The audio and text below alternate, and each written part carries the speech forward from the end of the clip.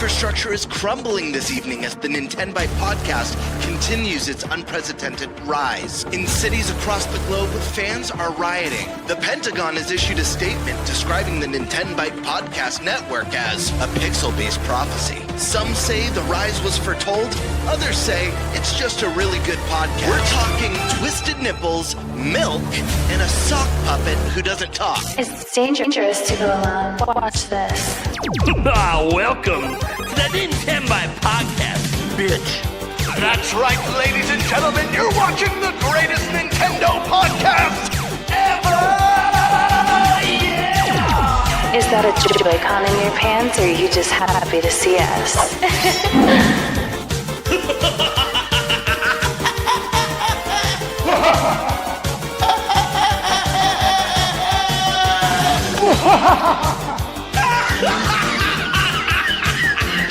Shut up! Now feel the power. Everyone, do you feel that? Oh my god, I feel it! You feel it too, Game Bird. What is it? It's the power of our podcast. I feel it! This is rad, NintenByte. So rad. Power.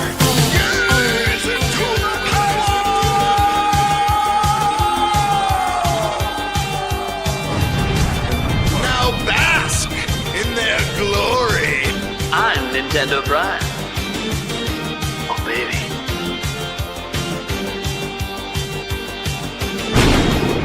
I'm Thunderstash.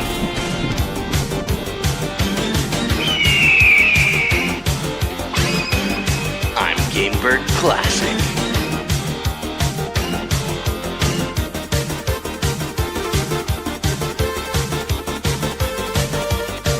NintenByte rules. Let's rock. Welcome to the NintenByte Podcast, everyone. It is season 3, episode 51, and one of my favorite things to do, guys, when we have like brand new guests who've never been on before, is watching their reaction to the intro because no one else could see it. Dude, M. Swizzle was losing it. Oh, Nate, you have the greatest podcast intro. I couldn't hear audio, but I'm just watching this. Like, I need to sit down with you for 4 hours and chop it up. How this came to be, greatest thing I ever saw in my life. Just to say, Game Bird is a visionary. Yes. It was when they asked me to join the podcast, I said on one condition, I get to make a sick intro, and that was that. It was a match made in heaven. I can tell. Loved it. All right. Let's go around and introduce everyone. I guess we can start with the man who's already been talking. First time ever on the NintenByte Podcast, Mr. M. Swizzle himself. Max, how's it going? It's going great, Nate. Thank you so much to all the crew for having me on the show. I'm so hyped to be here. You have all my respect. You've built such a great show. The fact that you all even go for 4 hours long is just insane to me. You all have some serious dedication. So hyped to be here. I'm excited. Say we love video games around here. It is what it is. Also, first time ever on the show, Tabby Cat Games. How's it going? It's going great. Thanks for having me, guys. It's really great to finally, get the invite and be here, and hopefully I can keep up. Well, I'm sure you'll do just fine. We have a very, very special guest. I'll reveal why he's so special later in the show, but it's a tap the backlog. Why am I? I'm not special. I'll reveal later in the show what's so special about this appearance. Oh my god, what have I done? Can't wait. We're doing 4 hours. It's 2 a.m. here. I'm leaving. He's already looking for a way out. Oh my god. No, thank you so much for having me, guys. Pleasure to be here. Honored to be here. Awesome to see you guys again. And a massive hello to Max and Tabby. First time seeing you guys. So nice to meet you guys. Nice to meet you. Oh yeah. Oh God. I hate Uh-oh. the first part of that. Eric Moore's here. Hello. It's going. I always forget about that damn first part of that stupid thing. Hey, it's the best way to bring you in. Then we obviously got Birdman. What's up, everyone? It's another epic Wednesday night here to talk Nintendo. As excited as ever. Really, really good stuff. I don't know. That's all I got. How you doing? I'm doing well. That's all you need. We got Thunderstash Gaming coming in hot. Hey guys, happy to be here. It's just I feel like I sound like a broken record, but man, just another very, very busy week. Lots of games. A lot of games that aren't on people's radars that I'm playing right now. All right. I'm Nintendo Prime, bitch. You guys know what's up. Nintendo news every day. Let's go. Dude, yours is so aggressive. Dude, this is awesome too. Dude, I feel bad he's only going to be around for an hour of the show because I'm supposed to lose his shit if he lasted a full episode. It's great already. I tell you that. One of a kind Nintendo show over here, that's for sure. All right, so we gotta get into our little topic roulette. What sort of our co-host wants to go first in picking a topic? Don't all jump at once. This happens like every other week. I'll take topic 3, Nintendo movie stuff. Nintendo movie stuff. Okay. Movie stuff. I'll take the last topic.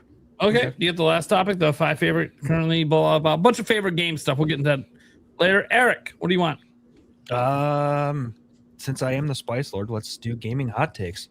All right, cool. That leaves me with Final Fantasy VII stuff. But hey, we have a special request. We're gonna go gaming hot takes first because M. Swizzle, we only have him for an hour. He's gonna be here for an hour. We want him to get in trouble with hot takes. I don't mean to restructure your show. I was asked what I might want to start with. Hot takes. Listen, I got spicy hot takes here. I didn't mean to have you guys restructure for me, but listen, I'm down. I'll throw it down. We got heat over here. I'm ready. I'm ready. He's gonna be like, Nintendo sucks. See you later. Might be on there. Yeah. All right, guys, it's time to get a little spicy and give our hottest takes in gaming. I hope we have some prepared for Nintendo, but they could be for anything in the industry. Go ahead, Adam Swizzle. What do you got? Oh, I'm just starting. Okay, let's go. For it. Jump right in. Really, we're excited for this one. So let's dive in. So I think my first one's probably the hottest one, and like maybe it's not even hot. Let's just talk. I have my reasoning. You tell me if it's cold. I think it's pretty hot. I'm being a little bit modest with the first hot take. I could go a little hotter, like within the same one, but I'll say it. The Nintendo Wii U. You know what? I'll change it. It's a top 2 Nintendo console. Wow.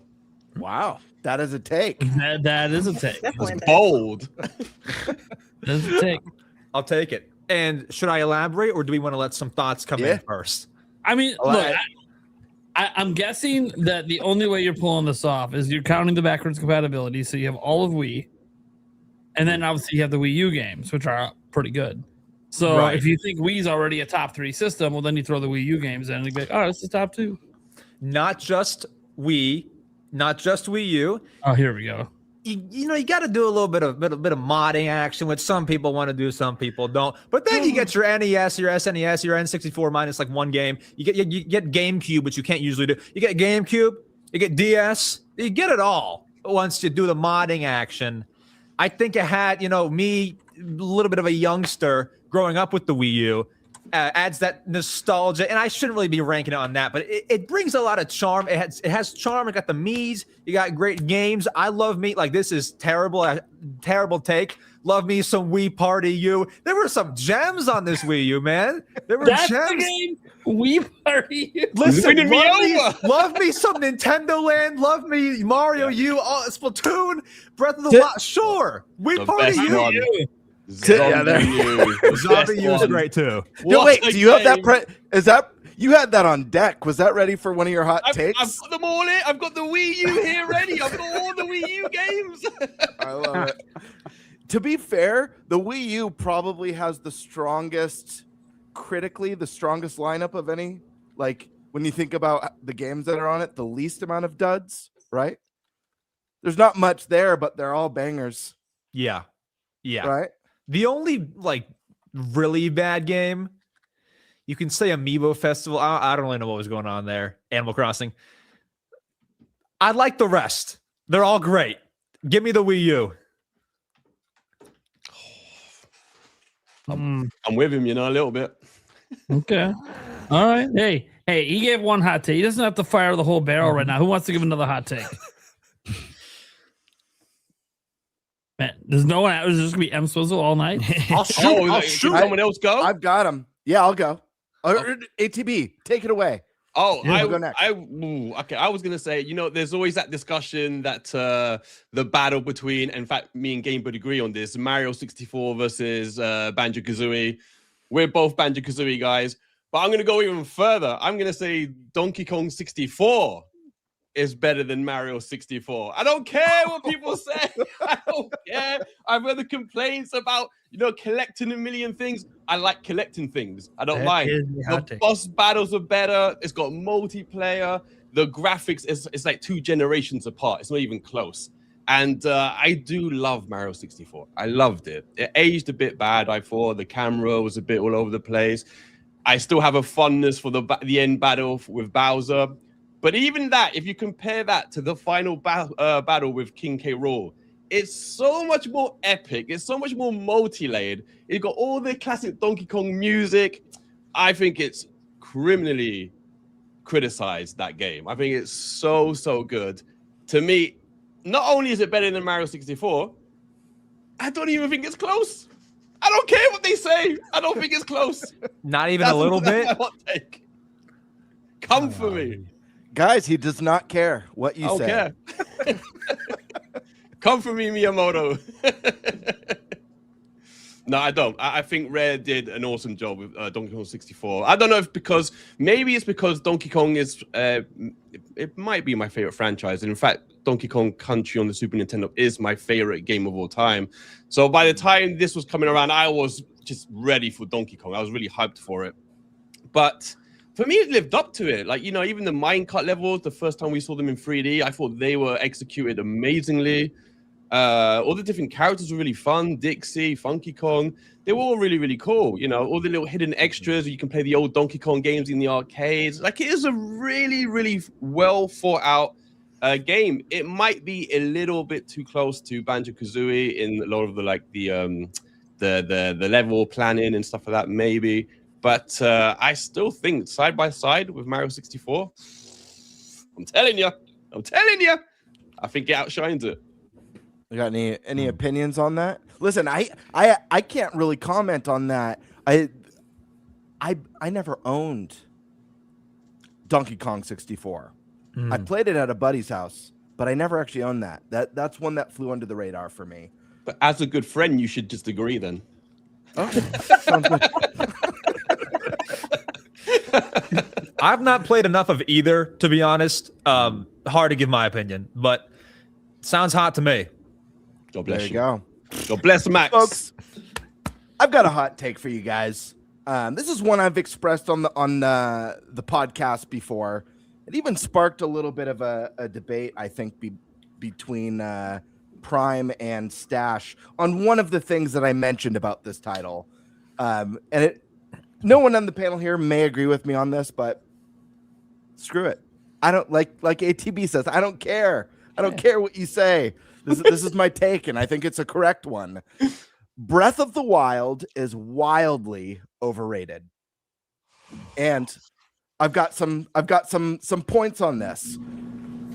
First point. This is an easy one. It's got the worst villain in Zelda series history, period. No motives, nothing interesting. The villain doesn't interact with you throughout your adventure, talk with you. The villain's not scheming. It's as interesting as the final boss being a hurricane or a tornado or an earthquake, for that matter. Second, the story is bland and non-linear in a way that you experience it completely out of order. It makes most of the moments not very impactful because you really have to watch it in the correct timeline to really absorb it the way I guess it's meant to be absorbed or not meant to. Divine beasts are a terrible substitute for traditional temples and dungeons, period. They're bland. They're lifeless. Most of the bosses in the game are reskins of one another, with a few exceptions. It has the least memorable soundtrack in the entire series, in my opinion. Hum sing 3 songs from Breath of the Wild. Anyone on the panel, 3 songs. Good point. 4 songs. And that was the one that I remember Stash and Prime debating on, because I know Prime loves the soundtrack. You do? Another one. He thinks it's one of the best. What do you remember from it? I know. How I just want to say I there. agree with Gamebird. I agree with you. I never say it. You're Listen, braver than me. But listen, I've got agree. more examples. Breakable weapons. They're ass. They suck. And I don't care what the breakable weapon defenders say out there. If breakable weapons are so amazing, why aren't people begging for them in every other game? Why aren't people saying, you know what would make God of War so much better if your weapon always broke? Or you know what I'd really love to see in the next Final Fantasy? Everyone's weapons breaking, sometimes 3 times in one encounter. Wouldn't it be cool if your weapon broke 5 times in a boss fight? No one says it. I understand the survivability factor of it, and I appreciate that. But what it ultimately turns into is tons of inventory management. It also turned into me hoarding my best weapons because they're the ones I don't want to break, and I never ended up using them. Maybe that part's a me problem. Now, I do think there was a way they could have made this a non-issue for me if they made the Master Sword a late game end-all be-all weapon. That's the perfect weapon. But sadly, they put the Master Sword on a cooldown where after you use it for a little bit, it goes on a 10-minute cooldown and does crap damage.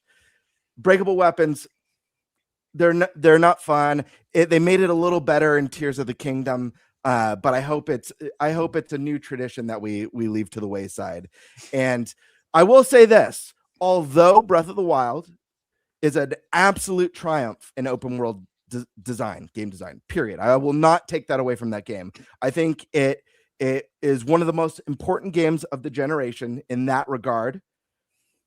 That being said, and it does have one of the best tutorials ever, if not the best. That being said, the game ultimately, to me, feels like a proof of concept for what became a much better title that was way more dense and feature rich and had a much more engaging story, music, all of the above, and that's Tears of the Kingdom.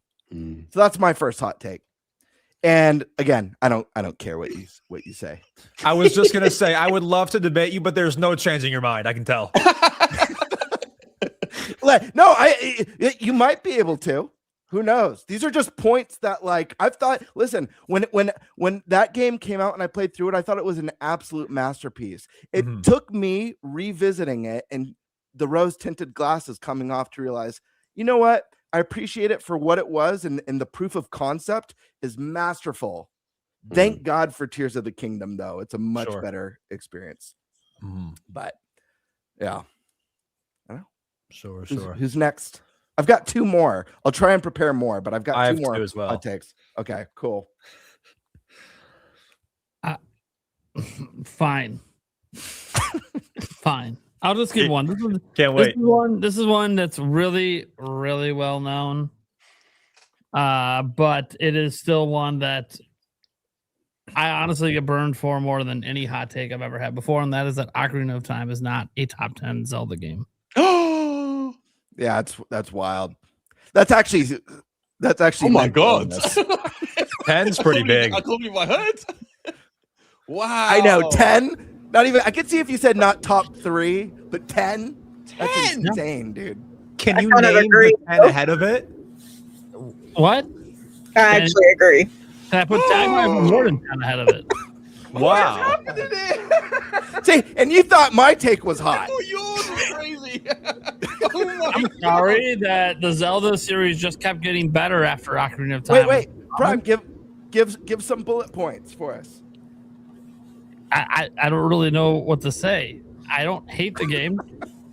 I just think a lot of the Zelda series is better than it. I don't even think it's such a hot take. I mean, it was an extremely important game for the time period it came out. It inspired me to even get into making fan websites, which ultimately led to my YouTube career. I love Ocarina of Time. So it changed your life. That's how good it was. Yes, it did. However, that's nostalgia. Do I think the game is better than Twilight Princess? No. I think it's better than Wind Waker? No. Majora's Mask? No. Hell, I don't even think it's better than Skyward Sword. Ooh. So that's 4. I think the Zelda series has just continued to get better and better and better. And Ocarina of Time, sorry, it came out in 1998. I can't help that there's been like 15 Zelda games that have come out since then. Do you think it's better than the European freshly picked Tingle's Rosy Rupee Land? Yes. Really? Yes. Okay, cool. Have it ahead of that game. It's a good game, though. I actually remember. It's a good game. I actually remember we did our top 10 Zelda lists, if you remember, and I remember Ocarina was not on your list. Yep. Yeah. Wow. It's been with that for a while. Yep. And you put my favorite at like 10 or 9. It was so hurtful. It's not even to be contrary. It's just how I feel. Like, I just don't think the game, it has the best controls. I don't think the controls have aged well. I don't think that. I feel like the game would have benefited from allowing the player to have more freedom instead of being so linear, which I guess at the time really worked, and fans have broken the game and glitched it out and done things out of order anyways. I feel like it would have been a better game if it just let you do it that way to begin with, instead of forcing you down a set path. There's just other aspects of it. Like, it's not like I think it's a bad game. It's just, dude, you're talking about Zelda, man. Like, I love all of them. So it's like picking between my favorite kids. No matter which one you pick, you're going to get yelled at. Sure. So, like, I don't feel shame that, oh, no, it's not in my top 10. Oh, no, I enjoy, 10 or 11 other Zelda games more than it? I'm not going to apologize for having fun. Whatever. That's one hot take I got for right now. That one hurt. All right. Well, I mean, everything Game Bird said hurt me, but I just shut up because I'm like, you know what? It wouldn't be a hot take if I liked it. At least I gave valid reasons. Sure. That's what you want to call those. Wow. Yeah. Wow. Some of your valid reasons are reasons I like the game. Worst film in the series? That's why I love it. Bad story? Gotta love it. All my weapons are broken. Love this. I actually do like the weapon ranking system, but that's I know you do. Point. I know. That's a challenge, Who else wants to give a hot take? Who's next? ATB, have you gone yet, or are you just hiding? Mm-hmm. No, I win. You went. Stash, have you given one yet? No, but I'd like to hear Tabby. Make me go first on the spot. Hot takes. Let's see. To all the lovely PlayStation users, I haven't really turned my PlayStation on since Switch 2 came out because to me those games aren't as good. I agree. It's a hot take. It's collecting more dust than it is time That played. is a very hot take. Holy shit. Yeah. And they call me the shill fanboy. What is happening? Sorry. I love that take. I love my PlayStation, but I remember way back at the time when the Xbox 360 was like the hot item. You guys remember that? It was like super big.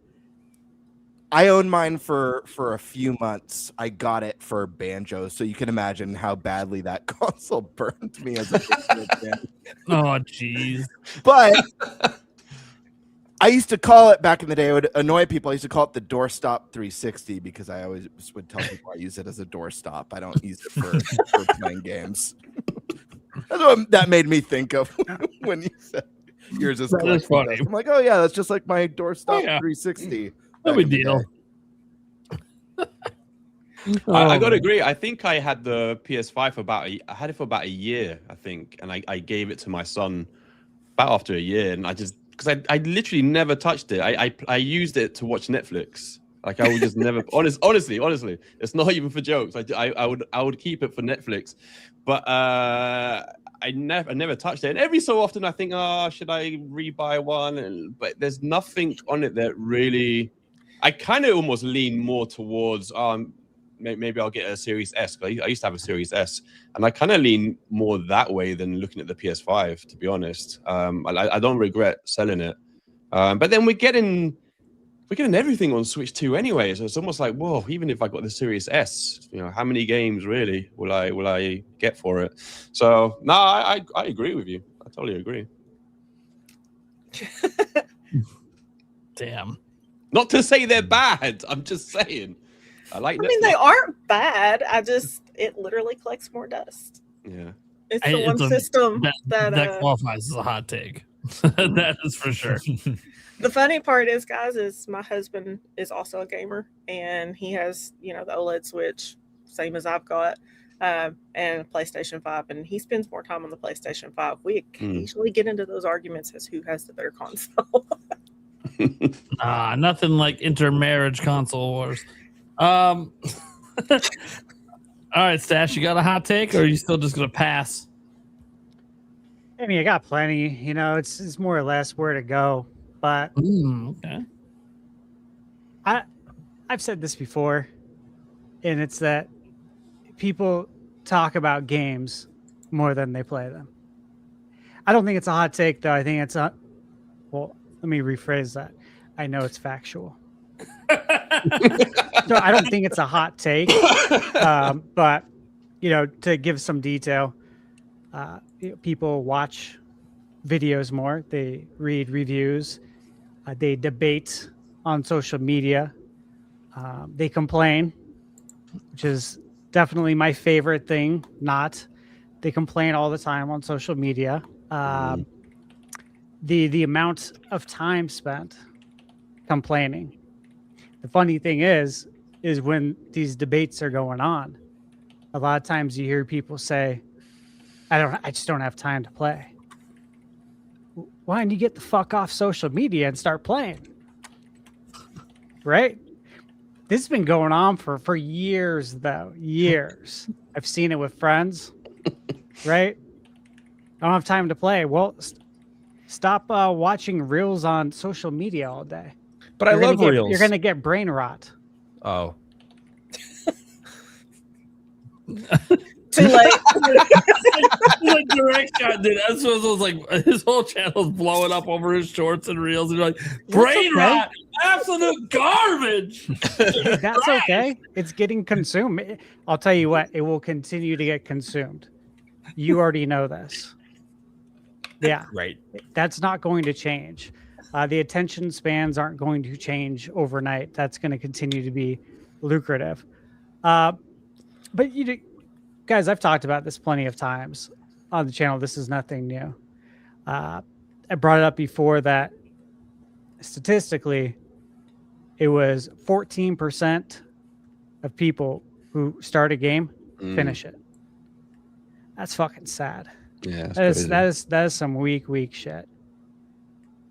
People quit. When the going gets tough, they walk away. They traded into GameStop for pennies on the dollar. I mean, I'm full of hot takes, but I don't think they're hot, man. I just think I'm spitting facts over here. It's making me think about my backlog. I'm like feeling so much guilt now. Like, oh god, you gotta attack it. He's right. I'm such a loser. Speaking of attacking the backlog, I got to bring this up, dude. I get on X this morning, and there's an indie game that I bookmarked, and it's going into early access soon. And you literally fight your backlog. That's the game. It'll take your Steam library, and however many games you have, that'll make the enemy stronger. So if you have, like, someone screenshot their backlog and it was like 4,000 games. And so obviously the enemy is going to be extremely strong, and like that's built into the actual game's code. All those Dude. humble indie bundles coming to bite people in the ass. Yeah, but I was like, this is brilliant. And ATV, like, you need to play this game on your channel when it comes out. Hell yeah. You can maybe get sponsored by them, or do a paid live stream or something. You're perfect for it. Oh, it'd be well funny. Do you imagine if I don't finish it, just leave it on the back burner? Yeah. Well, the catch is you can't beat it. Oh. Yeah, it's crazy. I thought it was very funny. Oh, that's cool. Yeah, guys. I mean, I could go into more detail, but I think you get the point on that hot take. Eric. Yeah. You're up, brother. Not sure how hot of a hot take this is, but I honestly do not care that there are no themes on Switch 2. Yes. I really don't. Fuck off, themes. I'm not on the home screen enough to care. I'm in the game. I'm EA Sportsing it. I guess I'm just a Wii U boy. I mean, which didn't have themes either, but like I'd like me some charm. I want to go to the home menu and I want to be like, like look at all these Mii's. If you're on 3DS, look at the nice pattern on the screen in the music. That's what I want. And I guess you do just get right into the game, but I guess that's what's cool about that is it made everyone's 3DS their own. Like no one had the same 3DS special edition or color and theme. It made everyone's kind of separate. I like that part, but like I guess in a sense of like how often are you on the home menu? Not often. So I see your point to a degree. Don't let them sway you, Max. They just hate fun. I see his point, but no one's swaying me. I have one question though. If you, I mean, have you all not looked at your online part with, you can go to your little missions list to see if you got any coins and stuff, and it's got the galaxy with the Lumas. Has that not been fun at all? It's okay. I've enjoyed it. It's better than just black. I mean, I'm not saying that you don't get enjoyment out of it, but I don't need it. I don't care enough. We don't need a system either, but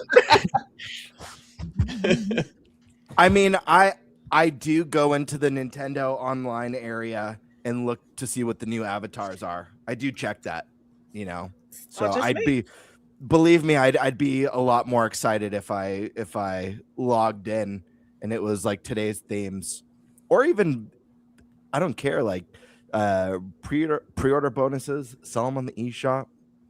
Stop leaving money on the table. I'm not too bothered by themes, but I've always wished Nintendo would bring back Mi Plaza and Miiverse and that kind of, I miss that so much, man. Like leaving messages for people in games and stuff like that, and going into all the little forum boards. I miss that so much. That was for me the best thing about the Wii U. It was so fun. What was it called on the DS when you could send notes? PictoChat? Yeah. PictoChat. Yes, dude. Love so it. Good. So good. Yeah. Question: really Does fun. anyone here use the white theme, the basic white on their Switch, or is everyone a dark theme? Oh, I've got basic white. Dark Yeah. theme. I have white too. Yeah, always. Yeah. Bitches. God damn. I was the white theme until Switch 2 for battery purposes. Sure. I don't know if it makes a difference. Probably not, but yeah. But I just say bright. It's a lot brighter. Yeah. Gotta save that battery with all that horsepower. All right, who's next? I think we've gone all around. Max. Hey, man, what's your next hot take? What do you got? I've got one more like good one. My last one's kind of it's hot, but I think this one I would like to get into. This is good. I think that Nintendo Switch 2 Welcome Tour is the worst piece of software ever released by Nintendo. Like ever. I know it's bad, but I'm talking like ever. Ooh. Do I dive in or? No. What's that Miyamoto submarine game? Because that was Steel Driver. That was Steel Diver. Yeah. That was quite. That was. Or what about what was it? The follow up to 1-2 Switch. I know that 3-4. I mean, everybody 1-2 Switch. Everybody 1-2 Switch. Everybody 1-2 Switch. Yeah. There was Wii Music. Somehow that's better. Oh, Wii Music has That's heart. better. Dude, don't you remember that? Look, correctly. Hold on. Wii Music is badass strictly because of that epic E3 presentation. Do you guys remember that? Yes. Remember the guy sweating profusely? Dude, that was the coolest thing That ever. was the best part about that game. Max Like, is over listen. there. I love myself some Hotel Mario. Fuck Welcome Tour. Honestly, no, listen. Talk about Wii Music. I'd rather play some guitar and trombone than have to take quizzes on where the chip is inside the Switch 2. I mean, this is just awful. I'd rather be putting on a performance. I'd rather play Mario Teaches Typing and type random words into my computer. I just think, like, although some of the demos are fun. Right. I mean, yeah, but like, who you could just go buy a pair of maracas for cheaper than $10. They charge you $10 for the game. I can go buy maracas. Some of the demos are fun. They teach you a little bit, but I don't think I should have to pay $10 to learn more about the Switch 2. Like, there's nothing. There's no like fun. There's like games in their demos, but they're so simple. It just teaches you, it like shows you how to use the mouse. Like, I'm not paying. I did, but I wouldn't pay $10. They got you for this game. You're paying an again. unhappy customer right here. I don't like it. But is it That's worse what's than really mad about that he wasted money on it. Is it worse than basketball, wheelchair basketball? I don't know. Yes. Oh, I like Drag and Drive. Actually, it's worse. Damn. That I'm gonna leave it alone. I will say though, so is that going to be much of a hot take for a lot of people? I feel like there's a lot of people who might agree with you on that one. Yeah, I maybe don't know. not. There I was quite enjoyed the it. backlash on that game being not being a pack-in. It was pretty controversial. That was the backlash. Or Yeah. nobody played it. Yeah, that's true. Right. They just complained about it on the internet Yeah, that's true. profusely. But for the people who That's a played throwback it, to your hot take. you know, like I enjoyed it. Yeah, because you're actually like Nintendo is peeling back the curtain and giving you a look at how they think. And for someone who has again followed Nintendo since the 80s, for me this was really cool, right? $10. You learn a lot. It was like Encarta. I think I talked about this before, Nate, right? Like Encarta 95. oh my Remember back on the PC back in the day? God. Yeah. Where like it's an encyclopedia on a CD-ROM, but it was really cool because it made like learning actually fun. Now with this, it's like, hey, you're learning, but it's about Nintendo. And so for me, I thought that was actually cool. But I also said in my review, like you have to be a tech nerd to appreciate this stuff. And so pay if you're $10. not, I wouldn't suggest it, right? I mean, spend the $10 on the Taco Bell that you're going to buy tonight, right? That's what I said in Actually, my McDonald's, get it right. review. Yeah. People spend more money on fast food than they would on that game. They might enjoy the food more than that game, though. Yeah, don't but know they about might that. feel more guilty over it depending on what. I don't know. I mean, Probably gonna Max feel like is called shit the after worst two. game Nintendo's ever made. So, like, All it right. don't get much worse than that man, for Nintendo games. But you know what? If that's the worst game they've ever made, then they just don't make bad games very often. Then that's the way I figure. I just think it's not a game. I think you're learning, which is great, but it's not a game. I'm not having It's fun. really not a game. No. It's really not. It's like an interactive encyclopedia / museum / learning. I mean, it is like you're going to class, and if you have that mindset, I think going into it that you're going to be learning, and that this is not fun in games, right? There are some games, and they could be fun, but this is really like an interactive way to learn about Nintendo. And if you look at it like that, and you spend the $10, and you, to be honest, to 100% that, it takes actually quite a long time, which I did do. Then your money feels actually well spent. You're like, you know what? I actually learned something that I couldn't just Google and figure out. I'd actually have to play this to see and understand it. So it is a weird piece of software. I would call it software more than an actual video game. Right. All right. Can I add a little bit to that? Yeah. I feel like with what he has said and played on there, I think if they had made a similar game to that when I was taking classes in high school, maybe I would have actually got certified. Seriously. That would be so cool.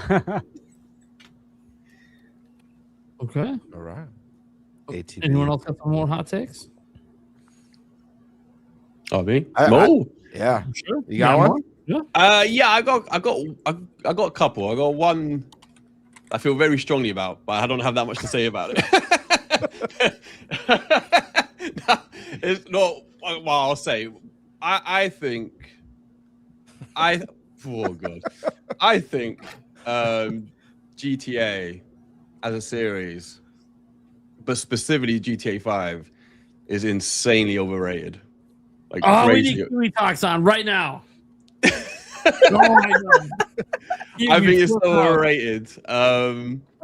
I don't understand the hype. I think there's other open world games that do similar things better. Say it. There's a specific game. Sleeping that Dogs. blows. Sleeping Dogs, my friends. Sleeping Blows Dogs. the water.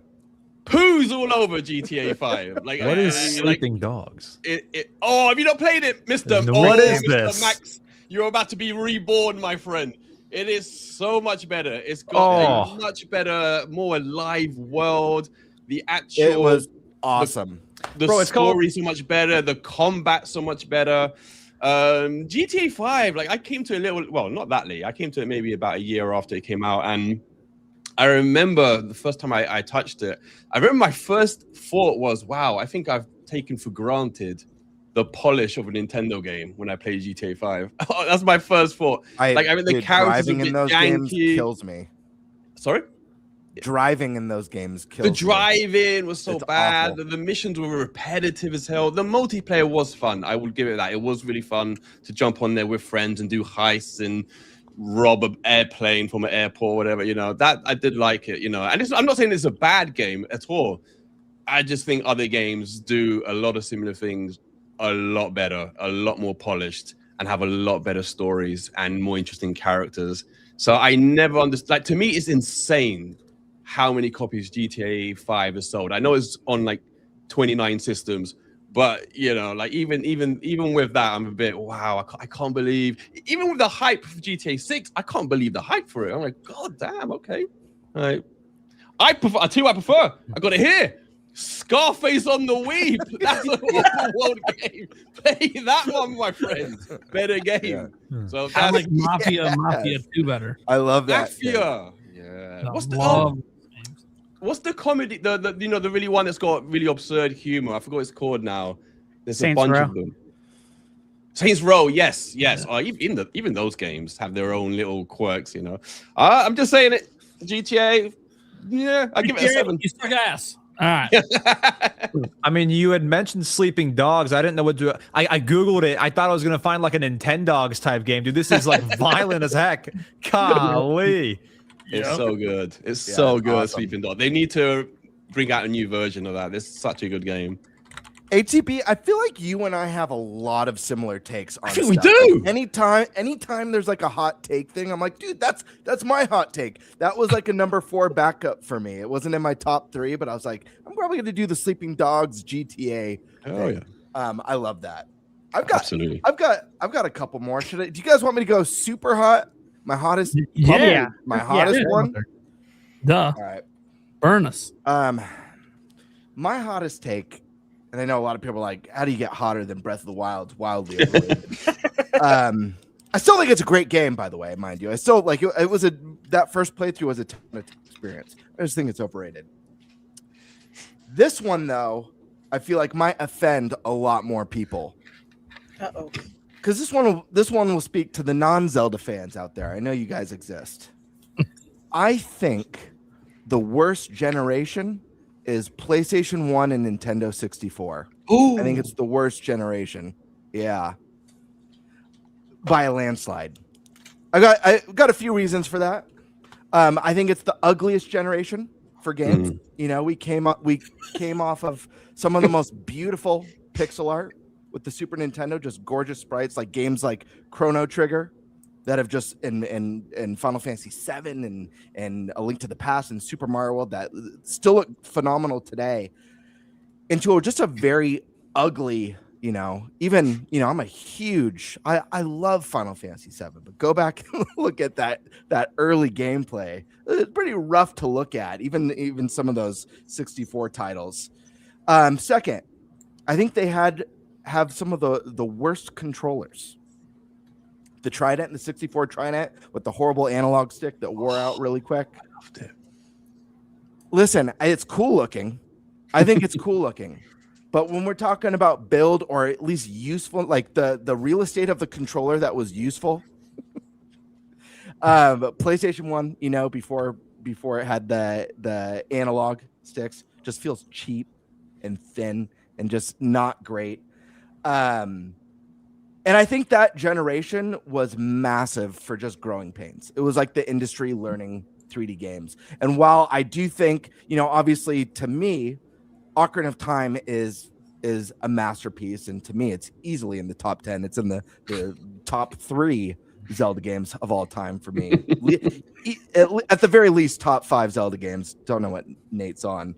And it's got stuff that's super important to me, like Banjo and Smash. There's a lot of good stuff that started there. 64 completely lost RPGs. There's like no RPGs on the platform. Hey, Quest, come on, man. I know Show some Quest. Respect. I know Quest exists. I'm aware. I know that game was so bad, dude. Oh. But yeah, I just think like looking back visually, it's the ugliest generation. I think Nintendo just had very limited software. Unfortunately, I love the stuff.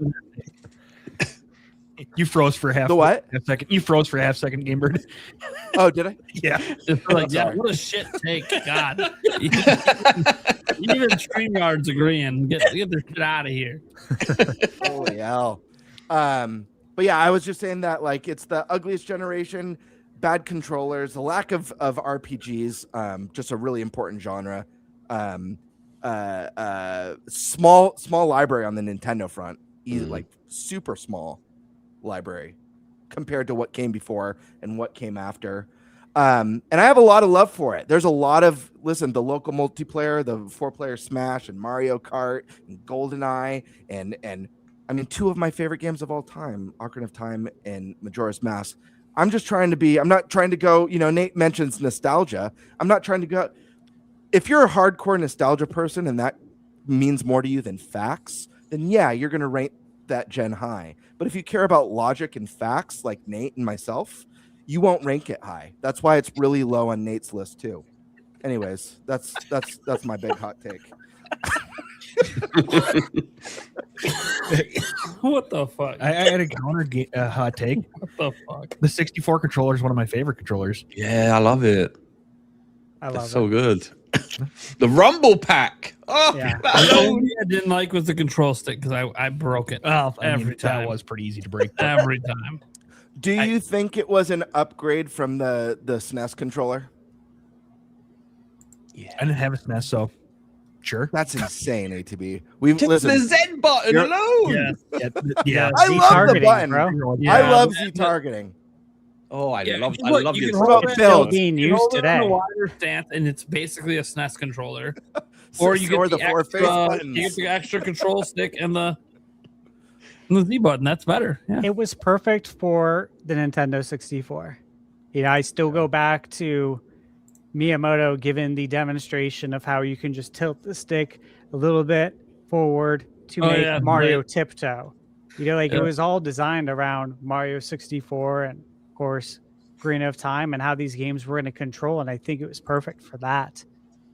But trying to use a 64 controller like today for, say, modern software, like I wouldn't want to use a 64 controller to play something like Yooka Replay, even though it's a Nintendo 64 inspired 3D platformer. You know what I mean? Sure. But for the time, it was special. But a lot of the Nintendo design controllers, like you think about companies like 8-Bit Do, that have a lot of modern takes of the SNES controller that are like phenomenal. They're phenomenal. I don't know.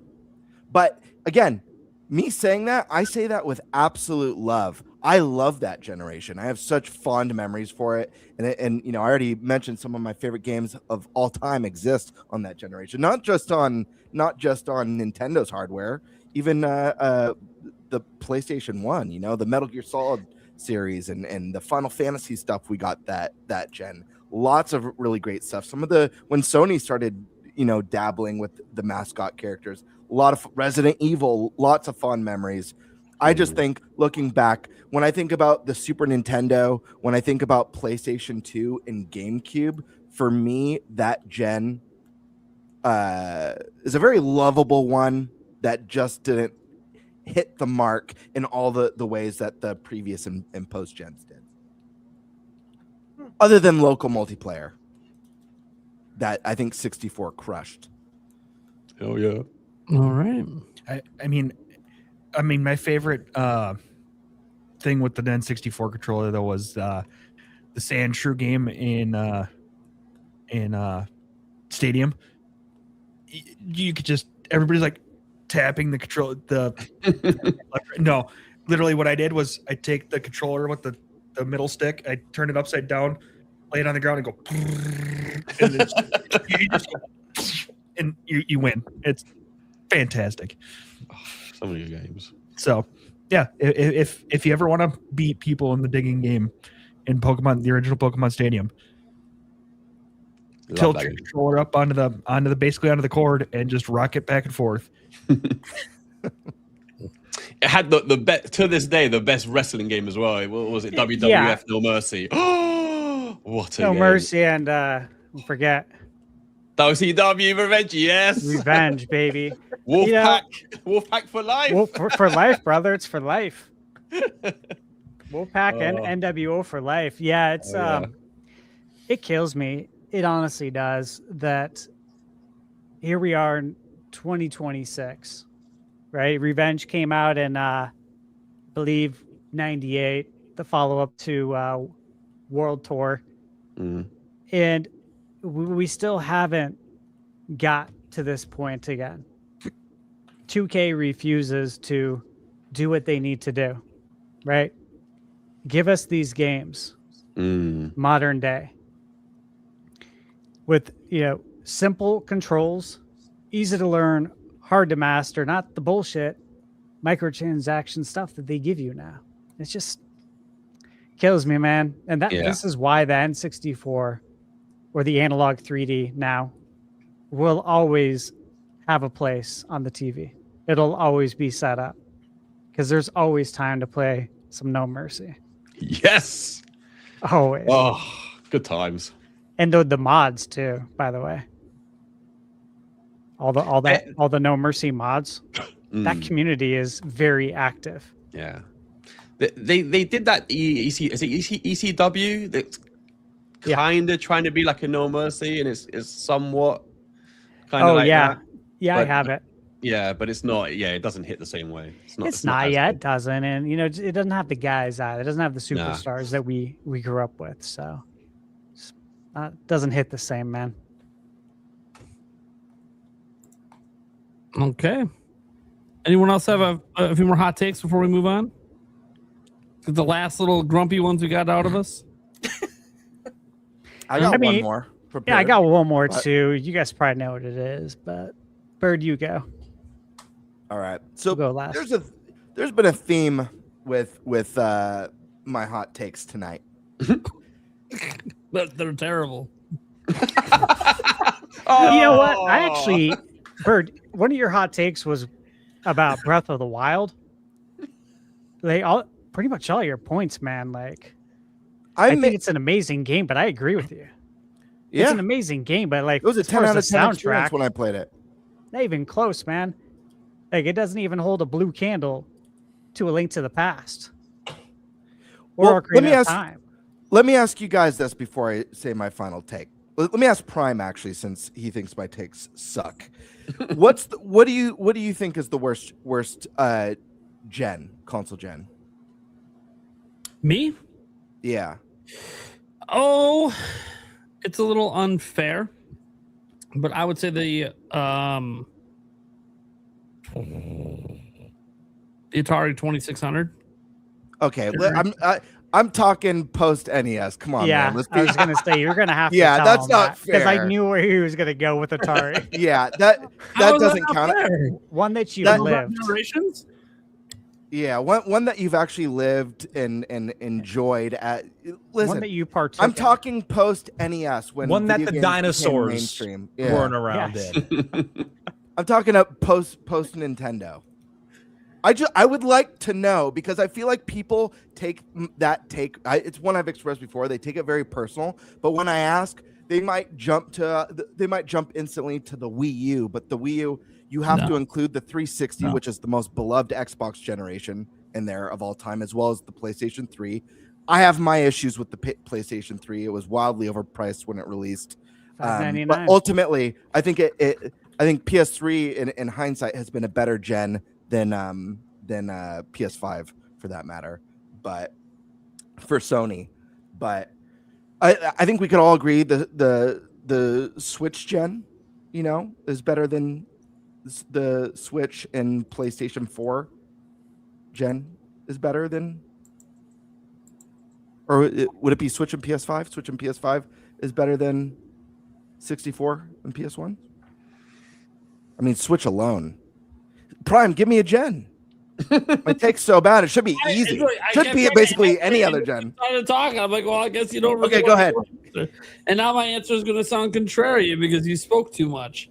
Because I was going to say the PS3 Wii 360 era, my least favorite era of gaming. That's wild. I gamed the least during that generation, despite owning all three. Now that, my friend, is a hot take. That's a hot take. I can give you the worst gen. Let's hear it.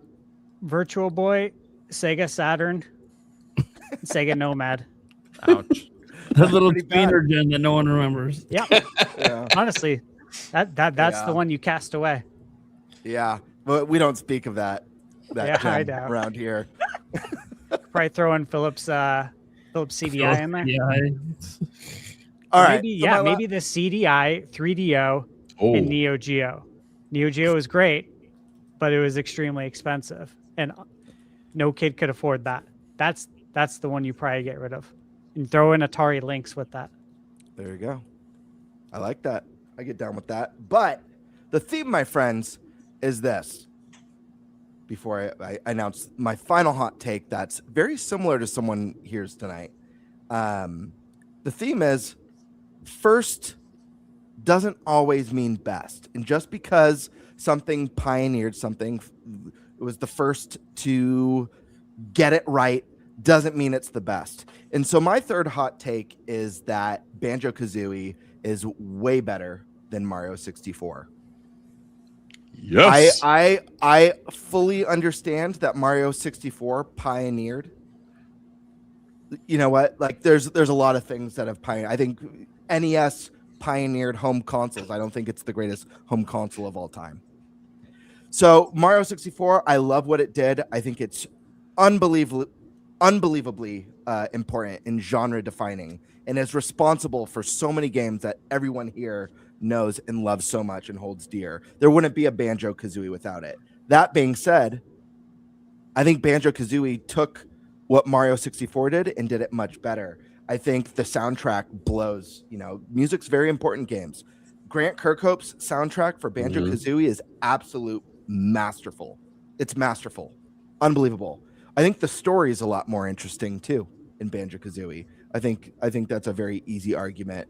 I think they greatly expanded on the interconnectivity of that kind of, Mario 64 kind of introduced almost a Metroidvania-like world in it where, you're unlocking different parts. Yeah, hub world that unlock different sections as you progress and discover secrets. And I think Banjo just went the extra mile with that in a way that was so impressive back in the day. I mean, if you guys have played through the game, you'll know exactly what I'm talking about. ATB, I know you know what I'm talking about. That just the hub design in that game was masterful. Very original, great boss fights. I think the characters too. Obviously we all know and love Mario and Peach and Bowser, but I think Banjo-Kazooie just created a cast of really interesting, lovable characters. Obviously, as iconic as Mario and the gang were, I don't think that, at the time it wasn't about that, but just the amount of personality and how the comedy in that game was so special and so unique. So much so that even an amazing game like Yooka Replayly, it aims to kind of emulate that type of writing. And I think they do a really good job of it, but never quite hits as hard as it did with Banjo-Kazooie or Tooie. So I also think the camera's better and it controls better as well. But obviously, more they learned things. Mario 64 is a masterpiece. I do think it's a 10 out of 10 most important title. But this, I'm not talking about what game was more important for gaming. I'm talking about which game do I think is better today. Okay. I got a couple hot takes. I'll just throw it quick. Sure. Building off of what Gamebird just said, I actually think that Conker's Bad Fur Day is a better platformer than Banjo-Kazooie and Mario 64. Setting that one aside, I think Baten Kaitos is a top 3 RPG of all time. Wait, say it one more time.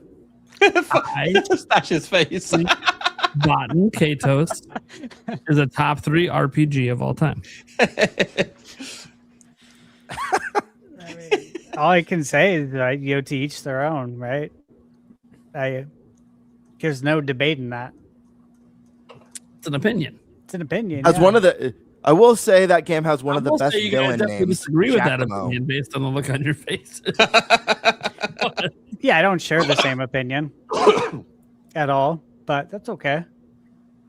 If you enjoyed it, man, it's all that matters. Love Baten Kaitos. If it's your top 3 RPG of all time, more power to you. That and it really Skyfall is, Arcadia. yeah.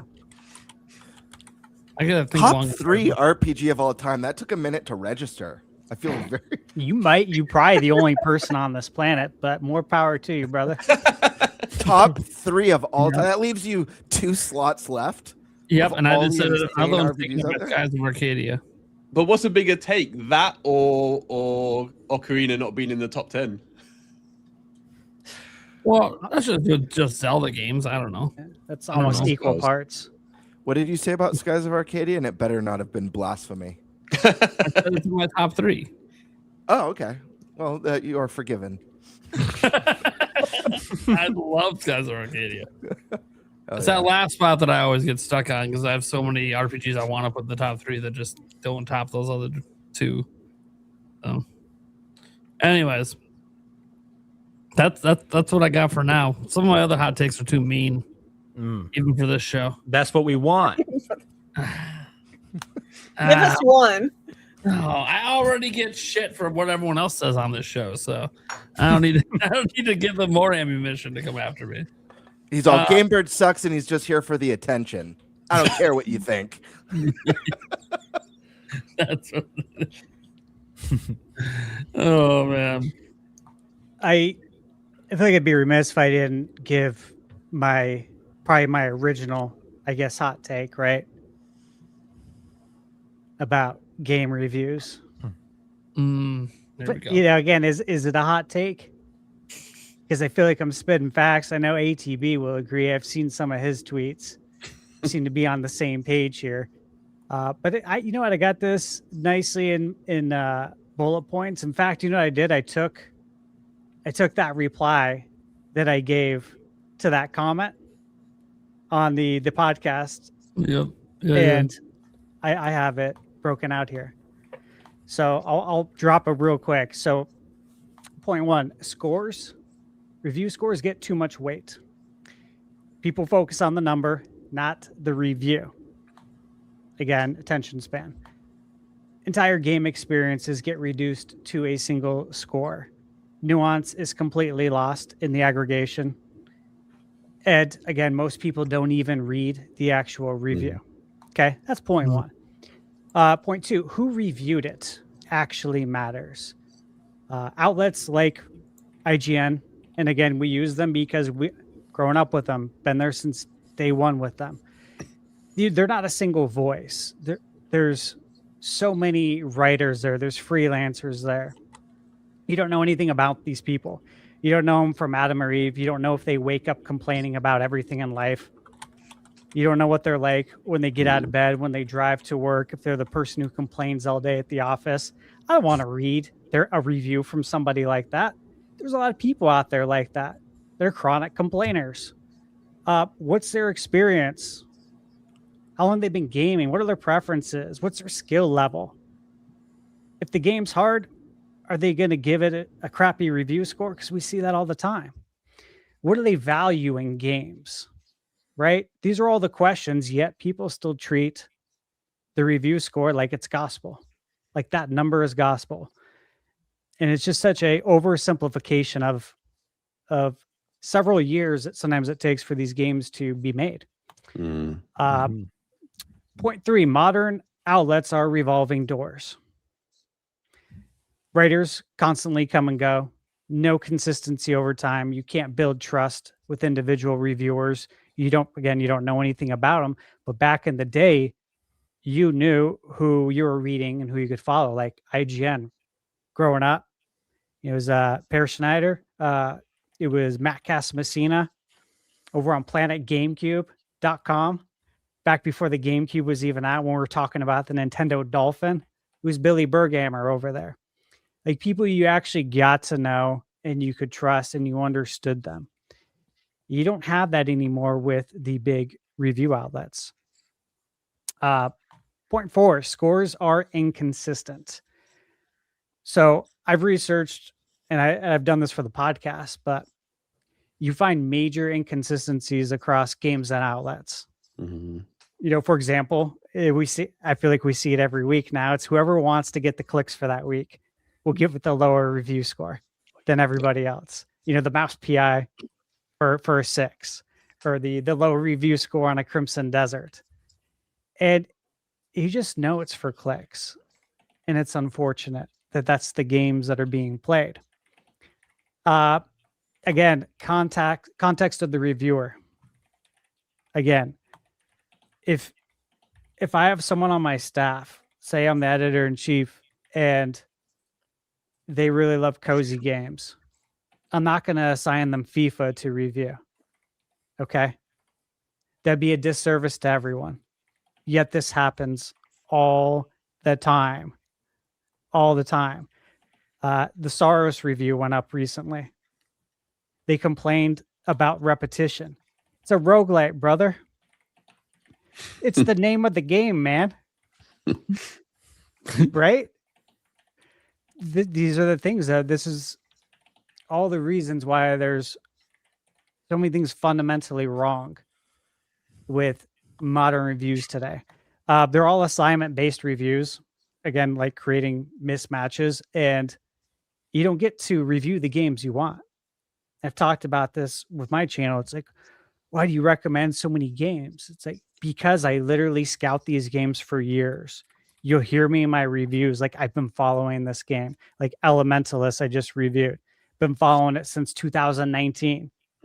Okay, 7 years, man. I've had my eye on this one. Replaced, reviewed that recently. That's another one. Been following for like 6 years. So yeah, like I'm trying to play good games. I'm not trying to play crappy games so I can give crappy reviews just so I can have a palette of nuance. It's like, no, I'm trying to play all the best games, right? Why would I want to waste my time? Yet, if you work at an outlet, you have no choice in the matter. If your manager asks you to clean the toilet, you go clean the toilet. If they ask you to review a shitty game, you're going to have to review that game because you're employed by them and receiving a W-2. Another one that I talked about before, there's review outlets, and I won't name names, but if you look at their review page where it talks about how they review a game, there's no system to it. They literally say a lot of times we give a score based on vibes. What? Weird. Jesus. Yeah, and you read the review and it's just word salad. It's like, how's the performance? How's the music? How's the gameplay? How are the controls, right? What's the difficulty level? What's the replay value? What can you tell me any of this stuff? Or is it just a bunch of word salad? And now you're going to give a score based on vibes at the end. And I'm supposed to take my money now to the store and buy this game based on your vibe? I don't even know you. They'd be like, it's like taking advice though from a stranger. I know nothing about you. Why would I do this? So again, that is a big issue. And I think what reviewers focus on, that's the last point I'll give. What reviewers focus on matters. I don't care if the tree in the distance is a little blurry. Okay. I'm not looking at that tree. I'm looking right here. I'm focused on the gameplay, right? I'm in the action. I'm not looking at that tree in the distance. So I don't want to be reading a review and they give it a lower score because there's a texture that looks bad in the distance. Yet that stuff happens. If there's too much cheese, I don't give a fuck, man. The mouse wants cheese. It's a mouse. It's a mouse, for crying out loud, man. That is true. You know what I mean? Like, Wants his fucking cheese. and you know what? I like water in my games. I love Wave Race, right? If you say there's too much water and you're going to give it a lower score, there's too much water. Now, again, these are well-known examples. However, if you read a lot of reviews, which I have read and watched tons, like an insane amount, going back to the early 90s with EGM magazine and Game Informer, Nintendo Power, you name it, IGN, and all the websites. And it's like the things that are being focused on today are inconsequential. And people are making videos just to trash games. And it's super unprofessional. And people that are making videos like that lack any sort of class. That's my hot take. That shit pisses me off. Stash, do you remember when IGN back in the day, I know you were talking about Pear and Matt Casamasia. Yeah. Do you remember when their reviews used to break down? It used to be graphics, and they give 1 through 10 score, presentation 1 through 10, story 1 through 10, gameplay 1 through 10. That was my favorite way of like actually giving a number, because it really lets you. There could be a game that maybe doesn't necessarily have the best gameplay, but the story is a 10 out of 10. And if story is something that's very important to you, that might make a game that ends up averaging a 7, being like, okay, well, it's a 7 overall, but the story is a masterpiece. Yes. It's saying, I'm going to go for it because this game might actually, since this is the most important category for me, this could be a 9 for me, or even a 10 maybe. If the story's that good. We don't get that anymore. That. And yeah, I missed that. Bird, everything you just named is everything I do in all of my reviews. Like I talk about the stuff that actually like matters to me as a gamer, because I'm a gamer, I'm not a journalist. Yeah. I don't want I don't want to be viewed as one. I'm a gamer who's giving game reviews that didn't come from this industry, but have guaranteed probably gamed more than you, whoever's reading this, my whole life. Because I'm from the 80s, bro. I've been doing this for a very long time. I never quit. You know what I mean? I've been like a fanatic my whole life. My favorite thing that you say in all of your reviews, I've said this to you before, but like it's at near the end, right before you give your verdict, is who is this game for? I think that's one of the best ways to end the review, because everyone's got different tastes. Hades may be a 10 out of 10 game, but if you hate roguelikes, that's not a 10 out of 10 game for you. So I really love the who is this game's for. Primal. Right. And one thing to add, I feel like it's so important to like look at who's making the review. I mean, as you said, Thunderstash, because people will just read like, oh, they gave this outlet gave it a whatever out of 10, like, and like that's what you make your decision on. Not people not look at great, the number. So. People Right, just look at the number. Go off that. Also, not to be a party pooper, but I think I might head out, guys. Thank you all very much for having me on. I appreciate it so much. Amazing show, and I hope that the rest of it goes very, very, very great. Just got to be up in the morning, so gonna dip out. Thank you guys so much. Give yourself a plug, right? You want to give a plug real quick, what you're working on or anything? Sure. I am on. You can find me on YouTube. The YouTube channel M Swizzle name is right there. You can just throw that in. I'll pop up. We got a lot of long form coming soon. We're kind of on a bit of a hiatus right now, kind of coming back soon.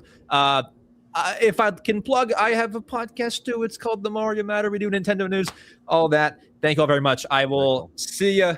Awesome. Have a good one. Good one. Cheers.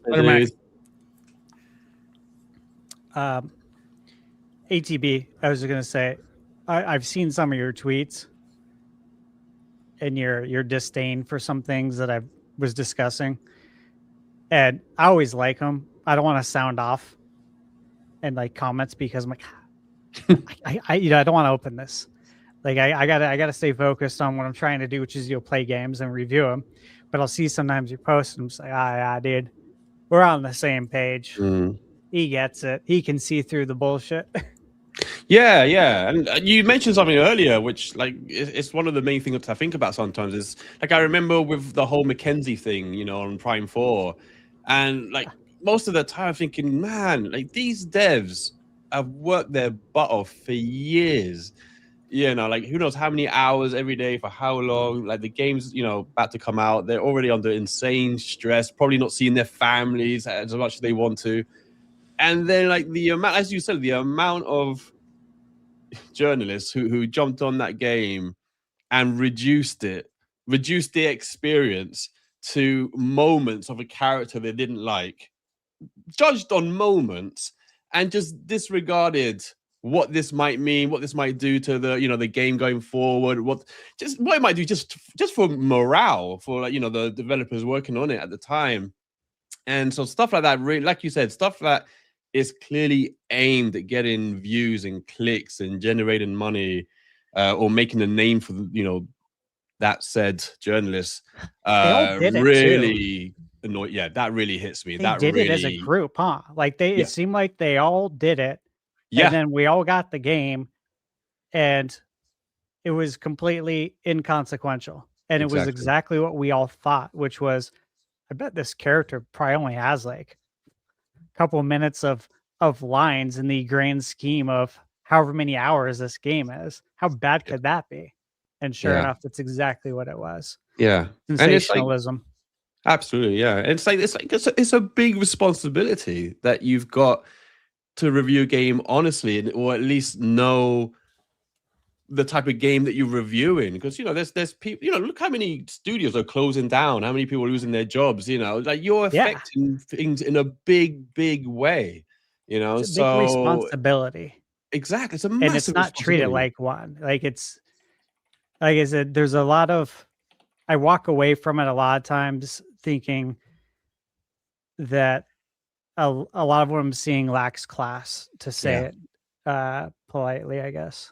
Yeah, I agree. I fully agree. Yeah, it really, really pees me off a lot. Yeah.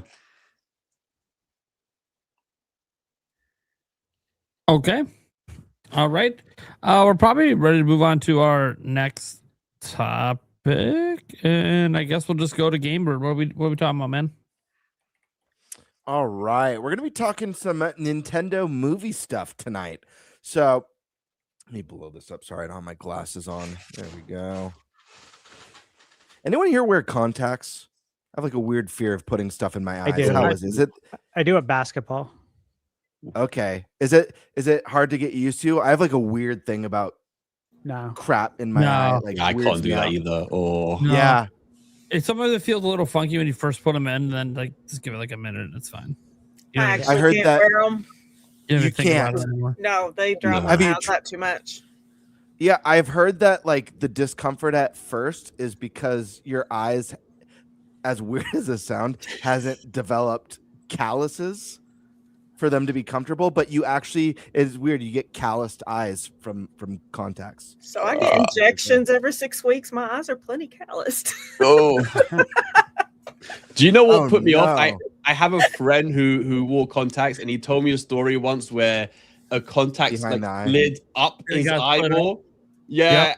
Yep, you have to go to the hospital for them to take it out. I didn't have to go to the hospital, but it was very difficult to get out. Yep. Oh, I can't. That happened one time. Still wearing. I don't like that. And to be fair, it was my own fault. You're supposed to take my contacts out every night. I didn't take it out. Yeah. I think that's what they did. Yeah, they kept it in too long. It's literally your own fault. That doesn't happen normally if you just listen to what they tell you. Yeah, eye, teeth, or nails, like fingernail, like those are three things that you see in movies. Anything happening in a jacked up movie regarding those three, like, oh god. Not the like in The Fly. Yeah. You've seen The Fly when the fingernails come off. All the nails. It's actually That's actually one of my all-time favorite monster movies. I love that film, movie. but- It's so gross. All right, Nintendo movies. We have the very first legit file showing that Universal and Nintendo currently have an unannounced movie arriving on April 12th, 2028. This is a legit file that's been leaked. And so the big question, this is the first part of the topic, is what movie do we think this is? It's obviously, I think it's safe to say this is DK. Everyone says that. No, everyone thinks, yeah. Yeah, I think there's two possibilities here. But the second part, before we jump into that, we go around, we give our thoughts and why, because I think the why matters too. Secondly, we also have a rumor flying around. This one isn't a leak like the first one. We have a rumor flying around this time about the Metroid movie, or reportedly Universal and Sony are both pitching to and bidding with Nintendo for a live-action Metroid movie, which is wild if true. Universal's pitch apparently includes taking Metroid in a more horror-like direction. This makes me think Alien, which is kind of what I'd want from a Metroid. Just jumping a little ahead. But these rumors are not substantiated by a bunch of people. But for fun, let's discuss if we want a live action movie and who we think will be best to helm it.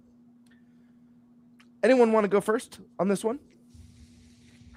First part. We could just start with the first part, and this will be about the.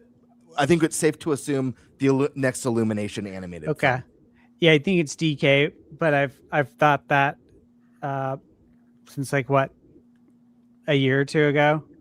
I mean, after the first Mario movie, we knew that Donkey Kong was going to have a movie.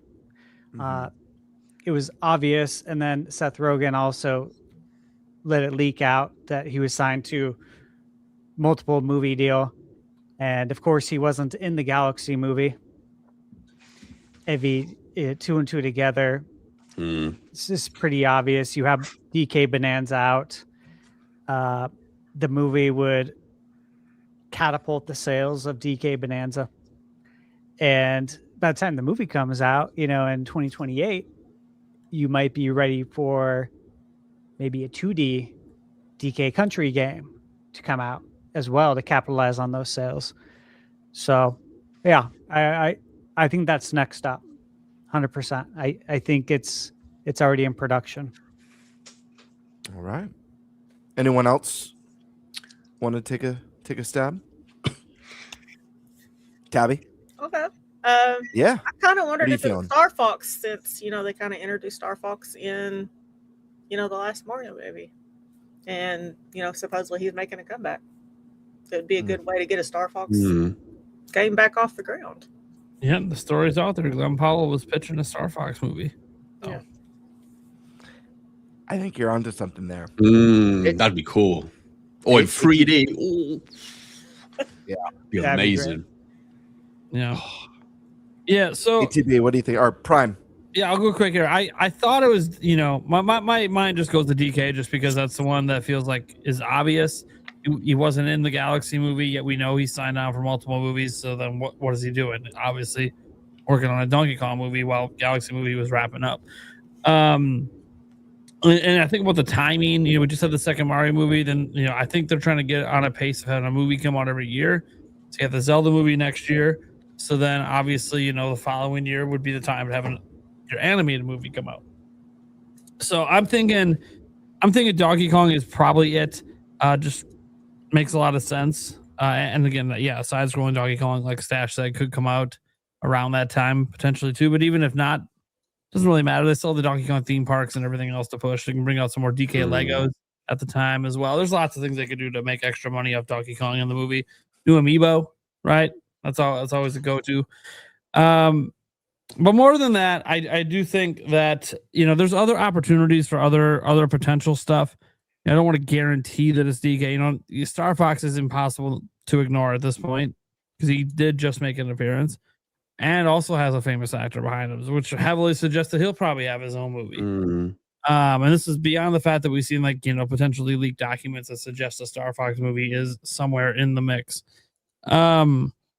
And I'll throw this out as well, and maybe this sounds crazy, but it could just be the next Mario movie as well. That's very, very true. You know, It'll be they could turn it around in a couple years and get another one out. Cartoon series do that all the time, and you know, this one's seemingly going to have a shorter run at the box office than usual because they're looks like they're going to streaming here as early as next week. And that doesn't mean it's not going to be in your local theater, and this doesn't mean it's on like your Netflix's, guys. You have to rent it, but it's still one of those things where it's going to be available at your house, you know, next week. So a shorter theater run. Yeah, I could see them getting another Mario movie out just because it's a guaranteed $1 billion release. If you could churn them out every couple of years, why wouldn't you? Hey, that used to be the old, what was that? Despicable Me and Minion strategy. Every other year, got to have one coming out for a little while there because they were making so much money off it. But I'm hoping, for the sake of variety, that it's not the Mario movie, and instead it's Donkey Kong. I'll even throw out there. I'm sure we've heard some whispers. This is being pitched according to who is it? Special Nick, but Luigi's Mansion potentially that could be a movie too. Now, because this one has a set in stone release date, anything being pitched right now, I don't think would be it. It would have to be something already decided. So that's why like Donkey Kong to me makes a lot of sense, or the next Mario movie. I think more like the Star Fox and the even the Metro movie that we just talked about briefly. We'll get to in a moment. All these other ones, I don't think are as locked in as obviously what we already know with Donkey Kong and Mario. So I'm going to say DK. Final answer. All right. ATB, what are we thinking? I thought it had to be Donkey Kong as well, right? There's too many things that lined up to it, and I can't remember who said it, if it was Prime or Stash, but Donkey Kong not being in the last Galaxy movie was something that instantly made me think about it. Randomly, I just recorded a podcast yesterday or the day before with Nash, and we were talking about it, and he asked, like he was asking, spitballing ideas, and he asked me, like, do you think that if it was Donkey Kong, that would be enough to spearhead a movie by itself? I said, what do you mean? He said, well, like, I don't know if it wouldn't clearly have the same impact as like just a Mario, right? The Mario is a bigger brand and all this kind of stuff. And so like, I think he was asking, do you think they could add other characters in there with it, like almost as a support cast with Donkey Kong? And I thought, that's quite... I hadn't thought about it. It's quite an interesting idea, and it got me thinking. And I don't know. I don't think Mario, because I thought there was something in the schedule that said 2029 for another Illumination project as well, Nintendo Illumination. So I assumed it'd be the third Mario in 2029. And if that was the case, then I thought it'd be a bit weird to put Mario in a Donkey Kong movie as well, almost like overkill. But I don't mind the idea of it being Donkey Kong, but with a bunch of other Nintendo, I suppose, support cast or something like that going on. That kind of could be quite interesting to me.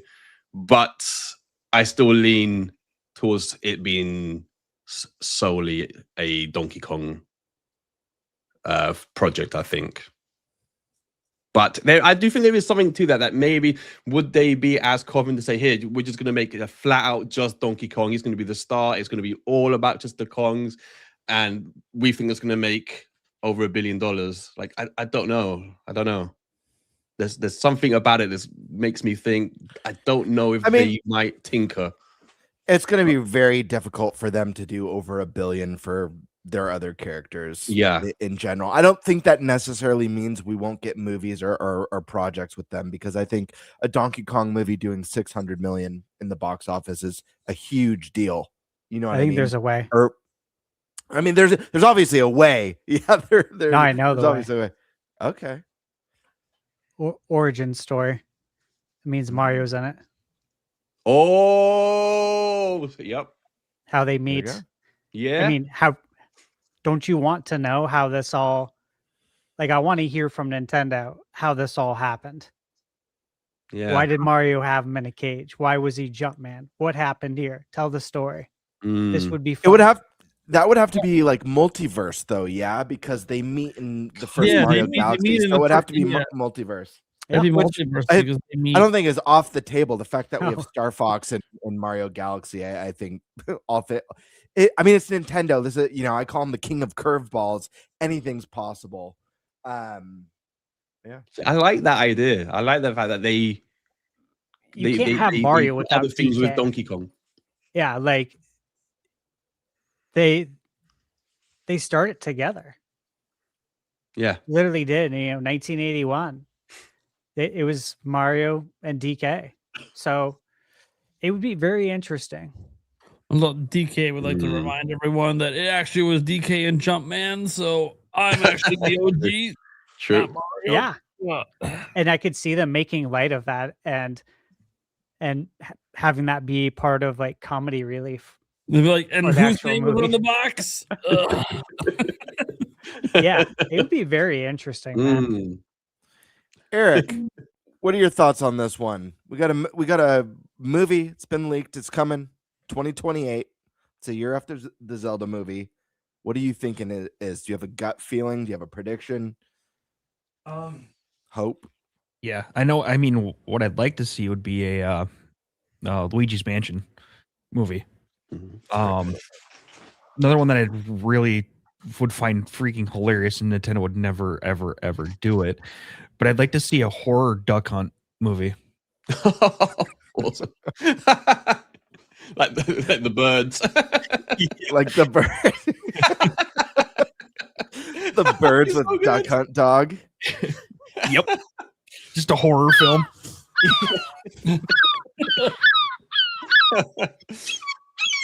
Oh, so good.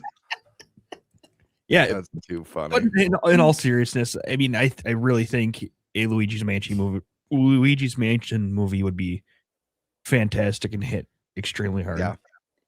Yeah. I love that one too, especially if that doesn't fit in that release window because what was it, April? I think it said April.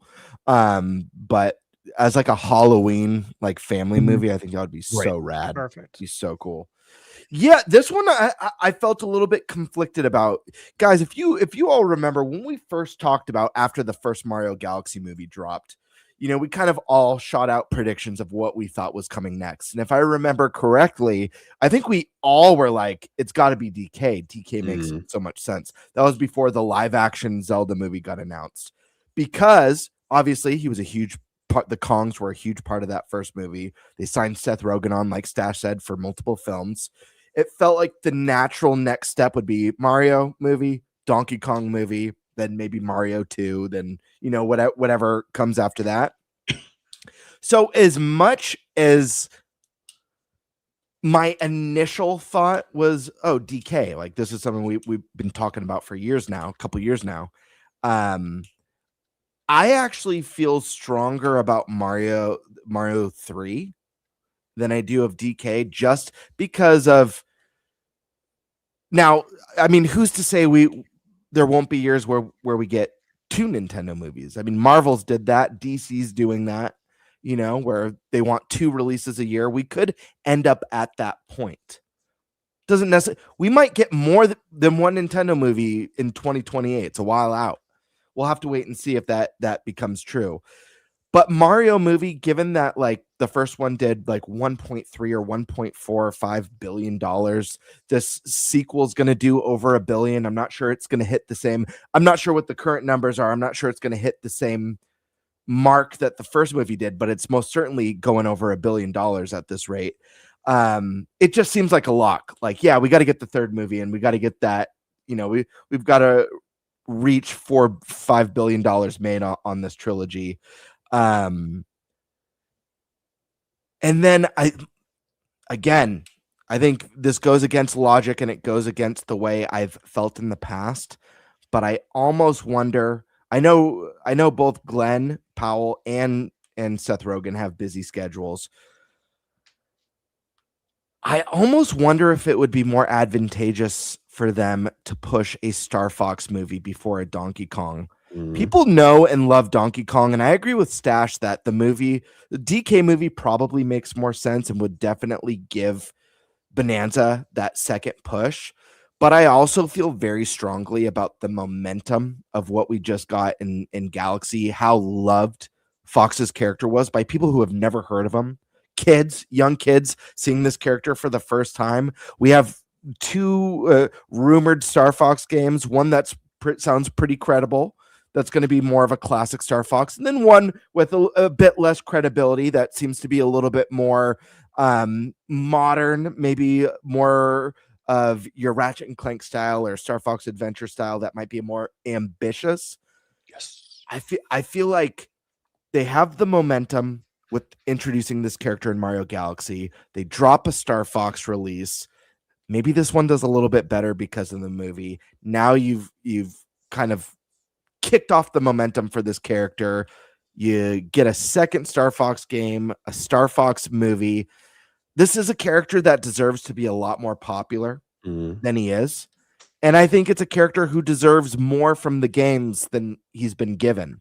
He's more famous for Smash than his own series. I think that means that 2-pillar strategy of classic Star Fox, but also the more modern, ambitious Star Fox is really important. And I also see these movies, and I'm sure you guys will all agree, or at least most of you, these movies are going to be an amazing way to revitalize dormant IP that have small niche fan bases and get them out to a much broader market. And I think momentum is important. If Fox goes away, the momentum's gone. If they don't do anything with that character in the next 2-3 years, I feel they've lost the momentum. Unless they do something big and special with the second pillar Star Fox game that goes beyond classic style, I think they lose it. And I don't know. Glenn Powell was awesome, guys. You guys all love that. Can you imagine just like an epic Star Fox Rogue Squadron type movie with that lovable cast of characters, and like everyone would see a trailer for that, and kids would be like, "Oh my gosh, that's the Fox from the Mario Galaxy movie." So I don't know. I also love the idea of Luigi's Mansion, but yeah, my logical brain says DK. My practical side says Mario Galaxy, but the momentum of building on these precious characters says Star Fox. So I don't know. We'll have to. Yeah, I got to see. I do think we're gonna get the new Star Fox game this year, so we get that. Yeah, say we don't have that second rumored one. It's whatever. But the next movie is DK. But see, here's the thing. Star Fox McCloud appears in the DK movie as well. Just keeping Fox. He doesn't make it home. He ends up in the wrong universe again. Yeah, in the wrong universe again. It's like this running gag, and then finally he gets his own movie next after that. That would be bananas. Mm-hmm. Don't all laugh at once. Here we go. Jesus. Okay, let's move on now to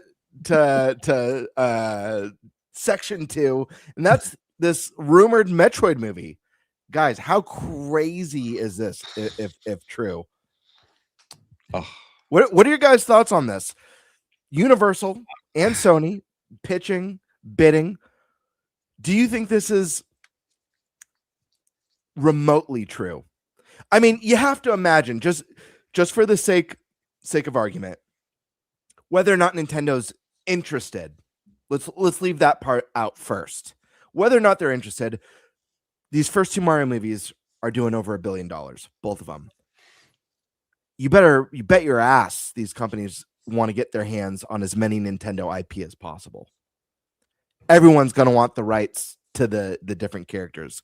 So the thought of 2 companies bidding and pitching on a Nintendo character-focused movie is not surprising to me at all. I mean, Prime, you just mentioned, like, obviously Glenn Powell's not the person to make that happen. It's studios that decide, but he's obviously very passionate about the character and was pitching hard with Universal and Nintendo. Do you guys think that there's some truth behind this? Do you think this is something that could happen? And if it is, what are you guys hoping for from it? The floor is yours. Jump in, whoever. I'll go quick. So I don't know if we're ever going to get a Metroid movie. You know, I've always been very curious about going the movie route just because it's usually a fairly big investment. Whether you go animated or live action, in this case, the rumors are for live action.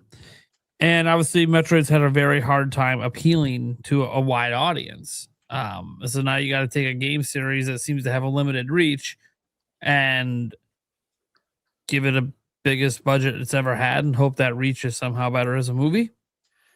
When its brand itself isn't going to be the big pulling factor, it's just going to have to actually impress people, you know, with the trailers and everything. Like Zelda, you know, it kind of feels like a Pokemon movies, right? We've had those for a long time. Mario movies now. Zelda, these feel like really safe properties because they're so popular that like there's a huge audience draw to the theaters just from the fan base. But Metroid's not going to have that. So that's what makes me wonder, like, why would people be bidding so much over that particular one? That said, maybe part of it has to do with Nintendo showing interest themselves and saying, hey, we're going to be investing in this for a while, so we're covering half the cost anyways. So this is really way less risky for you than you think it is. And hey, maybe the thought process along the way here is that, hey, Metroid might not be really popular as a game, but it could be even bigger as a movie, potentially, and become like the next big hit sci-fi series. You know, if they can find a way to do it. And obviously the way that they find it to be successful will be very different than the games. But that's okay because they kind of have a clean slate just because Metroid's not really popular. I would almost encourage them to be like, hey, take the themes of Metroid, Samus, you know, Ridley, all these characters, and do something special with it on screen. Make a compelling story in some way that makes people want to come back for more and like they get done watching the movie and all they want is more. I want more, you know? And the horror direction, ooh, I think is a really interesting way to go with it. Because people love horror. They really do. Like the audience is into that horror thriller kind of stuff. And you know, as Gamebird mentioned earlier, something along the lines of Aliens really comes to mind, or something that could work for this really well and really resonate with a big audience. Man, and I'm just thinking now, the idea that I could be like at retirement age one day with the Sci-Fi channel on in the background and just randomly ends up playing a Metroid movie. It's just wild to me thinking that could be a thing that happens in my lifetime. But I'm the lazy boy playing my Switch 9 fucking.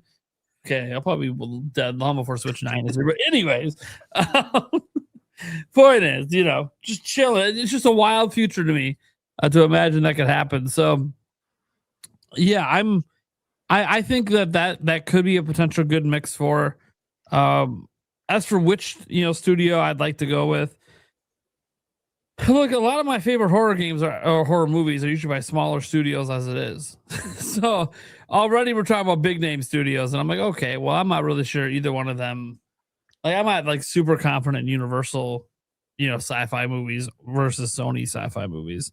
So I'd have to know what the bigger pitch is along the way between, like, you know, who has what directors and all that kind of stuff and access to different things. So yeah, look, do I think it could happen? Sure. I think because Nintendo, we know, was paid for half the Mario movie because that was publicly announced.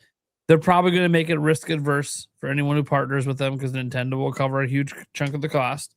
And then obviously I think the idea would be, let's make this bigger than the games. Mm-hmm. And how do we do that? It has to be a good story. That's the big thing. It's got to be a good story.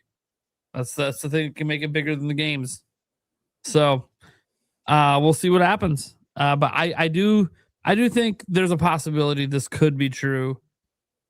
Mostly because while they're fighting for it, they know Nintendo's going to foot huge chunks of the bill. So it's worth fighting for. All right. Anyone else? Thoughts? Oh, it's definitely true. It's going to get announced next week on the Today app. Yes! You heard it here, folks. That's an ATB exclusive, my friend. Yeah, by the way, hold on. See, we joke around here. He did say he's done leaking after the month of April. What day is it today? And it is April 29th. God damn He it. is somehow on our final episode of April while still being an insider. So I'm just throwing Well, that also, Careful what also, say today. I also believe you were referring to game leaks, not movie leaks, but That's I right. don't know. I know nothing It's about true. movies. Well, that could be the next thing you get into. You never know. Imagine if they do announce it next week. And like, oh my god, I should have lottery numbers. Let's see, you have someone reach out to you that is legit, and you're like, oh well, shit. Now I'm a fucking movie insider. No, I do believe it. It's logical to me. I think that at least if someone would want to go down the horror route for sure. Especially, I think it was always inspired by Alien anyway, wasn't it? Yeah, Metroid anyways, absolutely. exactly. Yeah. And I think what Prime says is exactly right. It doesn't have the brand to guarantee right out of the gates $1 billion at the cinema, but what it does have though is insanely rich material that would attract any talented director. So you imagine what you can do just with the imagery of the film, the lore, the mythology. Like, it's got so much there that if you have a good screenwriter and a good director, you could really, like, it's not difficult to see how someone talented could really make an incredible movie out of Metroid. And I from day one, when we were getting all this news and Nintendo was going into this business and was going to start to make movies and animations, I just always thought of Metroid. I thought this is the one franchise that needs it the most, the games wise. Because for whatever reason, the games still can't sell past 3.5 million, no matter how amazing they are, how well they review, how much Nintendo advertises them.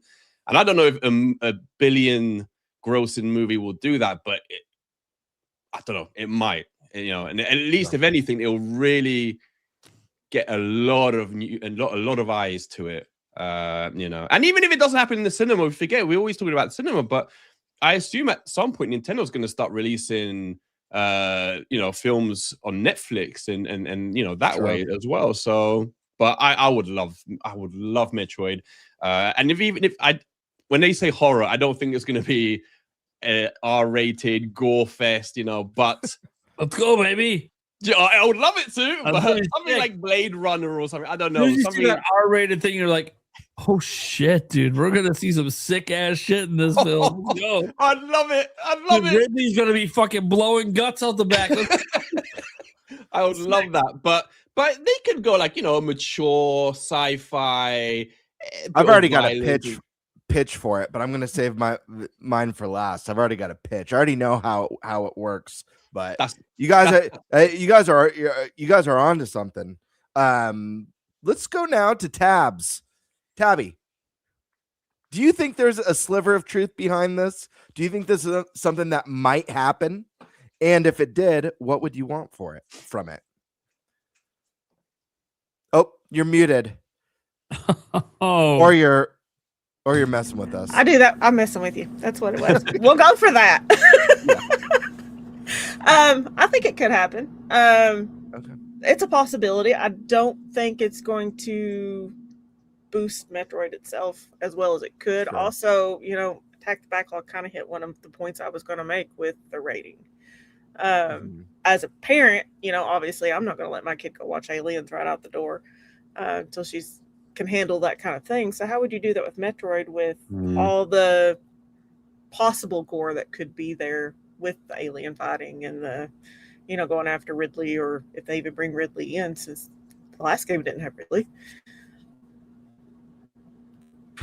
Yeah, that's a good point. Sure. Which Metroid story are they going to tell? Sure. I'd imagine it would be an original story is what I would imagine. Yeah. But do you have, Tabby, do you have like, if this is something that's going to happen, do you have like an ideal like what you would want to see from this? Oh, I would. Me personally, I would go rated R and let's get the whole shebang. Go hard. I mean, don't.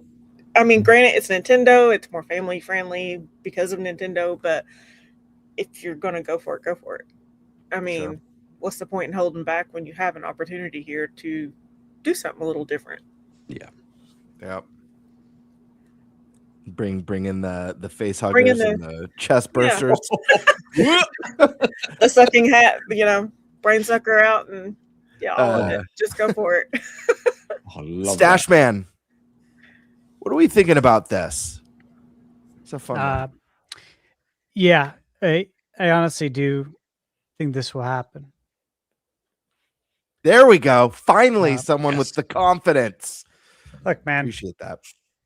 I think the entire Nintendo universe is going to have an opportunity, but more specifically, the more fringe stuff, like a Star Fox, that after the Mario Galaxy movie is maybe no longer considered fringe because of the reception.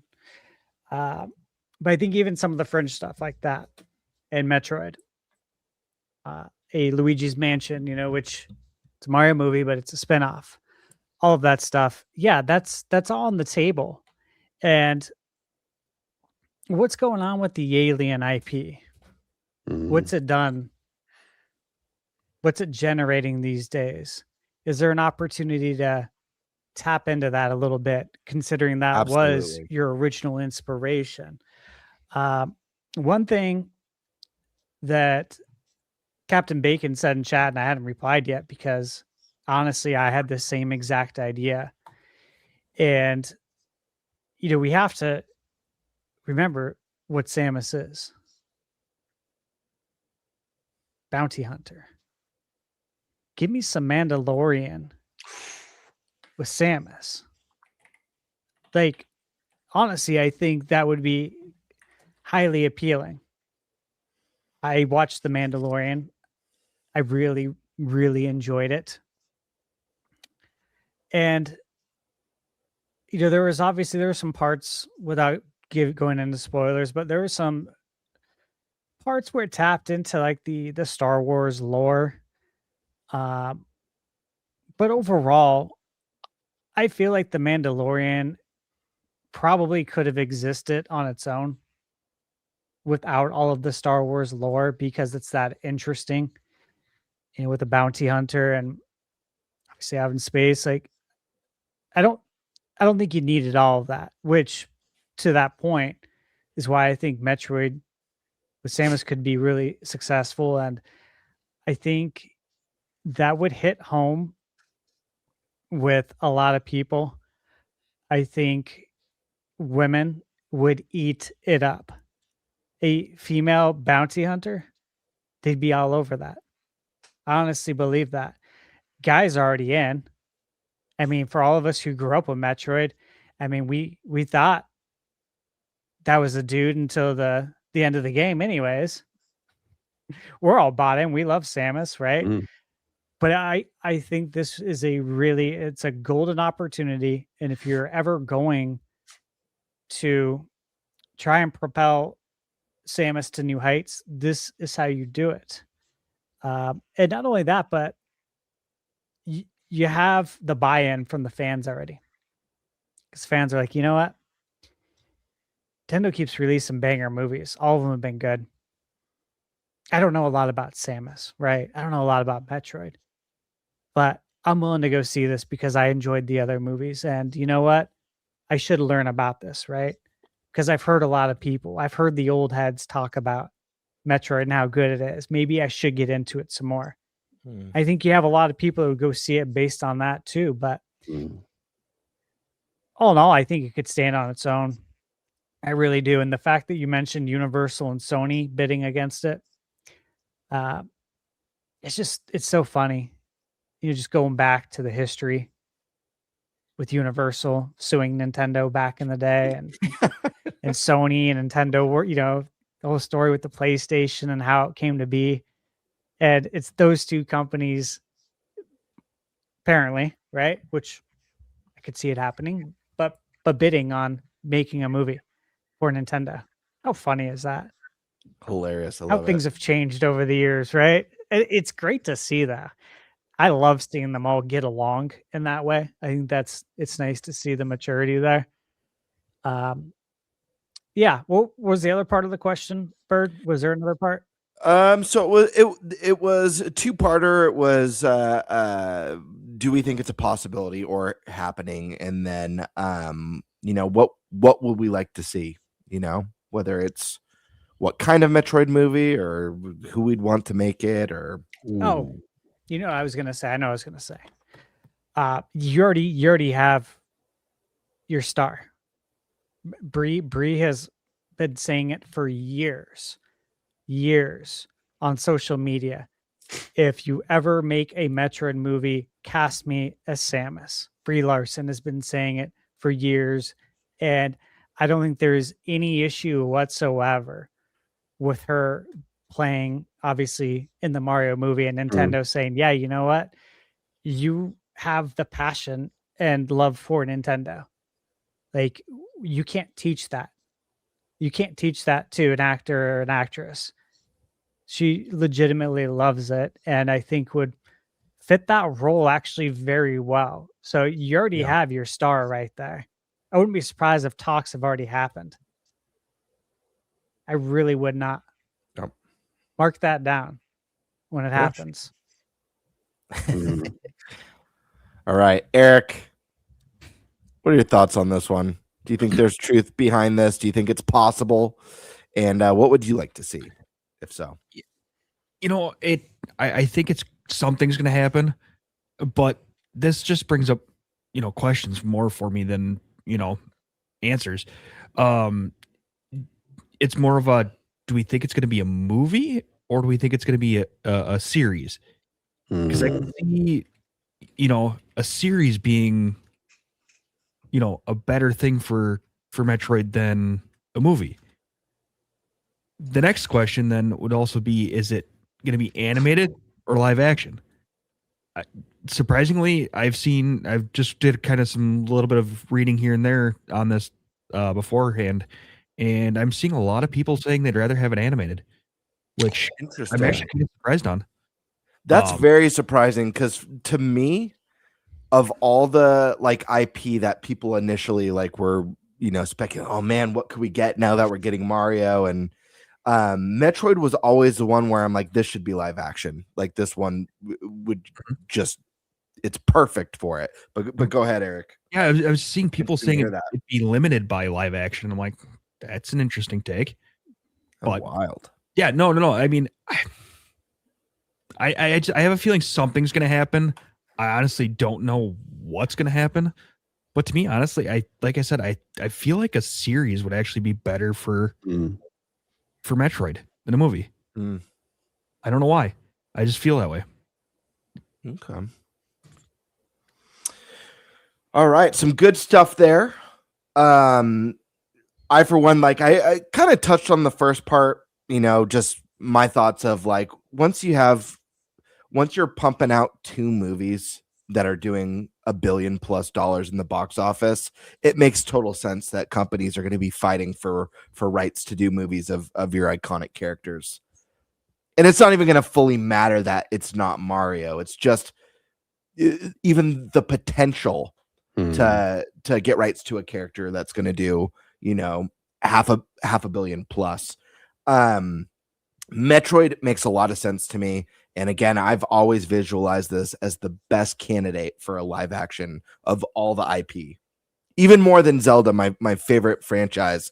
Metroid just makes so much sense. And I think the obvious take is I think horror is pretty ingrained in Metroid's history, despite some people not thinking so. I swear I saw a Twitter post where someone said that why would they put horror in it? It's not a part of Metroid, but it's clearly been a part of the series in multiple games. But beyond all that, Alien to me is the direction you go in. And I don't think concerns for budget or profit should be a thing at all, because of the fact of the matter is, I think you can make a phenomenal Metroid movie for dirt cheap for an easy box office win. And I have an example of that. How many people here are Alien fans? Yes, of course. Yeah. Okay. Of course. Looks like all of us. I don't know if you guys saw the most recent entry, Alien Romulus, by the director Fede Alvarez. It was a fantastic return to form, in my opinion. I don't think it hit the highs of Alien or Aliens, but I think it's been the next best thing, even though I still love Prometheus and some of the stuff that Ridley Scott has done with the series. Alien Romulus was made on an $80 million budget. The movie did, it only ended up doing like $250 million in the box office, but that's a freaking hit, and a sequel was greenlight right away. You know why it costs so little was because the movie isn't, interplanetary, which they don't need to do. They could do that if Metroid proves itself in the box office and they want to go that route, they do it. The approach you take is you do an abandoned space station. Metroid's all about isolation. You make it creepy, missing crew or whatever dead crew in the space station. Space, maybe there's space pirates in there, different creatures, jacked up, scary stuff lurking in the shadows. The hunter who's doing the hunting, also becoming the hunted. You build a high stakes tension where it's a distress call, just like classic Metroid style distress call. You could do a phenomenal, absolutely phenomenal for $100 million or under of Metroid that uses both practical effects and CG, just like Romulus. Romulus was like 80 or 90% practical effects. It's remarkable what they were able to do on an $80 million budget. Nintendo doesn't have to spend $400 million to make a sci-fi epic. They can make something very isolated and lonely and creepy and moody that has you on the edge of your seat and builds a love for this character in a way that is an easy success. I mean, it would have to bomb. If they made this movie for 80 million, it would have to bomb. And Metroid fans are going to show up. And people who like movies like Alien or just sci-fi horror in general, which is kind of an untapped genre. We don't get enough of it. We don't. So I think there's a lot of potential. I think there's a way. I think I don't know that someone like Fede Alvarez, I mentioned him instead of Ridley Scott because I just don't see a world where they hire Ridley Scott to make a Metroid movie. I don't even know that Ridley Scott would ever be interested in something like that. But someone like Fede Alvarez, who I think his big movie before Alien Romulus was the 2013 Evil Dead reboot.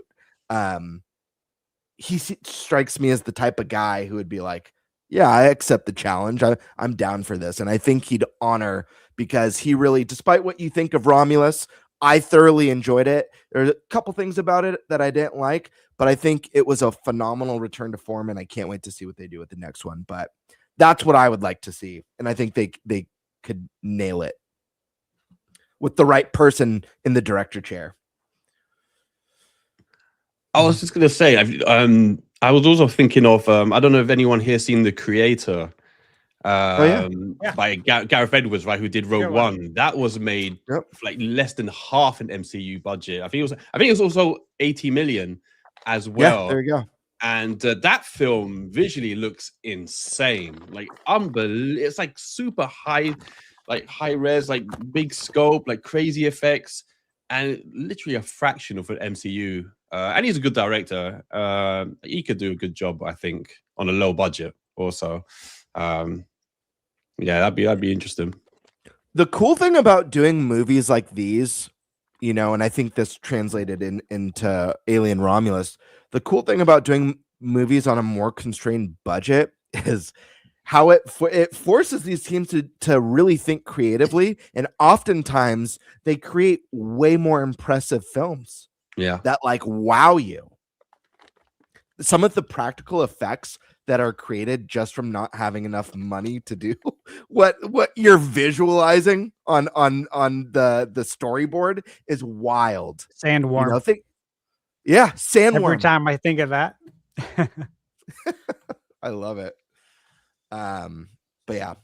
Sergio actually said in the chat, Sergio on the chat said who I was going to say, which is Denis Villeneuve, who obviously did the Dune films.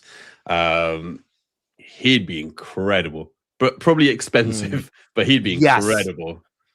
Yeah. There's obviously dream people who I think would be expensive.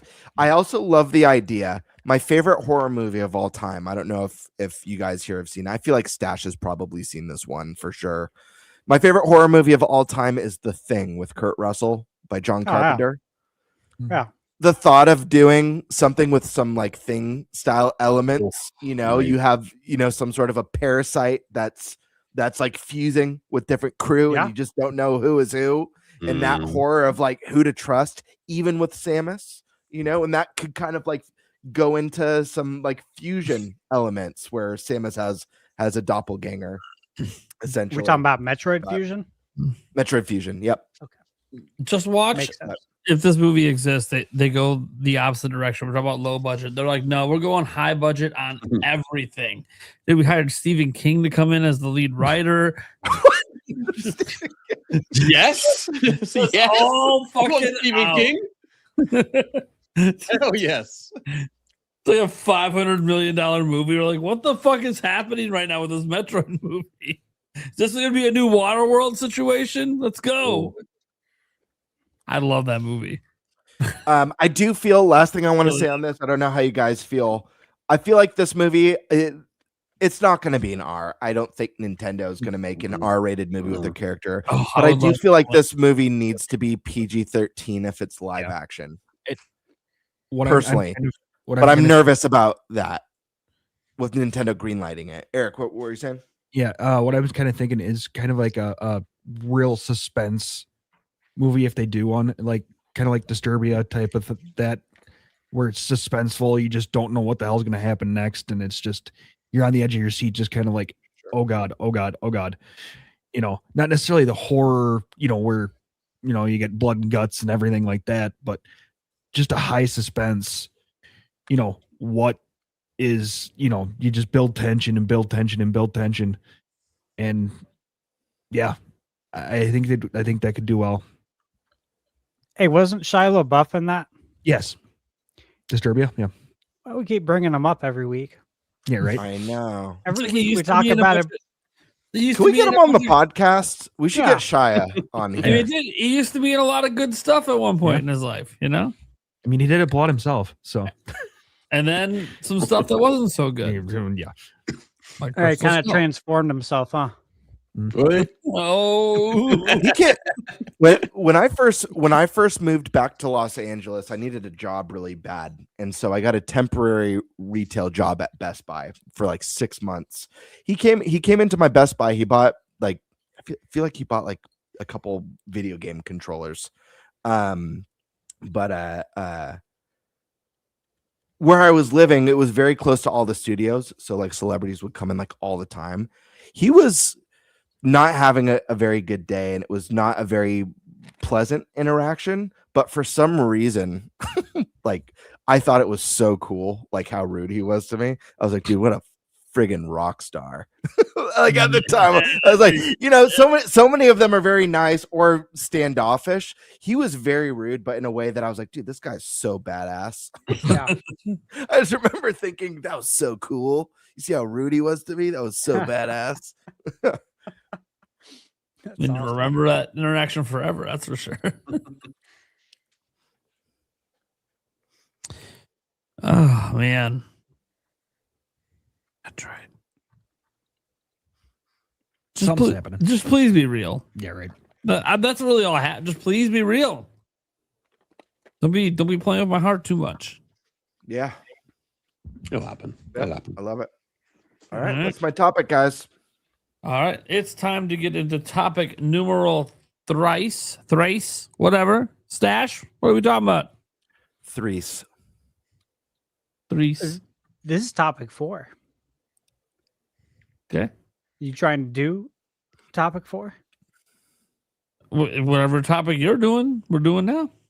All right, guys. So this should be fun. We're gonna do our top 5 Oh, yep. favorite games currently on Nintendo Switch 2, and then what are our 5 most anticipated upcoming games? Now I gotta ask this with the crew, with everyone here. Do you want to do this for Switch 2, for upcoming games, or for games period? You know, like you might be interested in a game that's coming to another platform. I'm gonna do Switch 2. Yeah. Okay, how about you do what you want then? Okay. Well, no, I mean all of us, like whatever games are you're most interested in, just I presume there's going to be a lot of Nintendo ones, right? What was the point of asking the question? Just to be polite. Yeah, you might have had a reason behind it. You know, I'm just looking at the topic. It doesn't say. You know, if I'm filling out a form, I would ask the form maker, "Hey, you didn't specify this. What kind of answer are you looking for? Let me make sure I meet your needs here." Now, with that said, I'll go last. I like to go last. I'll play cleanup here, okay? Who has a list? I have a list. My list is ready. My body's ready. So let's let the guest go. Why do I feel like we're gonna read out our list of 5 games and Stash is gonna be like, I made a list of 30 games. I didn't go overboard. Okay. Oh. Well, that's a record. Uh-huh. All right. Well, I think we should have Lady go first. All right. Okay. 5 games on Switch 2. Hyrule Warriors Age of Imprisonment. And I think that for me, at least, as a Zelda gamer, is kind of, you know, obvious. Pokopia has been a big one for me. And I didn't think I would actually like Pokopia. It was literally the day before it came out, last minute buy, where I was like, do I, don't I? And finally did. And now I have almost 300 hours into the game. 300? Almost. Damn, you got your money's worth. I've got my money's worth. Out for 300 hours. This game has been ridiculous. It's been almost my Breath of the Wild, Tears of the Kingdom. I lose lack of time playing. Just don't even realize how long I've gone. Donkey Kong Bonanza was another big one for me. I actually kind of co-opted it halfway through and played on my own a little bit, but the co-op part was a lot of fun. Gave me a friend to play with. Got my mom to play a little bit actually, and she doesn't play games, which I wish I'd gotten on video now because it was hysterical. Mario Kart World, obviously, it's something that we do almost every Sunday with viewers, whoever wants to join in. Sometimes we switch it up a little bit, but it's been a fun one. Definitely been a break from Mario Kart 8, but it's kind of needing some DLC or something to it at this point. You know, it's been out long enough now. June. And Metroid was my last one. And I still haven't beat it. I have to rage play this game for some reason. I've noticed if I'm in a good mood, I just can't get into it enough to actually beat these robots. But if I'm pissed off, it's not a problem. Nice. All right. I like that. Now, what are your 5 that you're most looking forward to? 5 that I'm most looking forward to. My biggest one's Fire Emblem. I've been waiting for another Fire Emblem game since Engage came out. And it was more of a disappointment. I liked Engage for its own story, but, you know, 3 Hopes left you really wanting something big. So I'm looking forward to seeing, is this a sequel? Is this a prequel? Where are we going? Especially with, you know, they've given the teaser of Sothis looking younger, which makes me think it's a little bit of a sequel. Prequel. I've said that backwards. Adventures of Elliot. The demo was cute. Mm-hmm. Looks like it'd be a nice little fun game till another Zelda game comes out. I like the Lego game, so Lego Batman is a lot to come out Good for. Lego games in general are just for this as a family, as individual. It's just they're funny. Kind of got 2 for number 4 because I found one today that I didn't know about. But He-Man Masters of the Universe was my original that I was waiting on. And then as I was scrolling trying to find a date for that one, I ran into Monopoly Star Wars. I just saw that earlier. That looks cool. Yeah. How cool could that be for a Monopoly game on your system? And I like Playing Monopoly that. games. So you're playing that? Yeah. That's not fair. Yeah. And then Really cool. looks like Mina the Hollower has finally got back to a 2026 release. We just don't have an actual date. So that's my last one. Yeah. That's a lineup I can really get behind. Absolutely. I like that lineup. There was a couple other games, so but many. yeah. I But if know, we were going Switch 2, those were the ones that I found to be the most interesting. Yeah, it's a great lineup. I like it. Okay. ATB, what do you got? What do you got, man, for the 5 games? I know what one of them's gonna be. What was this for? The top 5 favorite games? Yeah, top 5 for Switch 2. We already know what one of them is. Yeah, I know one of them. We know what it is. Hold on, friends. Oh, mate, I'm excited about this. Number 5, I have Reanimal. Amazing horror game. It's the same guys who did Little Nightmares 1 and 2. Not 3, but 1 and 2. It's bigger, bolder, scarier. I don't know if it quite matches Little Nightmares 2 for me, but it's super fun and it's the same kind of very freaky. It's co-op this time. The co-op works really well actually. It's got it's that same kind of thing where you don't really know the story, right? It's all done through environmental storytelling. Yeah. It's just you're trying to piece it together, but it's amazing game. Number 4, Split Fiction. Super fun game. Again, same guys who did It Takes Two. Really imaginative, super inventive. Again, co-op game. It's like unbelievably polished, and it's kind of part sci-fi, part typical, medieval. No, is it fantasy? Part sci-fi, part fantasy. That's it. And it works really well. It's like every chapter has a new mechanic, and it just doesn't miss, and all the way to the end. It's amazing. Highly recommend. Number 3, Resident Evil Requiem. Incredible game. I wasn't sure how much I was going to like this game. I was very hyped. I was worried I was getting a bit too overhyped for it. But it's perfect. I like the mix between typical first-person horror and third-person over-the-shoulder action. Both work really well. Even interesting to flip it. The fact they give you the freedom to flip around, right? So you can play either character first or third person. That works really well. Above it though, I put, of course, Pragmata. I'm surprised I like this more than Requiem, but I do think it's better. The story is slightly better. I like the connection between the protagonist and Diana. That works really well. The dialogue's really cool. The combat's awesome. It reminds me, I'm not sure why, but a lot of it reminds me of Astral Chain. It's got that same kind of aesthetic, a lot of blue. The fact that the combat has you doing different things, it's awesome game.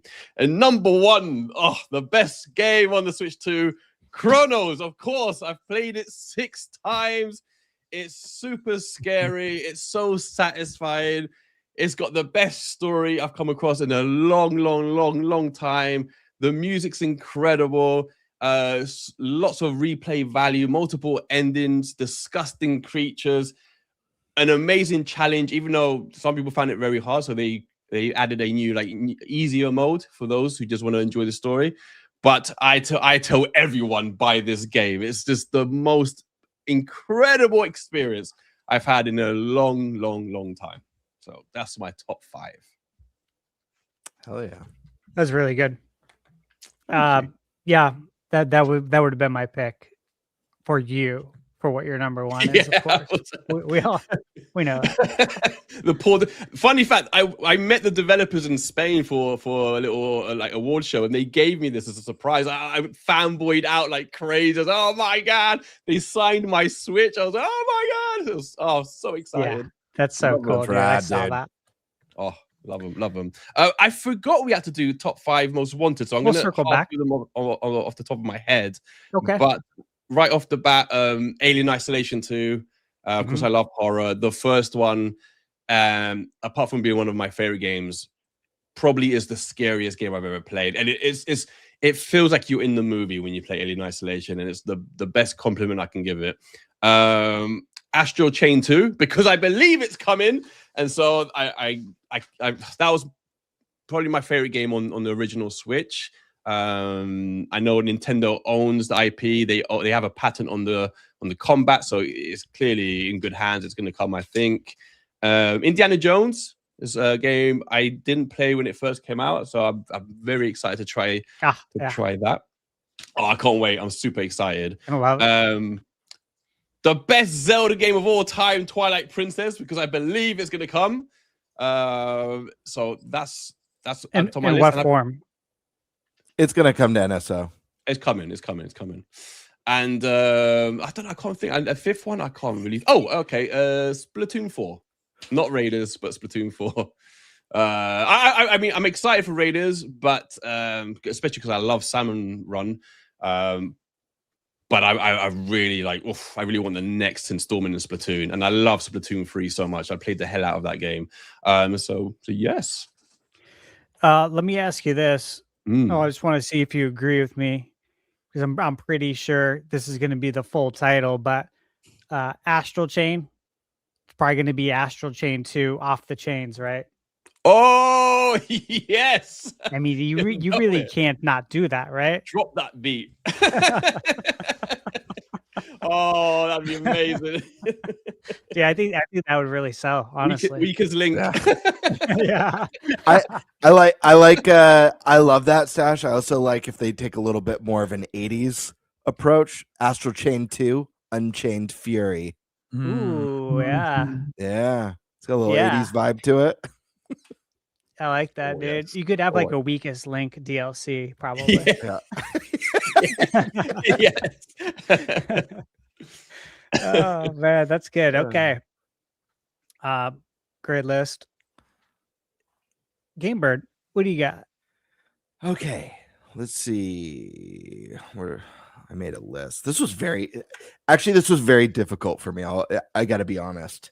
I swapped out games from this multiple times, so I don't even know if I'm fully satisfied with my current favorite, but here they are. In no particular order. Number 1 is Pokopia. This is another one that like really surprised me. I'm not very big on cozy games in general. I've tried Animal Crossing multiple times. I've never been able to get into it. I feel like I make the joke that I was cozy curious when I bought this game. Yeah. And I found enjoyment in Dragon Quest Builders, and that's really what kind of sold me on this one. I'm like, okay, it's that team. I got to try it because that's one of the ones that I liked. And Fantasy Life, which also has, kind of Dragon Quest Builders elements to it. And this game just really surprised me. It's been extremely relaxing, and it's been a really fun nostalgia kick. And I don't know, this is the one that hooked me. I've probably, I don't know how many hours I've put into it, but probably around 50 or 60, which is pretty damn good for a genre that I'm not particularly interested in. So that game goes on the list. Next up is a special version of a game that's near and dear to my heart. One of the most underrated series in gaming. Maybe not as much anymore, considering the last mainline entry in the series was a Game of the Year nomination and one of the highest rated games when it released. But I'm going all the way back to 0, baby, because this game is phenomenal. And that's Yakuza 0 Director's Cut, which was a Switch 2 exclusive, the Director's Cut version. This game is so phenomenal. It's wild. It's hilarious. It got those weird, super Japanese developed kind of like gaming elements and story elements, but the story is unbelievably unbelievably voice acted, and has one of the most well-written stories ever. It's over the top, but actually really deep, and it has all those Great movie, by the way. emotional beats. Yeah. There you go. So Yakuza 0, I got to shout it out every time. It's just a series that deserves so much more love. Next one is Absalom, which is a newer indie beat 'em up that's somewhat of a roguelite beat 'em up that's gorgeous. I'm a huge fan. Everyone knows who watches. I'm a huge fan of the beat 'em up genre. I think this is the best modern beat 'em up of all time. It was Shredder's Revenge. I also think Marvel Cosmic Invasion upped the ante, but to me, no one's done it better than Absalom.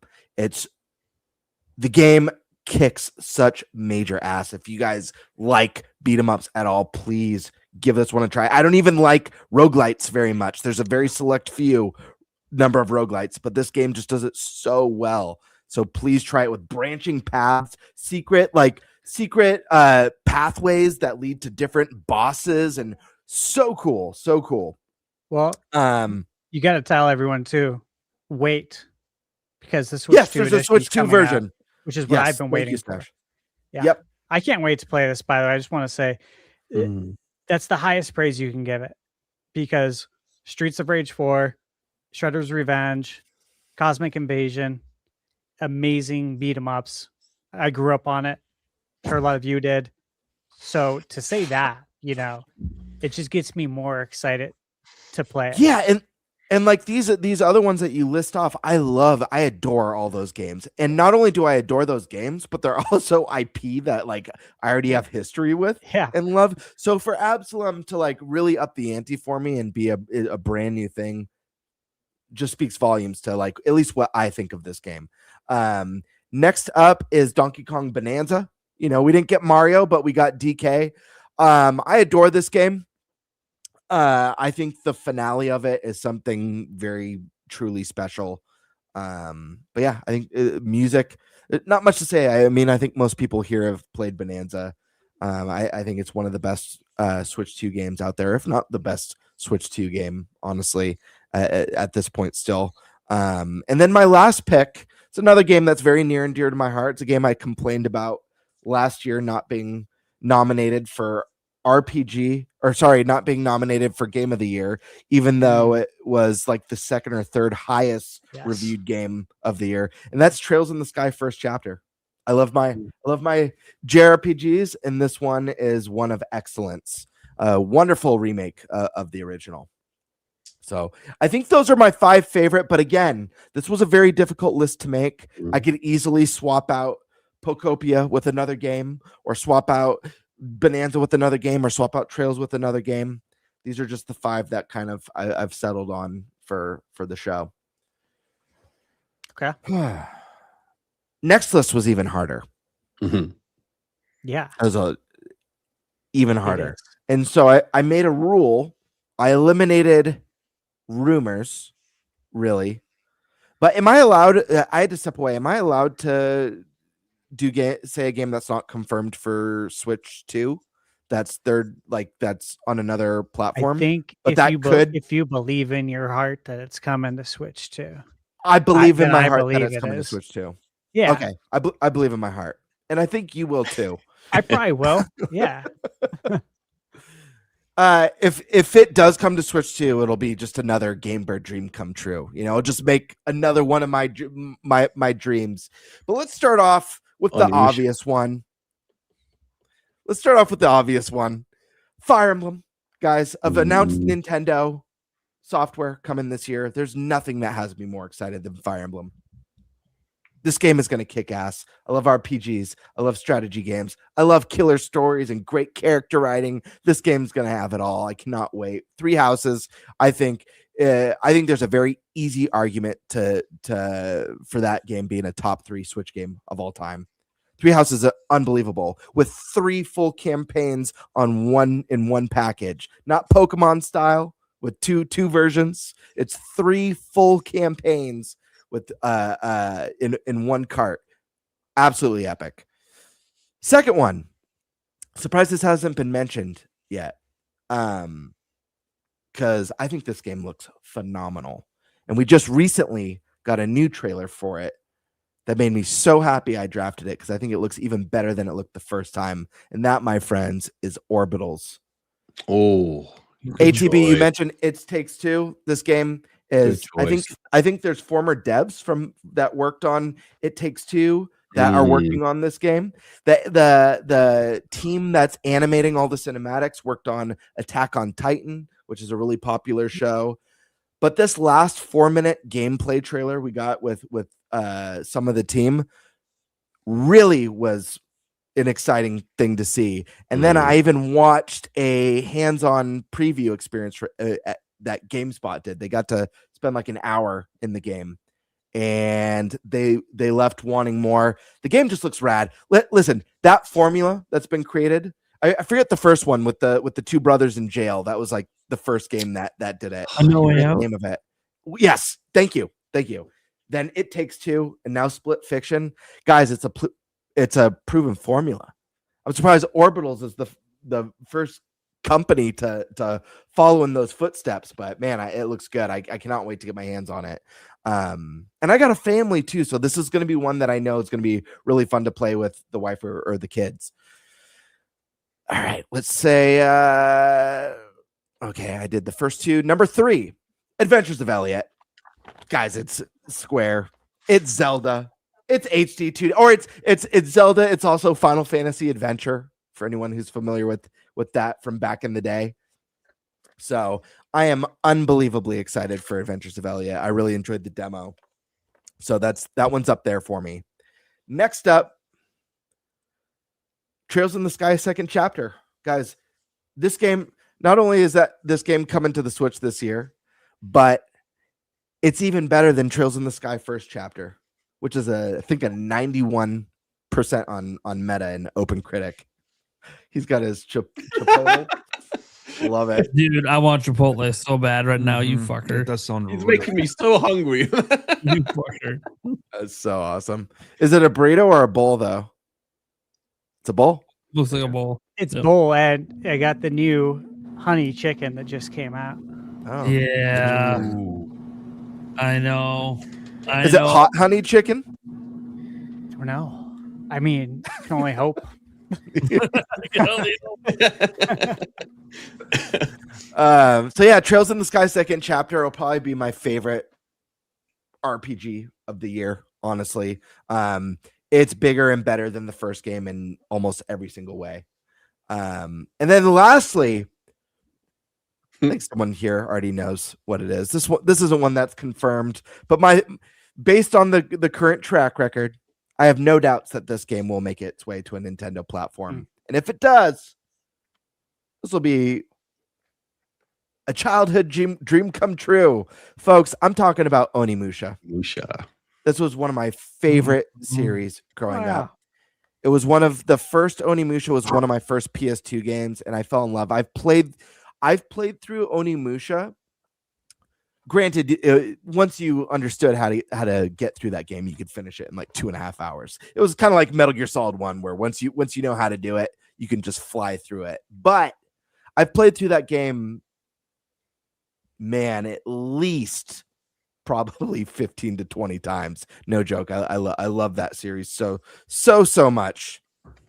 And then I'm gonna cheat. I put like 2 because this was so hard to do. I put 2 extra games. Some honorable mentions. A couple honorable mentions. I put Fable on here. I was just so impressed with that Fable demonstration.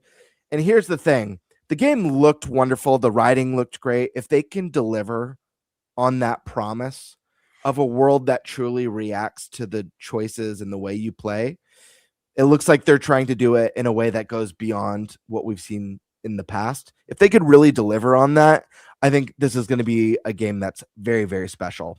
And I'm really looking forward to get my hands on it. The last one is an indie game. This is actually a game I didn't know about until Stashman. It was on your epic video. Yeah, most anticipated games of the year. Nice. It's also a game that you've drafted as well. One of the most beautiful indies of the year, easily. Game's so beautiful. It's I see AAA games where I'm like, I don't know, this looks too good to be true. What's the catch? Like, is it gonna perform well? When I saw this game, I was like, man, this game is so stunning. It's too good to be true. But the game looks fantastic. The game I'm talking about is The Eternal Life of Goldman. Oh yeah. Oh yeah. Yeah. DuckTales 2.0. Yeah, man, that hand-drawn art is wild in this game. It is stunning. Guys, if you like indies, if you're into like the hand-drawn stuff, watch the trailer. If you don't know what the Eternal Life of Goldman is, this game is a beauty. Great video too, by the way, because we get so many indie games a year. It's inevitable that some are going to slip through the cracks. I try my best to stay, because I love indies, to stay up to date, but it's hard. I got a busy life. So when Stash drops an hour and a half or however long it was video with everything coming out, I knew I was going to get the goods. And this game looks like it's going to deliver on all fronts. That's my list. Awesome. Happy to see that. Is Prime around? He stepped out. Okay. Should I go? So otherwise you want me to go? Eric, yeah, I'd like to hear some more from you. Yeah. That was good. That was really good. That was really good. Yeah. Top 5 games for me right now. I mean, I only really have probably about 5 actual Nintendo Switch 2 games. So, easy enough. I mean, no order to them. Mario Kart World, Hyrule Warriors Age of Imprisonment, a lot of fun. Had a lot of fun with that one. Donkey Kong Bonanza, and one that I guess this is more of a Switch 2 edition, but one that I actually surprisingly had a lot of fun with was Pokemon Legends ZA. Yeah, I'm normally not much for Pokemon fan, but for some odd reason, I actually was having fun with that one. It got sidetracked by other games, but I think eventually I'll make it back to it. I think that's actually all of my Switch 2 games. I guess if I want to count another... Wait, does that have a Switch 2 version? No, I don't think that was a Switch 2. Whatever. Close enough. Those are my Switch 2 games. As for anticipated, Lego Batman, as Tabby said, the freaking Lego games are awesome. So definitely looking forward to that one. Bubsy looks freaking awesome. I know we played a little bit of it at PAX, so that one's gonna be good. Mina the Howler, definitely looking forward to that one. I'm surprised I don't think anybody's brought this one up, Duskbloods, yet. That one I am actually just more excited to see what this is about than anything else right now. And the final ones that I'm actually looking forward to, again, it's more of a, I want to see what this is about and how these games look versus, actually probably playing them. But Pokemon Wind and Waves, I want to see what they're about. I want to see more of them because they looked really, actually pretty decent. So, I don't know if I'm necessarily going to play them because, again, I'm not necessarily the biggest Pokemon fan, but I want to see what they're about. I want to see what they've done to expand the series and things like that, and that's what I'm curious about. Good lineup. The water looks great. It does. And if you can actually go under the water like it we're being led to believe, that's gonna be freaking awesome. Yeah, or watercraft to traverse the water. That would be nice too. Give a little wave race vibes. That'd be cool. All right. I'm going to go then. So, top 5 for Switch 2, no specific order. So, DK Bonanza. Absolute banger. We waited so long from 1999 with the expansion pack on the N64, the banana yellow controller. All these years we waited. Rare came and gone, and just never knew what was going to happen with a 3D DK. And Nintendo came in and just absolutely delivered. That I don't even when I reviewed the game, like I have a lot of love for DK Country. A lot. I grew up with it. Was there day one with it. Love the game. Still love them. I've even reviewed the old ones on my channel, and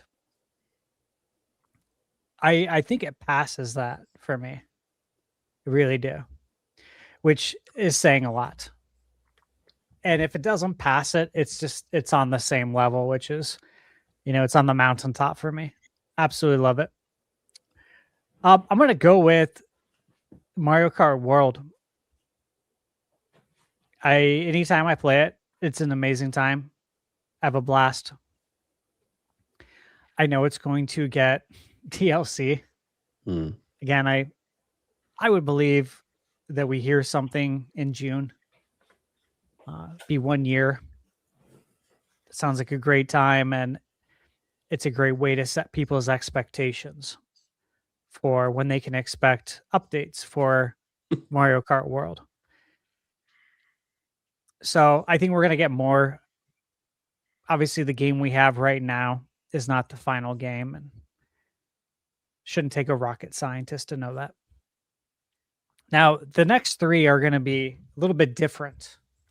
Okay. Because there's so many games that I have to break it out a little different. So the next one is going to be Square Enix. And the reason why is because we have Final Fantasy VII Remake. We have Rebirth. We have Dragon Quest 1, 2, and 3. Because remember, 3 received a Switch 2 upgrade as well. So we have 1 through 3 HD 2D, and we have Dragon Quest 7 Reimagined. We're not even a year into the system. If I recall, Rebirth comes out on is it the 3rd? 2nd or 3rd, I think, yeah.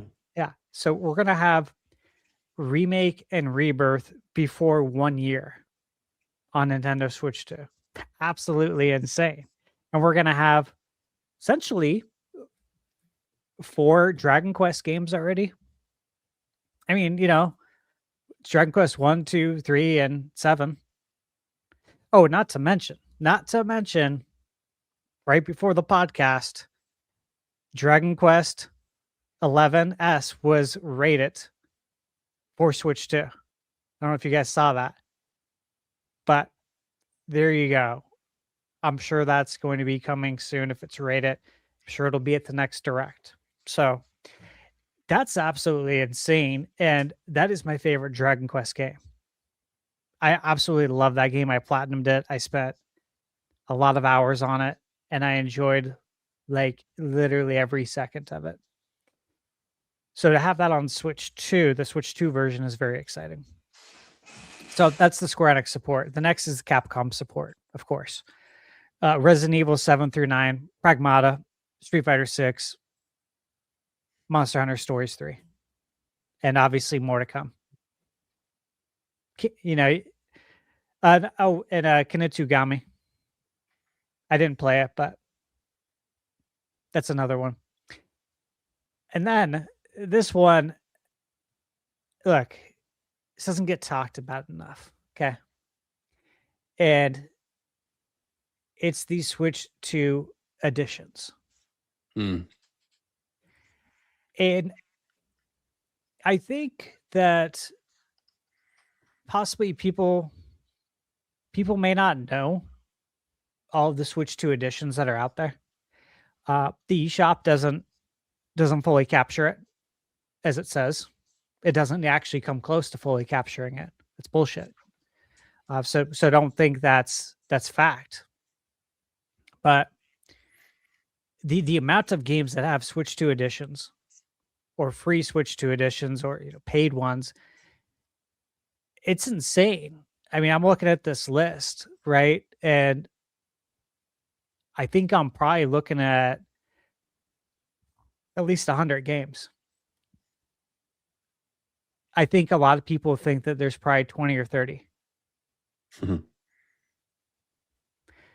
it's awesome because so many of these were free or they were dirt cheap. I reviewed Teenage Mutant Ninja Turtles Splintered Fate on Switch 1 when it released, I think 2 years ago. And then it came out on Switch 2. I love the game so much. I'm like, I'm going to review this again. Okay. I retweeted, I think a week or two ago, the game was on sale for $3. Ninja Turtles Splintered Fate. It's basically Hades, but with turtles for $3. Switch 2 game. Insane. So I don't think this gets enough love. I would say backwards compatibility too, but I've said that before. So I want to say this as well because people got to look into this list. And from what I've seen, Nintendo Life has done a good job capturing it. However, the list I'm looking at hasn't been updated since March 18th. So, got to get on that shit, guys. This is 6 weeks old. There's been more games at it. There's been plenty more. So, yeah, look into that, guys. All right. So, my most anticipated, my top 5 incoming. Look, I came up with we have some similarities, some of the games that were mentioned. I also want to give some games that I'm really looking forward to that aren't the ones that everyone knows about, like the Nintendo first party titles. Because, of course I'm looking forward to those. We all are. So here are some that I'm looking forward to that maybe don't get talked about enough. But obviously, the first one has been talked about a lot. That's Mina. Very excited for Mina the Hollower. The Adventures of Elliot, again, that was mentioned. I played the demo, completed it. Been dying to play it ever since. It's like Zelda 1, but modern day with modern combat. It's very exciting. It's very interesting, and I like that Square Enix is making it. Because I trust them to make good games. When they make bad games, I'm surprised because they make a lot of great games. Here's one that this was on my bingo card. Castlevania, baby. Cannot wait for Belmont's Curse. The fact that it takes place. Damn it! I knew this is why these lists are so damn hard. I forgot. I'm so excited for that game. Dude, I'm very excited. The fact that it takes place immediately after Dracula's Curse. Like that's where it takes place. And they said the director and the team behind it was saying that they were inspired greatly by Symphony of the Night. I'm like, dude. Speaking my language, man. Symphony of the Night, and it's a sequel to Dracula's Curse. Just cannot wait for that. Of course, I have Eternal Life of Goldman on here. I've had this pre-ordered at Best Buy since September 2023. That's how long I've been waiting. As soon as it went up, I pre-ordered it. It's mind-boggling to me that we still don't have it. We don't have a release date. Every time they show new footage, I'm like, okay, they're going to give the release date, right? And they still don't. I'm like, this is wild, dude. Absolutely wild, but I'll be ready when it comes out. I could say something like GTA 6, but again, that's like a Nintendo first party title, right? So we're not going to say that. And it's overrated. Yeah, we'll see, man. We'll see how it goes. We'll see how it goes. The last time I was really, really excited, I think, truly for a GTA game was Vice City. Because it's the 80s, man. That's my time. And so I was excited. That soundtrack was so good. It is good. That is the one. Like, I'm not a big GTA fan like ATB. Vice City was fantastic, but it just recaptures that 80s magic. Yeah, it's got the glow. It's got the colors, man. It's like Miami Vice. Yep. Very cool. They introduced the katana in that game too. Yeah, that was a special game. Okay, so one that I have on here is I have an honorable mention, and I just realized it was for 2 games. This one can go on there too, and it should. It's the honorable mention to the vampires. Okay. It's the Transylvania Adventure of Simon Quest. Been following this closely ever since it was announced. It just keeps looking better and better every time I see it. I do expect it to release this year. This is what I've been told by the team behind it. It's the Dustbloods, and it's the blood of Don Walker. Like, you could have thrown Castlevania in there too with all the vampire stuff. Who would have thought I'd have 4 vampire games? I'm not even that into vampires. I'm really not. I'm not at all, actually. You know what I mean? It was like last year with Shinobi and Ninja Gaiden. It was like Ninja Gaiden Ragebound, Shinobi, I think Ninja Gaiden Black 2, and Ninja Gaiden 4. Why was 2025 the year of the ninja and 2026 is the year of the vampire? Yeah, we just need Buffy to come back. It's a simulation, man. We're living Sim City right now. That's all. Look, guys, all the ones you named, like Lego Batman, that's obviously on my list. All these games, there's so many. So you can only name so much, but man, there's so many games coming out this year. If you don't think there's anything coming out, again, you gotta widen the gaming palette, and you stop smoking crack and play some video games, because they're out there, man. It's true.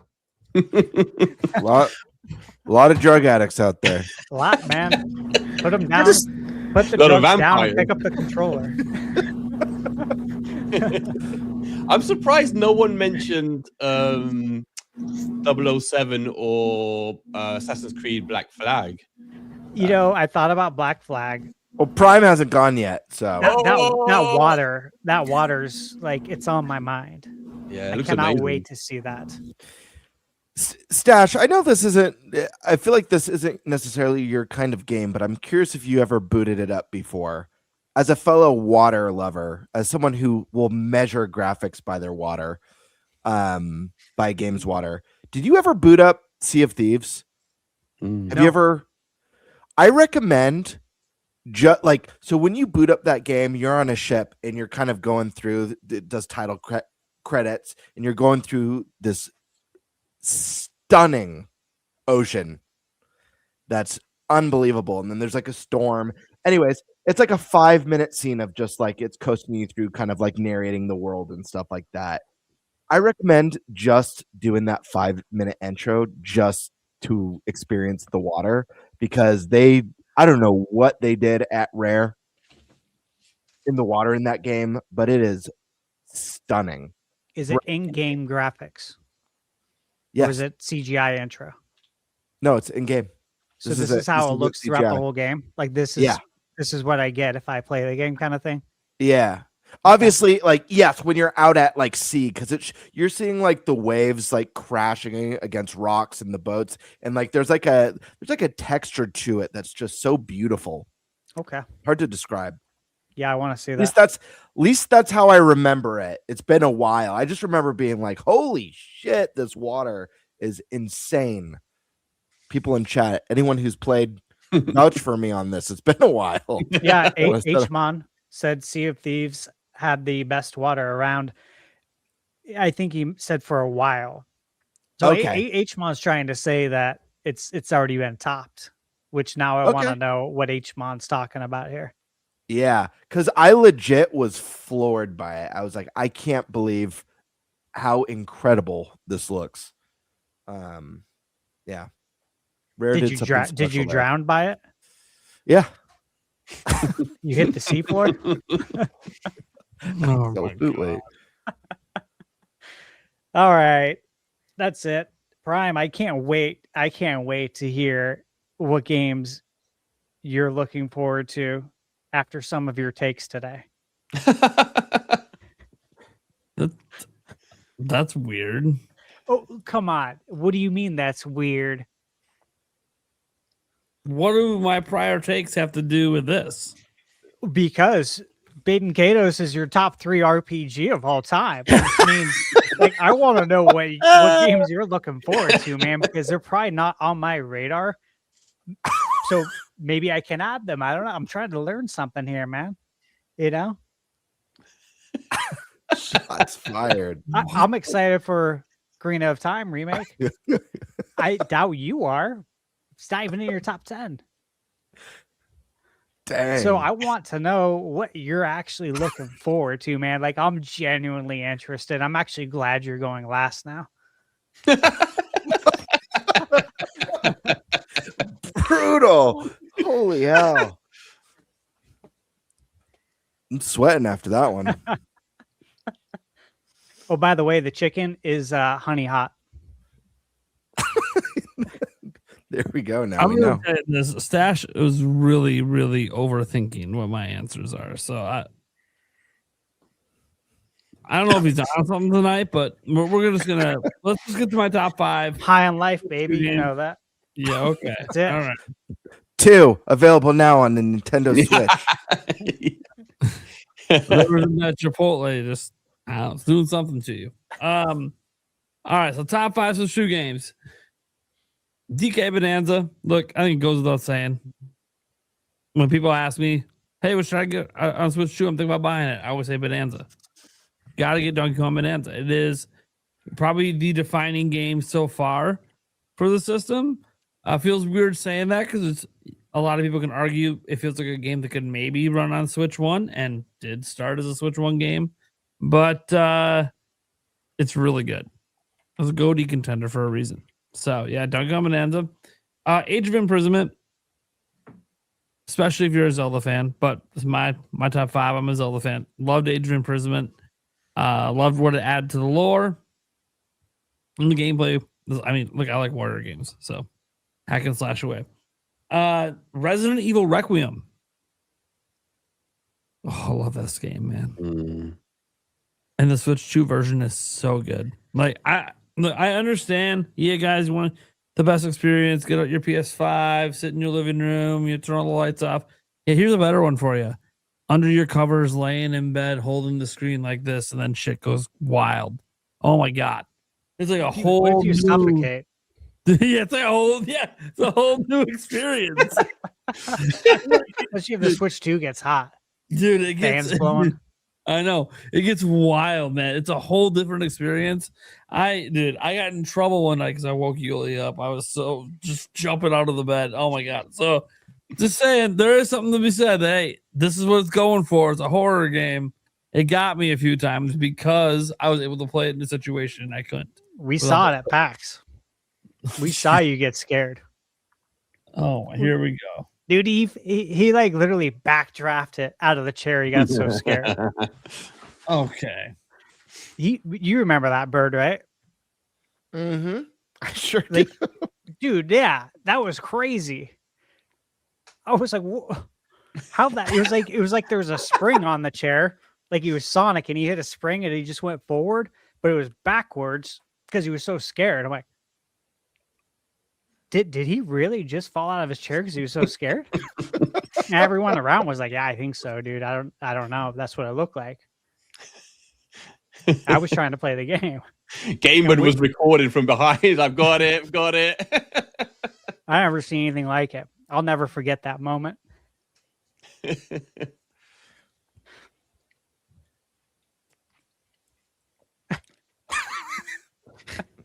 What else? What is he hanging his head in shame for being scared? It's okay. I mean, at least it wasn't Henry the hamster. Yeah.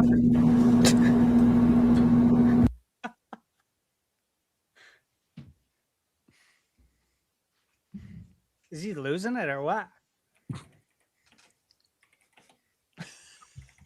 Only Eric knows. In the meantime, Stash, I put a link of a little short that has some Sea of Thieves water Thank you. for you to check out. I wasn't tripping. Like, the water's stunning. And there's tons of videos where it shows the light, like when waves are super high and the sun going through it. That's just wild. Great. Thank you.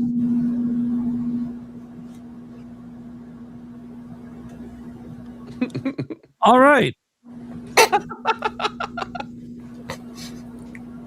Well, every time I'm going to talk, I just keep getting cut off. So I'm like, well, can I talk now? I'm not sure yet.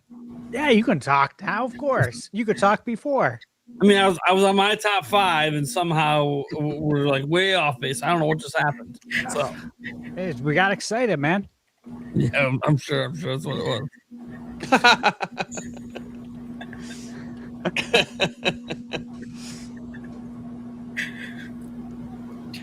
Sorry. One of these days, I'm just gonna walk off. Sorry. I had Go to bed. All right. Next up, this is one. I guess Stash some credit because his review led to me trying it out, and I don't really know if you call it specifically a Switch 2 game, but that's where I played it. Mini Shoot Adventures. Really good.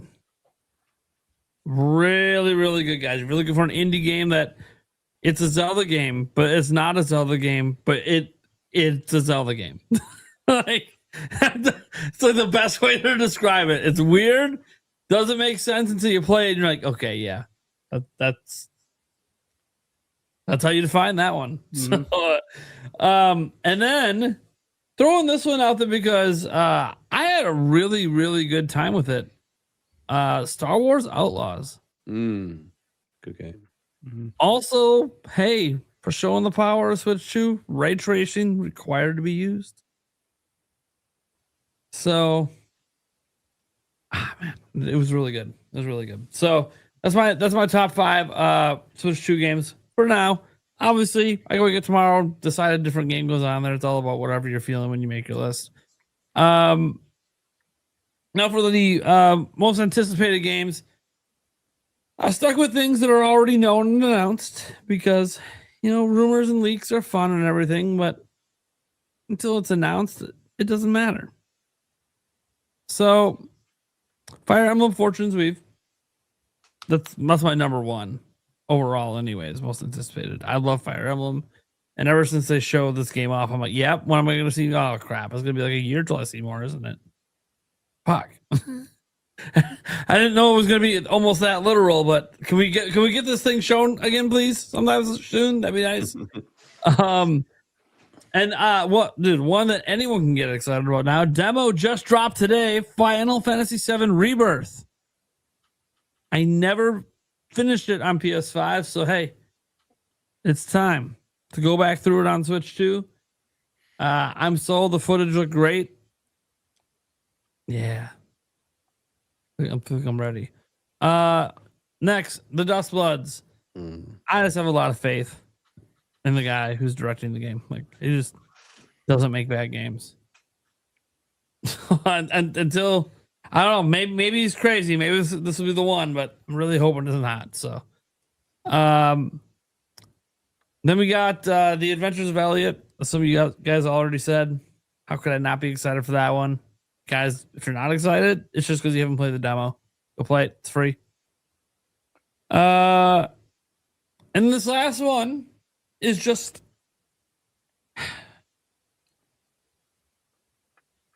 almost like it's on my list for the sole purpose of it being the only way this game will ever be available physically anywhere.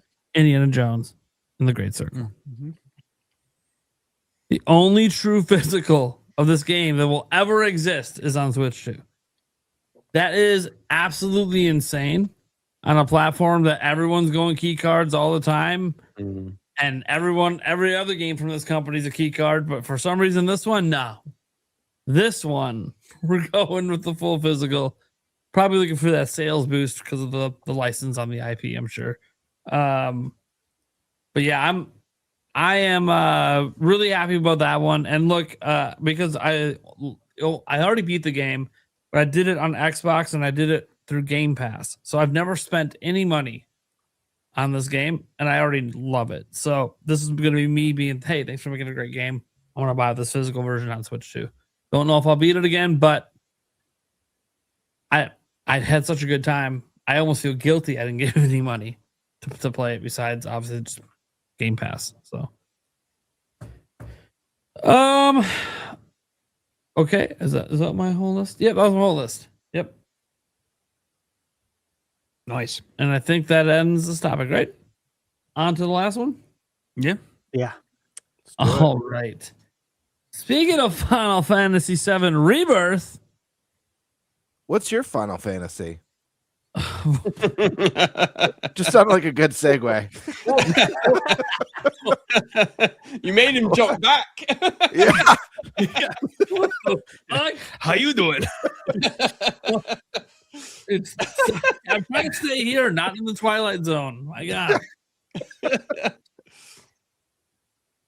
Okay. A reset here a bit. All right. You got this. Mm-hmm. All right.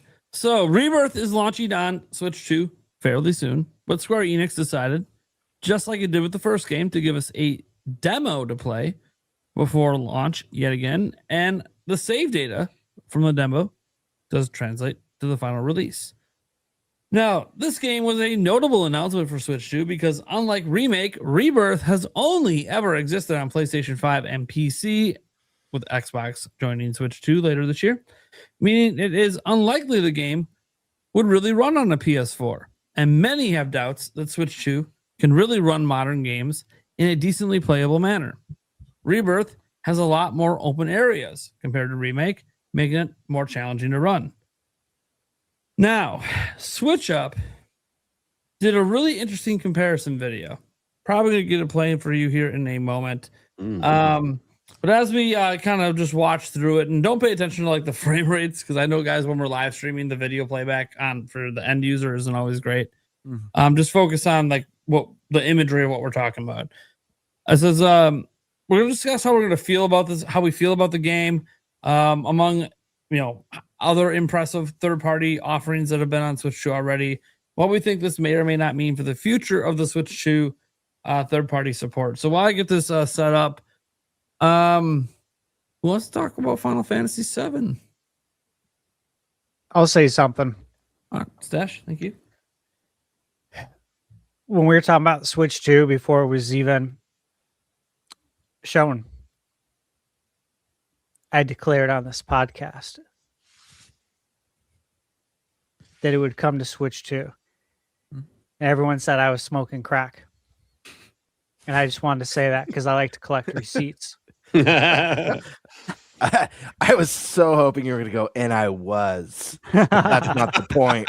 I never have. Good Lord. But hey, this is so exciting. And I had to free up some space, on the old hard drive. I did what I do where I say, hey, I reviewed this game.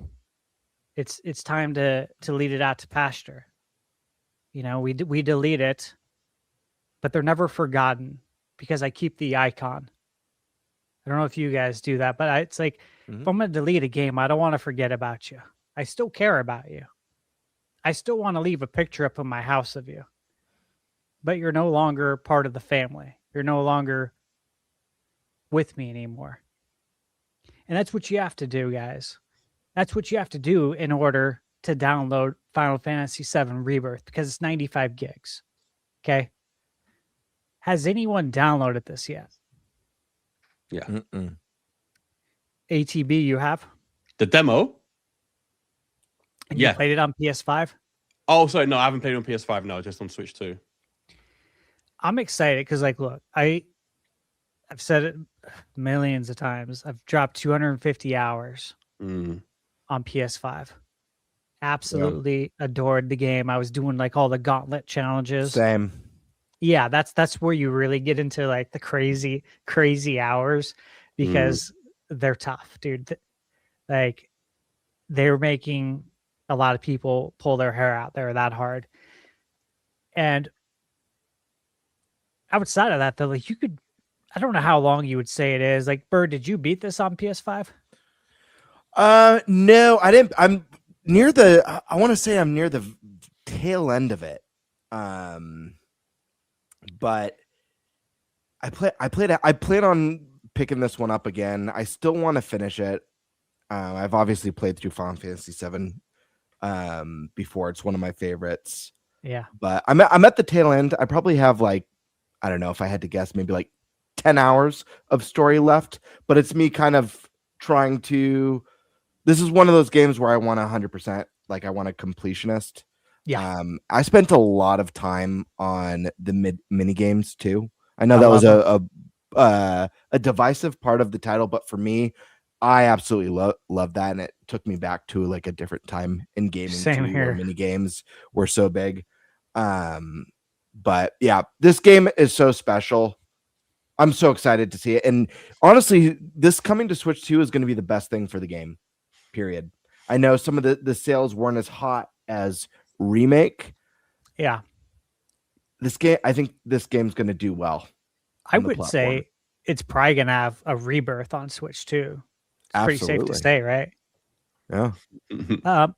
I will just say that what they're talking about here, guys, is that like in the open field, which is a place that you might think that it could tank the frame rate a little bit, it actually doesn't. And the only time they experienced like where the frame rate dipped a little bit was in the town. The towns because of the NPCs, because there's a lot.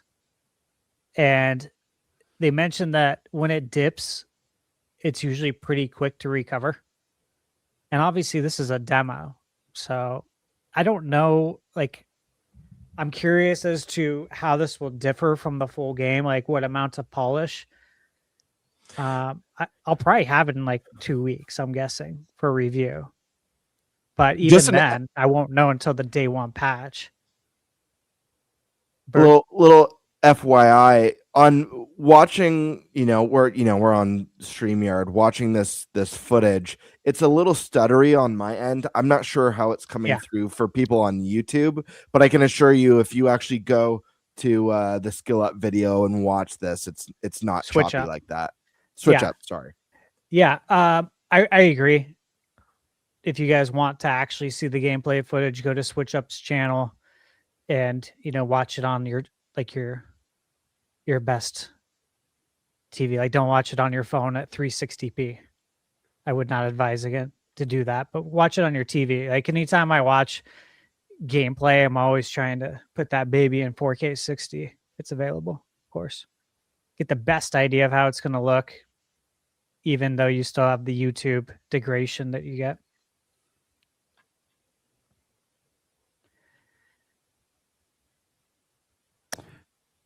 All right. Who wants to go next? I can say I downloaded it a couple of hours before we came live. I played. In fact, I've got it like in front of me now. I think like I've got right to like the little boss fight right at the end. So I'm like, I don't know, you probably can't see that, but like I'm like right there. So I played about an hour and a half. I probably played about an hour docked and about half hour handheld. Yeah, I was super surprised.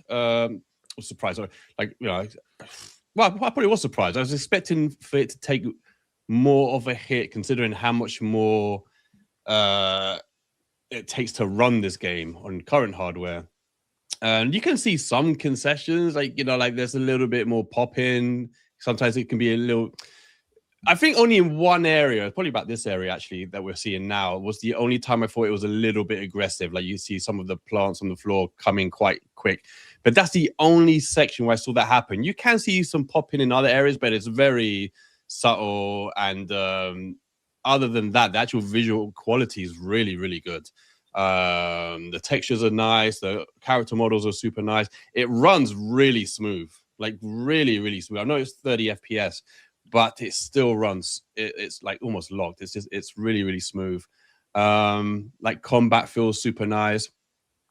And you can say, if you were being hypercritical, you could say maybe in handheld it's like a touch soft, like a touch, but even then it's only in the really, really open areas, and it's like barely, and certainly not enough that it's not something I can imagine that gets touched up before release anyway. So like it's really impressive. Like if you know how much more this pulls on hardware over Integrate, and it's an insane job they've done. I think it's an amazing port. And as Stash was saying, there's many more open areas than Integrate here, and even then it runs really, really well. Like I was super impressed. I had this on a 55-inch 4K TV, and even then I thought it looked really, really good, really good. And the game itself the demo starts off amazing, like a really quick pace.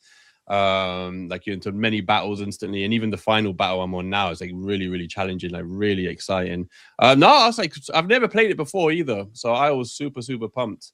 You're in for a journey, man. It's such a great game. Yeah, because I had never played Integrate either. I've got that. I bought that on Switch too, and I loved it. And like, yeah, this looks like it looks incredible already. And you'd think they probably will touch it up a little bit more. There'll be updates and get it up even better than this. Like if it just came out like this, even then I would have been like, this is an amazing port as it is. The fact that it's a couple of months before release and they can still update it, I think it's going to be an incredible port. Like really, and like Prime was saying, like this now like points into the future of for like current ports on the Switch 2. It's just another one. We're almost at the point now where it's almost like we expect this now. These are not impossible ports like we were getting on the Switch 1. This is not like a miracle. This is just what the hardware can do. And so we're becoming more and more used to, with Assassin's Creed Shadows and Star Wars. Like for me, the only two that are left really is Crimson Desert and GTA 6, and then I'll be like, wow, we can get anything. But it just seems like every few months there's another big staple title that surprises everyone, and maybe we shouldn't be that surprised anymore. That maybe this just is what the Switch 2 can do. So yeah, it's awesome, I think. Yeah, I agree with everything ATB said. I haven't downloaded the demo. I would be interested to check this out on Switch 2. I think it's just speaks volumes to what could be done on the Switch 2. I mean, it's the console's been out for a year, and to already have a port of a game of this scope and caliber running so well. Yeah, it doesn't have the visual fidelity of the PlayStation 5 version. Look at the size difference of the two pieces of hardware. You're talking about a console that's nearly the size of a PC desktop versus a little tablet. So it's remarkable that it's running so smoothly. And ATB, you say it seems to be at least close to locked to 30, which is very impressive. You're not getting like that horrid Vaseline visual. Yeah, it's a little bit more fuzzy or grainy than the original, but in a lot of scenes, it still looks really, really strong. At the end of the day, it's not going to be the prettiest version you could play of this game, but what's most important is it going to be fun? Is it going to play well? Is it going to be a solid experience? And that's what's going to be more important. And I think also, this is the first one did really, really well. The second one, not as much. I think the audience is there on Nintendo hardware. I think this is gonna, like Stash said, give this game the rebirth that it needs. So I imagine this is gonna do really well, and I'm happy to see it. I'm happy to hear the good feedback from you ATB, who got to go hands on. Yeah, like honestly, I was super impressed, and like, and even the things I've said negatively, not that's if I'm being super harsh. It's like if like I really stare it and I try and pinpoint any differences I can see between this and Intergrade, is the tiniest things, but that to me is impressive because 95% of the demo looks incredible. Like visually looks really, really good, really excellent. And it's just the things you expect, like like Stash was saying, in the open world where there's lots of NPCs, there's the slight concessions, but they're so slight, like if someone didn't tell you about them, like I've seen online people comparing pictures now, like you're in a house and there's like a table and there's like some fruit missing on the Switch 2 version. Like, I said, no, that's like DLC. That's like Pursuit the Thief on the Switch 2 version. Right. But, like, let's talk about things that matter. Yeah, like you would never notice that, right? So they've made really smart concessions. 7 out of 10, not enough fruit. Yeah, not enough fruit. Yeah, but no, man. Even the tiny things I've noticed, I've no doubt they'll update it. I've no doubt because they're so slight. So I think this is honestly, I'd put it as one of the right up there as one of the most impressive ports already, just with the demo. I think it's incredible effort. Makes you wonder what Nintendo is capable of putting out when they make, I don't know, maybe the next mainline Zelda game. When you see a third-party game of this scope running so well, Nintendo has their development wizards that make magic on their platforms, push the boundaries of what you imagine their hardware can do. It just makes me excited for that. Yeah, absolutely. Makes me wonder what Rare's working on. Jeez.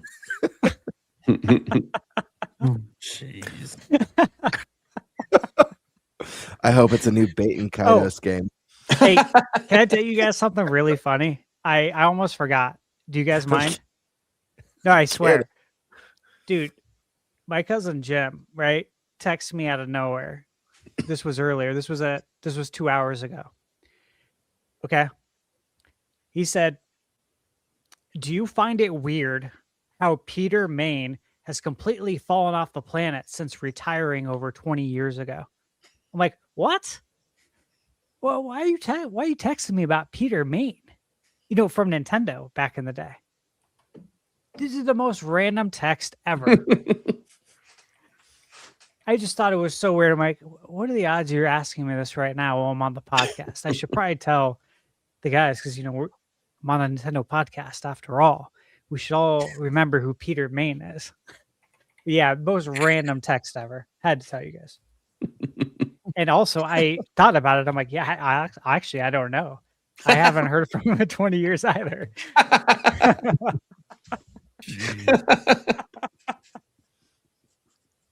Oh man. So I've been really impressed with what Remake Intergrade did on the platform. So what Rebirth is doing is just even more impressive.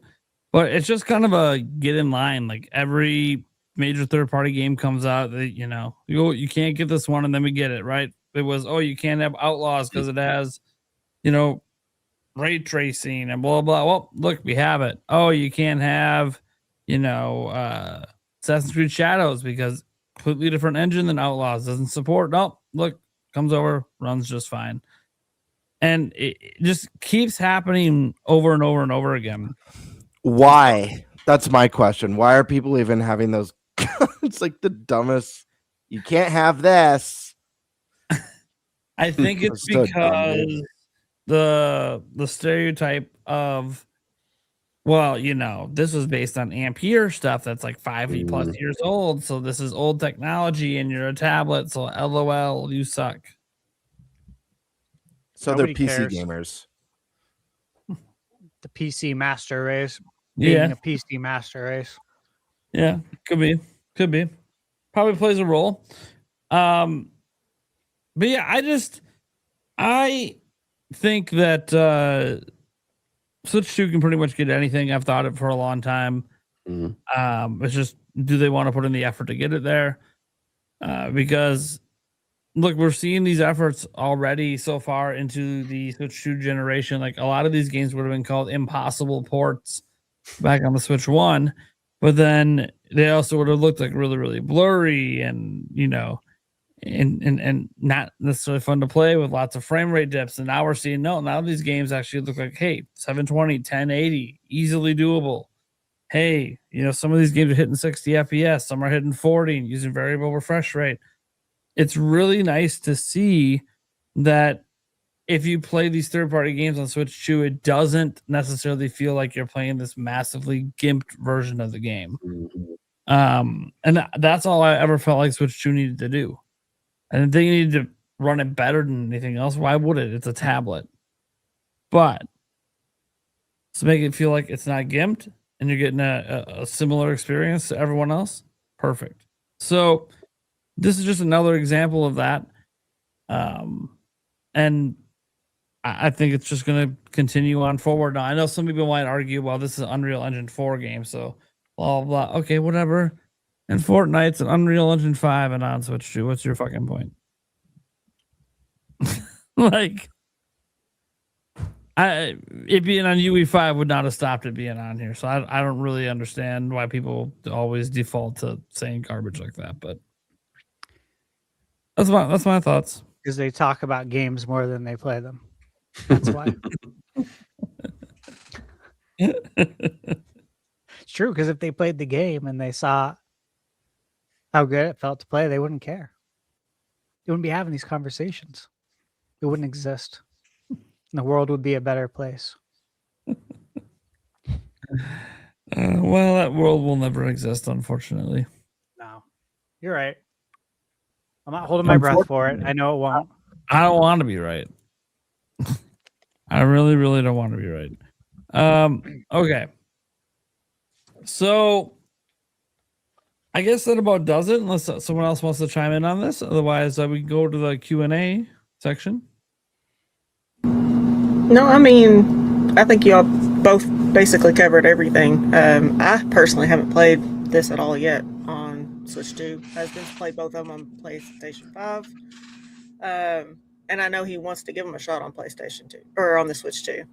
So I've already downloaded the demo. I'm going to give it a shot.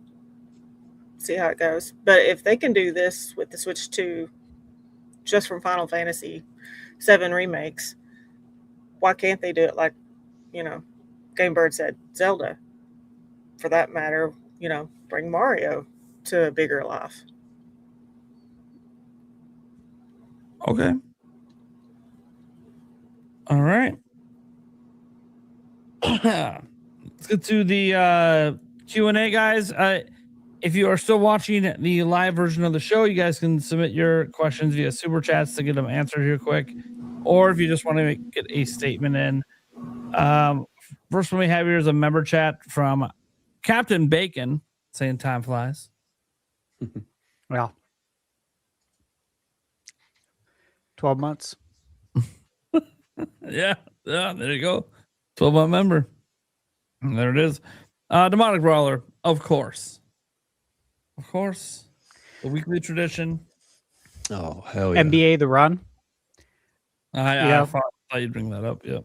Yep. I'll be, I have a lot of games I'm working on, which I'll talk about at the end, but I am in the closed beta, which starts on Friday. So I'll be playing it Friday. Please don't be shit. Please don't be shit. Can't wait. Did you see the trailer today? The first gameplay trailer? I did. And I'm like, looks really good. I'm like, this is good, but please don't be shit. I wonder, what's the other shoe gonna drop? Yeah, I got to see how it feels. So, fingers crossed. All right. Thank you so much, Demonic Brawler, keeping traditions alive. The Polito Dojo with a tenor saying, I would take Gamebird's hot take further. Breath of the Wild is the worst 3D Zelda, even if I still like it. I like Ocarina of Time, Majora's Mask, Wind Waker, Twilight Princess, Skyward Sword, and Tears of the Kingdom way more. Good man. Nothing wrong with liking those more. Oh, great. I think I think the only one that maybe I'd swap out is Skyward Sword, honestly.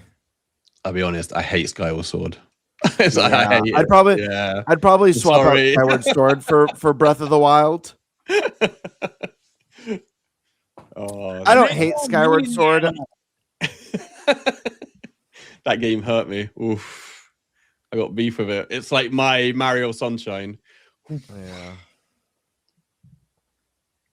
Now we got a problem with Mario Sunshine. Oh,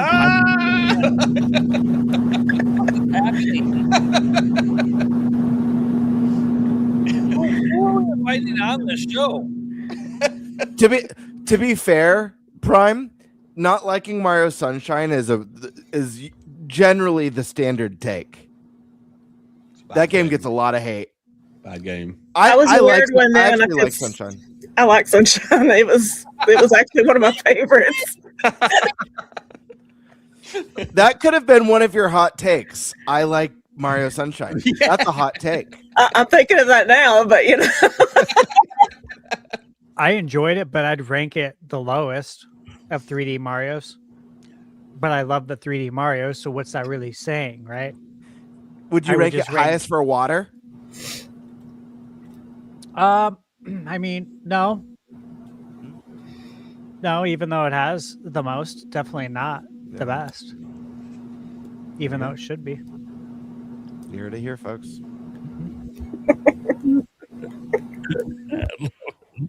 All right. Next, we got Dodie Kuz with the 10 spot saying they're probably going to keep breakable weapons, probably the same UI, more or less. They veered down a different path with Breath of the Wild and stayed going in that direction with Tears of the Kingdom, and crafting in Zelda stinks. I think if they keep breakable weapons, here's the thing. Breath of the Wild sold an insane amount of money. You know, it was such an exciting release. What was it? 30 plus million units sold. One of the reasons, not the only reason, but one of the reasons Tears of the Kingdom will not sell as much as Breath of the Wild is because there are millions of people who are put off by breakable weapons. In fact, I have a friend who never left the Great Plateau because he was like, this is bullshit. I don't want to play a game where my weapon breaks every second. Who loves the Zelda series. I'm not sure if he ended up playing Tears, but if they go that route again, I think it's hurting sales potential because there are people who opted out of Tears of the Kingdom for that reason. I know because I've heard it dozens of times. I'm not returning until they get rid of breakable weapons. I hate it. I don't know. I also, here's the other part of it is that one of the reasons why they made such a big change with Breath of the Wild was because they felt things were maybe getting a little stale, diminishing returns. And I think whatever they do next needs to feel like a unique experience. Maybe that unique experience is more of a hybrid between traditional Zelda and modern Zelda. That's totally possible. But I do think it needs to look and feel fresh, or it's going to be, again, it's diminishing returns. People are always going to compare it to Breath of the Wild. Just like people compared every 3D Zelda to Ocarina of Time that came after. So I think maybe they'll do breakable weapons, but I'm actually leaning against it. I think this is going to be a very fresh take, again on the series, just like Breath of the Wild felt like a very fresh take. We'll see though. Could be wrong. I hope there's music in this one. I do too, because Breath of the Wild definitely, the soundtrack most certainly didn't take my breath away. I think we can all say that confidently. It really needs a breath of fresh air, the next one. Yeah. You know, something more along the lines of A Link to the Past, Ocarina of Time, because those pretty much had the best soundtrack. Now, mind you, Skyward Sword had a good soundtrack. It did. And it was, that was in their orchestration period. Yeah. Had a much better villain too with Girahim. Phenomenal villain. Yeah. Yeah, but that soundtrack, man, they got to fix that. For real. Not saying that to poke Nate over here. They got to fix that shit. because it's not. I It's, agree. It's not peak at all. The one song that comes to mind in that game, and unfortunately it comes to mind for bad reasons. Like I'm I sure. don't like the Yeah, track for negative at reasons. Yeah. all. Is the Stone Talos theme when you fight the Stone Talos, where it just sounds like archaic piano that has like no melody. I'm like, this is awful. This is like from one of the series with such iconic sounds, and it's just do you know what song I'm talking about? Yeah. It's like super archaic. I'm like, dude, and I had to hear it every time I fought them. I'm like, this is awful. Yeah, there's no rhythm or rhyme to it, and like you just can't feel the music at all.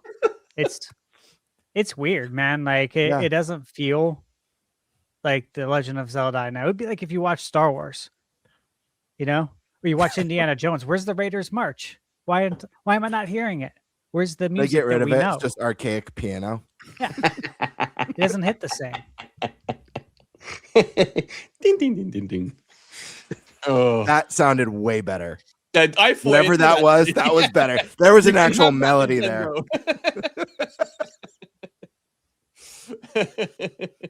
Silence of the Wild. Yeah. Oh, good times. I know. If this post is correct, if this chat is correct, I wouldn't hold my breath.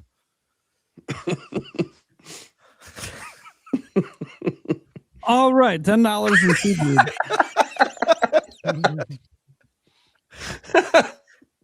Here's my hot take: the Mario and Luigi Bowser's Inside Story remake on the 3DS, the one that sold like garbage, is better than the original version on DS. I never played it.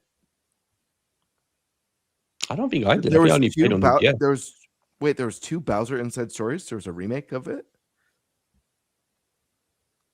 I never played it. I only played the original. Yeah, barely anyone played the remake. I guess that is a hot take. That's their point. Barely anyone played it, but it's the better version. I don't even remember it, if I'm being fully honest. At all. Yeah. At all. All right. I bet the music was good.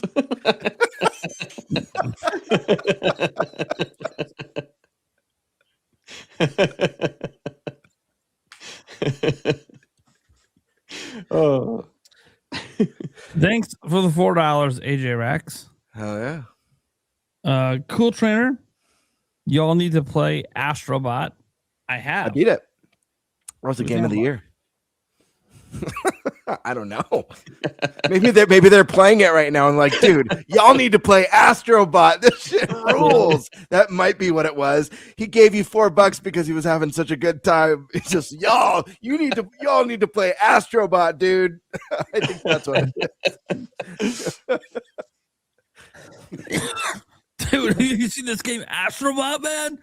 Dude, check this shit out. I think that's what it was. Oh man, this GameFly rental finally arrived. All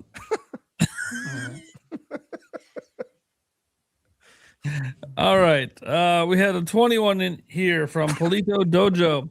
Very hot take. Pokemon Mystery Dungeon Blue/Red Rescue Team has more emotional story than most Zelda games. And maybe Tears of the Kingdom. Blue Rescue Team made me care so much about the characters. I cry more than once. That's awesome. I love that. All I can say is, Polito Dojo, you and I need to have a talk on Discord. That's awesome. Oh. I've never actually played a Mystery Dungeon game. Oh. So I have no idea. Are they good? Is this a backlog recommendation for like they're dungeon crawlers? Yeah, I think Are they roguelites? I haven't played them. I've never played one, but I played if my most of them, but I have not played the dungeon games. If my man Polito Dojo's saying that he cried more than once and that the story had more emotional impact than most Zelda games, I'm curious. I might need to to get up on this. Hit me up, Dojo. Let me know what to do. All right. Next up here, we got $5 from Demona Brawler saying, here's my hot take. I don't care that Switch 2 is also a handheld. I have and will only play it in dock mode. Also, my entire game library is digital. Okay. I don't think that's too hot. I think some people are like, at the very least, there's a lot of people who are at least 90% docked. I'm half and half. Half and half. Yeah, I'm I'm like 90% docked. Yeah. Depends on how good the TV show is that I'm watching first. All right. Demonic Roller. I love the GameCube, but hated the controller. That's a hot take. That's a hot take. You all getting on me for the N64 one? That is a hot take. How dare, dude! Don't forget the Wavebird, my friends. Legendary. I miss my Wavebird. That is a hot take. It's the best controller ever made. They should do a new version of it. You know, just a couple of different shoulder buttons, fix the right stick. Oh, it'd be perfect. Dude, the face I am obsessed with the face buttons on the GameCube controller. I think they're perfection. And then secondly, obviously it's a different layout, so there's a little bit of new muscle memory. But those triggers, are there better triggers in gaming than the GameCube triggers? It's so satisfying. Yeah.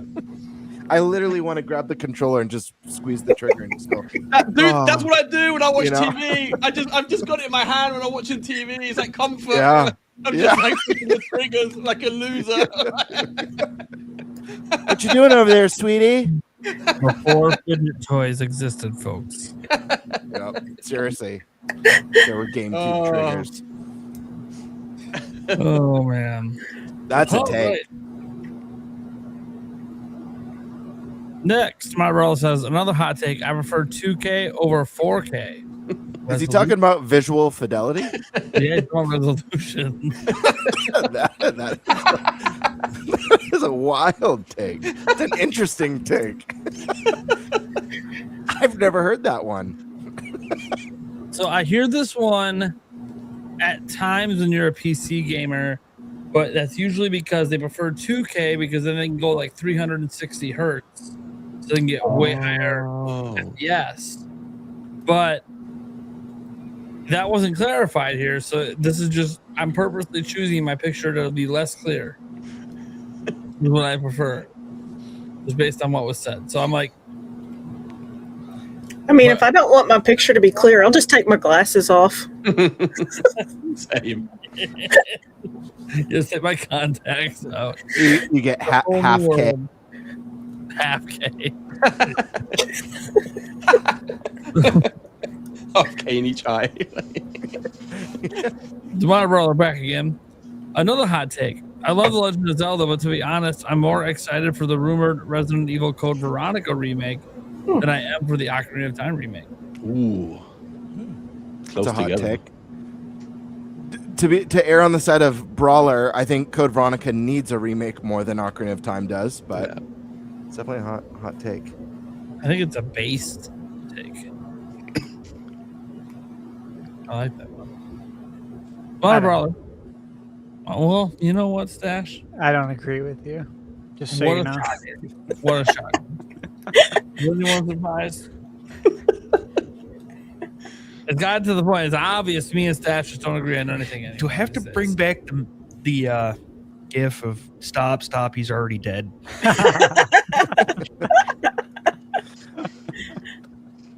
Next, Demonic Brawler gifted 1 Nintendo Prime membership. Thank you so much. Wink the Man. How about a movie for something we never expected? Kid Icarus or Earthbound? I could see it. Give Earthbound like a Stranger Things type TV show. That'd be pretty cool. I would love it. I would totally love. I just thought, like, God, that's such a great idea. It's never gonna happen. It's the problem. It's too good to be true. Gets announced next week. What the fuck? Anyways. Oh, dude. Oh, can you imagine? Even if they let it be an MA show as well. Oh man. I'm never gonna forget this now. Thanks, Bird. Me having nightmares about it. Oh yeah. Let's see here. Montebrello, they made a Battleship movie, and it was good too. So I didn't watch it. I didn't watch it either. I thought it was a little preposterous, but curious, was it actually good? Yeah. Yeah. I never saw it. It did look preposterous. That's like making a Minesweeper movie. Yeah. I mean, it'd be interesting though. If that got greenlit, I'd be like, well, maybe I do need to support this. See, I haven't seen it either, so I'm like, I don't know. Look, it is possible that I think the entire concept is really fucking stupid, but then the movie ends up actually being not a bad movie. Happens. Wait, did they make it? Is this like my imagination? Did they make a Rampage movie with Dwayne Johnson, or is that in my head? They did. No, they did. Yeah. And they made a Rock'em Sock'em movie. I didn't watch that either. No way. I didn't watch that. Oh God, get out of here! Hugh Jackman, right? Yeah, right? Yeah, that's right. Did you guys watch it? That's right. I watched Chappie or something like that. Or I forget what it's that called. was it. With the robots. That was Yeah. No one's asking for a. I don't see any super chats for a Rampage revival. When was the last Rampage? What happened to Rampage? What do you remember on the N64? The Clay Fighter 33 to 3rd or something? Well, Remember? I'm only thinking a Redneck Rampage. Where the fuck did that go? Yeah. I'm not familiar. Come on back. Yeah. Redneck Rampage? I'm not familiar with that one. Oh, it's so good. It's hilarious. We need a kaiju game. I feel like the last kaiju game was Bayonetta 3. Or no, Bayonetta 2, actually. Or 3. I'd like to see a Western movie based on Mad Dog McCree. Oh, jeez. You guys remember that light gun game on PC and Sega CD? Yeah. That's sick. Yeah, it is I want sick, a Yakuza style game where you play as the Ultimate Warrior. Oh, dude, that'd be sick. From 80s wrestling. Yeah, of course. He lived, like, when he was alive, he lived very close to me. That's awesome. I know. Yeah, I liked Ultimate Warrior a lot. Times. All right, Ron Weller for 5 says if they ever make a 2 terabyte micro SD express card, I'll probably have to sell a kidney just to afford it. That is true. Gotta sell half a kidney just to afford the first one.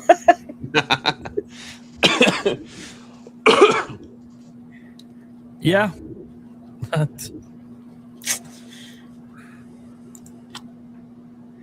Moving on. I don't know. I have no way to spin that to a positive. I'm sorry. I tried really hard in my head. I'm like, this is gonna happen. There's no way. Pokemon fam, remember chat. You got to have Tabby more on the podcast. Woo! All right. To keep a tab on that. Keep a tab on. I was afraid he was going to boot me off for the hamster remarks. Nah, he loves that hamster. Fuck off. Oh, dude. You know what? It just reminded me. Prime, you missed out on a golden opportunity for a great hot take you have on the show that like shocked the whole panel. No, I mean it. This is a gnarly hot take. This would have been way crazier than any of mine. Prime hates Gino.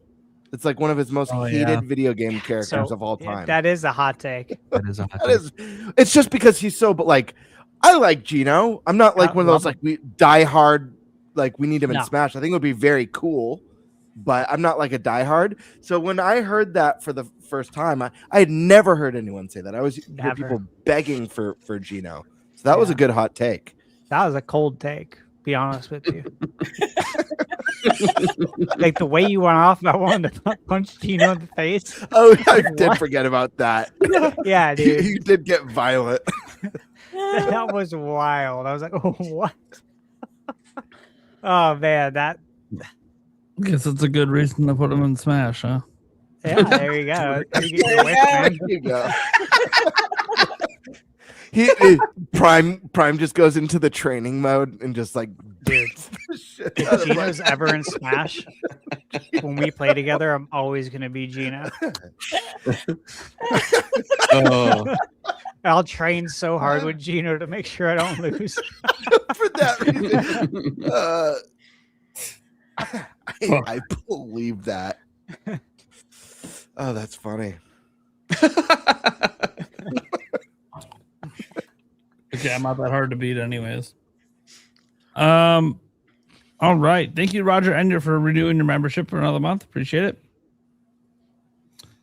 Daniel Alvarez said, love the pod. Dragon Quest 11S, Echoes of Elusive Age, rated for Switch 2 in Taiwan. Where's the Nintendo Direct for these 13 rated games? There's so many rated right now. Right there. Get your copies. Well, you can before you got to pay full price.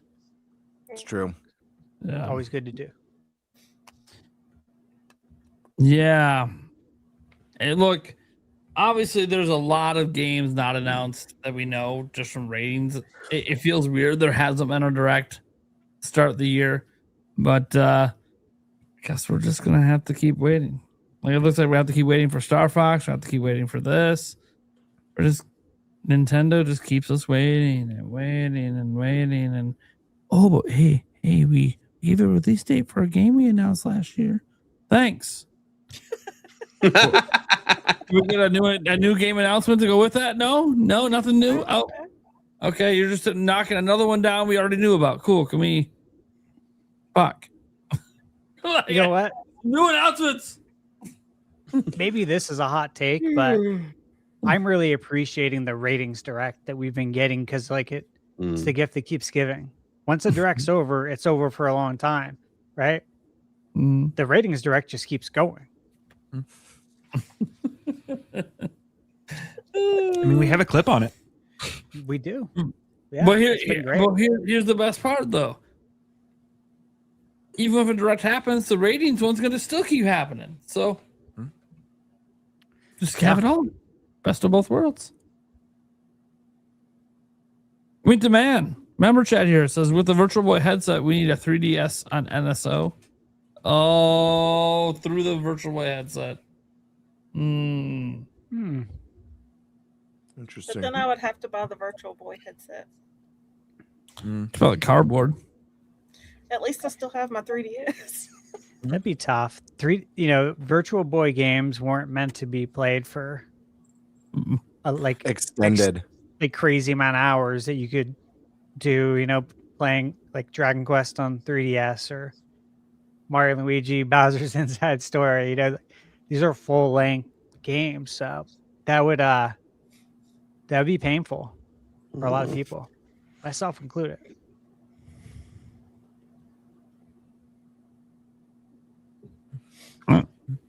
Tall Show, y'all ready for tomorrow morning's Nintendo Today Direct? What? Holding on to that one last shred of hope for Star Fox. The last shred. Golden Week's already begun, so that shred's probably already dead, but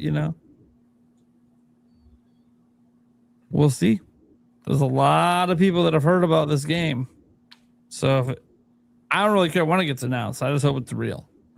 Same here, man. I'm gonna feel super annoyed after doing my rounds of "I told you so." I told you Star Fox is coming for like a full month. I told you I wasn't crazy.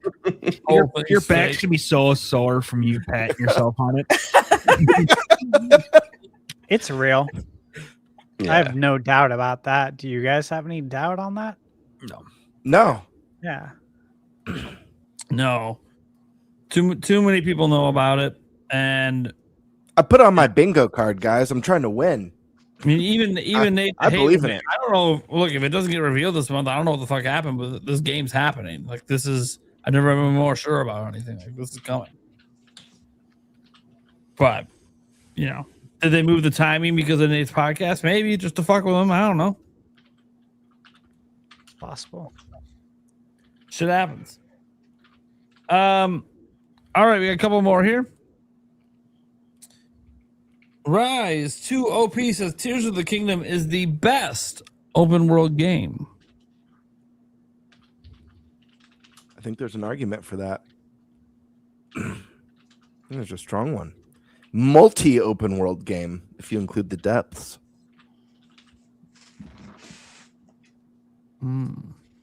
Yeah. Okay. I'm gonna leave it at that, but that's lots of open world games out there. I mean, what would really rival it though? GTA? Is that what we're talking about here? GTA be up there. I don't think so. Yeah, I think it but, would rival it. Red Dead Redemption 2. The casuals would throw that out there. I agree with Rise solely on like obviously the organic nature of exploration and discovery, that magic they created, but you're not limited to just one plane. It's not just the city or the Wild West. It's Hyrule, it's the sky. So you've got the sky islands and you've got the underground, the depths, and the depths is the size of the main open world. It's literally the same size as Hyrule. I don't know how you top that. Plus the way you're even able to interact with it. Even what's the phase through ability that should break any game. That should be an automatic game breaker. Plus, you can build planes in the game, and you were talking about planes earlier. Multiple versions of that as well. Okay. This last one. Again, people want to talk about Tears of the Kingdom right now. Rise 2 OP. Coming back again. Tears of the Kingdom rating out of 100. Ooh, put a number on it. Uh-oh. Stash's favorite thing to do.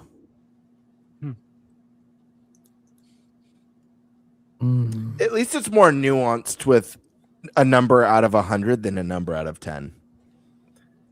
So I'll still do like a 9.23. Thank you so much. See, the thing, I agree with Game with that. I also think Breath of the Wild is overrated, even though I think some things in it are incredible. But I still like it more than Tears of the Kingdom. Because what they added in Tears of the Kingdom for me, I just didn't. I don't know. I didn't enjoy the Sky Islands or the depths as much as I thought I would. And then, so that in that way, I kind of feel like Breath of the Wild is more, for me, I don't know, more contained. It's just a more fluid experience for me. But I get it. Like if you like the depths and the Sky Islands, then it's like, how could it not be a better game to you than Breath of the Wild? But for me, I don't know. It's kind of the same thing with Majora's Mask and Ocarina.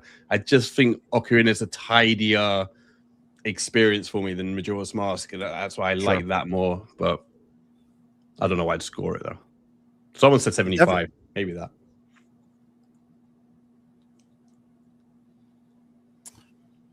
We got one score.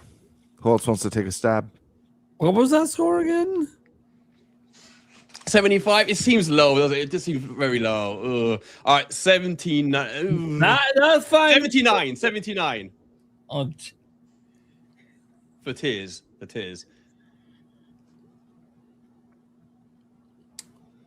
All right, who's going next? I think Tabby should go. Guests first. There we go. Okay, but I'm Zelda biased, so that's kind of not fair. For me, I mean, I like Breath of the Wild, and I like the music in Breath of the Wild. Tears of the Kingdom to me was great as a going forward story. I hate that they had no DLC with it though. So I was like an 89, 90 for Tears of the Kingdom. All right. Eric, you're up. Man, I hate reading. I really do. I don't know. 85, 90. Why not? We got to pick one of the two. That's too much of a. I won't accept 85-90. It's 85 or it's 90. Gap. Or you could do in the middle. You could do 87. Yes. I'll go with 87. 87. Okay, there it is. I'm gonna be all, I don't know, like 50, 100. At least it was only 5 points, you bitch. I love it when Eric gets aggressive. It's my first time being called that on the podcast. That makes me so happy. Glad it helped. Prime, you're up.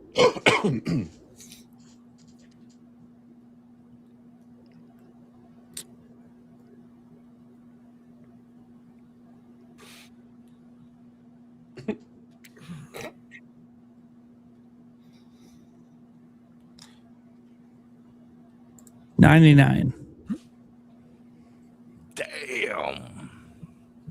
I mean, it is the greatest video game to ever exist. So.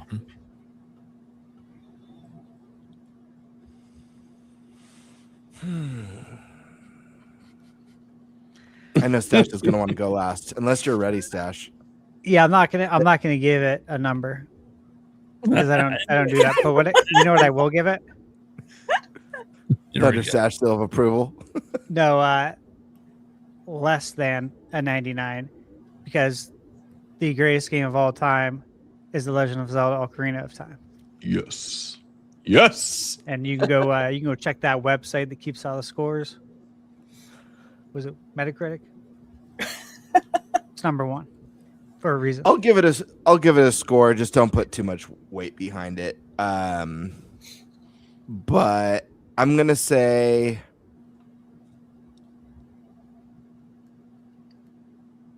oh God. I'm gonna say like 85-90.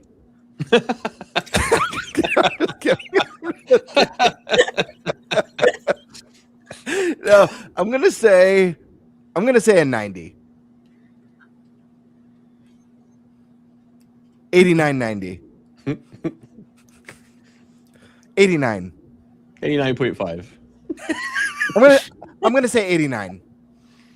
I'm locked in. 89.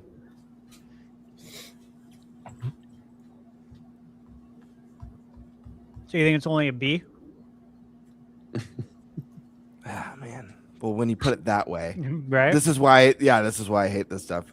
I want to say an A minus. If I'm giving it a letter grade, I'm going to say an A minus. Graded on a curve. Mm-hmm. Yeah, that was me grading on a curve. All right. I'm so fucking done with this. All right.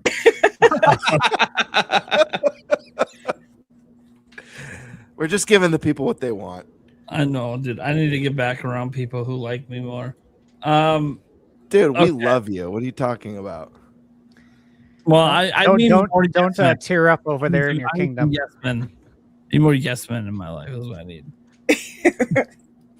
Did my children tell me no? My wife tells me no. You guys tell me no. My audience in the comments tell me no. Okay. Hold on. Let's hold up here. To be fair, before I poked any fun, before I did any of that tonight, I got your takes suck. That's what I got. I gave my takes. Yes. To be fair. Yes. I was trying He's to got a entertain point. people. We got a show we're putting on here. You mess with the bird, you get the full beak. That's all I have to say. He's got a point, man. The full fucking beat. He's got a point. A big beat.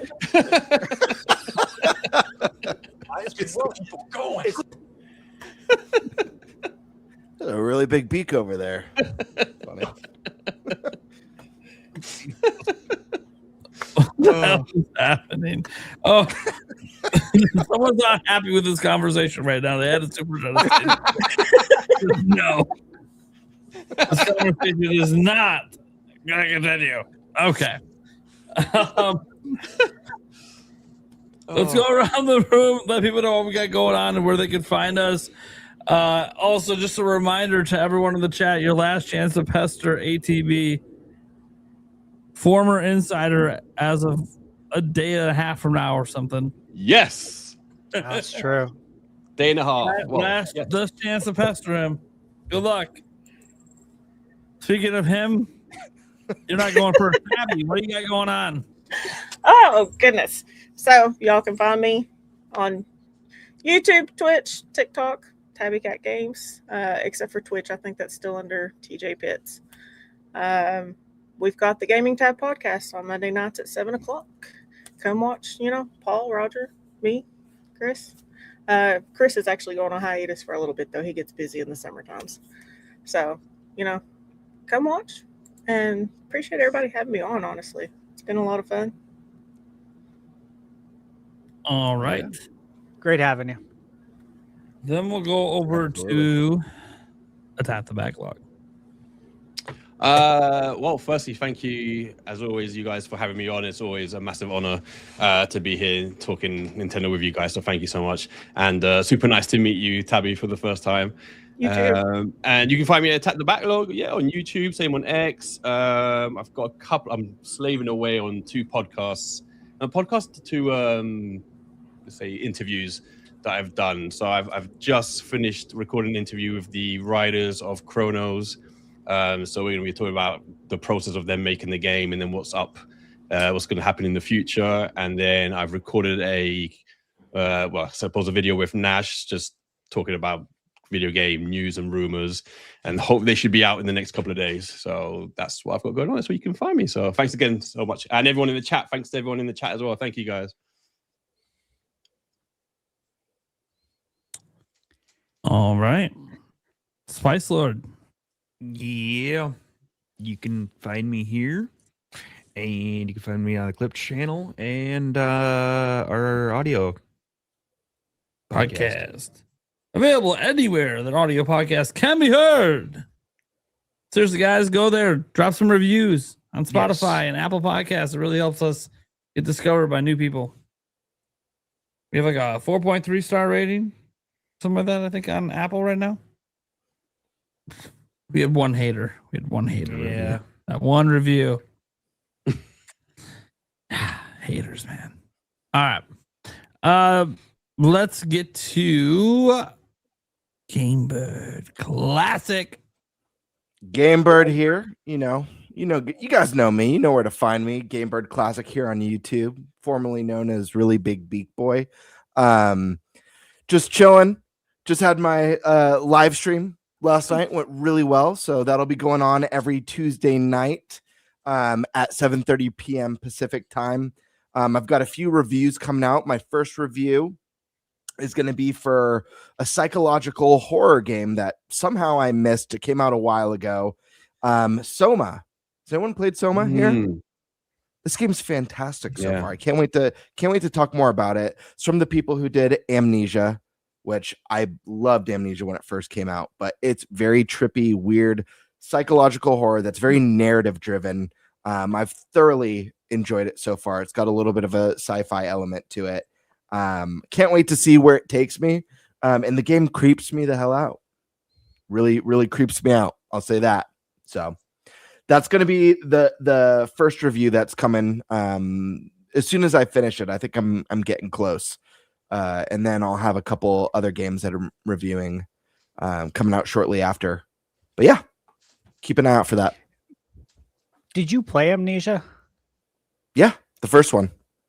Just the first one, though. Do you think that's why you didn't know about Soma? I think there's a strong connection there. That's what I was thinking. Okay. That's probably what it was. All right. Thunderstash Gaming. All right, guys. I'm just gonna rattle these off. Okay. So let's see. Today's 29th. All right, since I last saw you, Elementalist posted my review for that. Was waiting on this game for 7 years. It's 2019. Look, it's if you guys liked Under the Island, obviously if you like Link to the Past, Link's Awakening, the Oracle games, Minish Cap, this is a review you want to check out. The game's priced really good right now too. I think it's like 15 or 20% off. You know, a lot of times when I get review codes, I don't know what the price is going to be, you know, until like the games actually come out. And then I have to like Google it and hope that it's correct. Because when I go to Nintendo's site, it says you already own this, so I can't see the price. And I'm like, Michaela, give me a Switch, you know. Let me see how much this game's going to cost. And I was surprised by the price. It's under $20. Really good deal. But yeah, Zelda fans, you have to check this game out, especially if it wasn't on your radar. And tomorrow I have scheduled my South of Midnight review. Got that one knocked out to be going live at 4:15 Pacific. And then here's the fun part. Okay, this is what I'm working on. I want to make sure I'm not missing anything. And this is what I'm working on, what's coming. Okay. Cinderia. It's on Steam. Check it out. It's an early access. Starfield on PS5. Mouse PI. I have it for both Switch 2 and PS5 to check out. Before I Go, which is a Metroidvania. I got early review code for Dead as Disco, if you guys know what that is. Very interesting looking game. Obviously, Pragmata, ZPF. I got Little Nightmares VR. Ease Memoir Revelations for Switch. Got that. Total Chaos, which that review will go up this weekend. Mullet Mad Jack. That review will probably go up tomorrow night. Just got a review code for Quartet. You guys know about Quartet? RPG? I'm not sure if I know about that one. Okay. Well, I'm excited to tell you guys about it in the review then. Soul Quest, another game I'm waiting several years for. Comes out on Friday. Shadows of the Afterland, Alabaster Dawn. Bird, you know what that is, the RPG. I got a review code for that. Decline Drop, a game that I don't want to say yet because it literally is like a successor, it appears, to, in ways, spiritual successor to Day of the Tentacle. So I don't want to say what it is because I know when you see it, it'll be more exciting if you don't know. Bubsy 4D, R-Type Dimensions 3, and both the Legacy of Kain games, Vampire Crawlers, and Death by Scrolling. I think that's everything that collectively, and Mr. Sleepy. That's on Steam. It's a lot. It's a lot to even just say that. I hope nothing else comes up. Like, I'm almost hoping nothing gets announced. Because I'm just like, God. Yeah. Hey, Thunderstash Gaming, please go check out my reviews, and there's a lot coming. Can I just say, Stash, I saw your Elementalist review, and I thought it was awesome. I've also played the game, and I was about to review it, but I agreed with everything you said, and it was an awesome review. And the game, I can say also, is incredible. Incredible game. I don't know what I'm going to score it yet, but I know I'm going to score it very, very, very highly. It's impossible to put down. So that's great to I hear. echo what you say. Definitely go and check it out. Absolutely. You know, as like a reviewer, sometimes you hope that because you've been anticipating a game for so long, or you've been waiting so long, that, you know, hopefully other people will see what you see in it, but you hope that it's the wait hasn't made you feel this way. So when other people say that they agree and that they feel the same way, it's nice to hear. So thanks for sharing that. No. All right. Well, I'm Nintendo Prime. I do daily Nintendo news when there isn't really much going on. Sometimes there's not a video. Example, today there wasn't a whole lot, so there was no video today, but we had the podcast and everything. I'm here every Wednesday. And then you can also check out the Clips channel once again and our audio as well for this show. That's what we got. And next week, I can tell you who it is. It is Favlam is coming on next week. You're gonna get that wild guy coming back. You know, when he comes back, he's ready to chit chat. So a lot he's been doing since the last time he's been on. All right, guys. Thanks for tuning in, and we'll catch you same time next week. See you guys. Bye.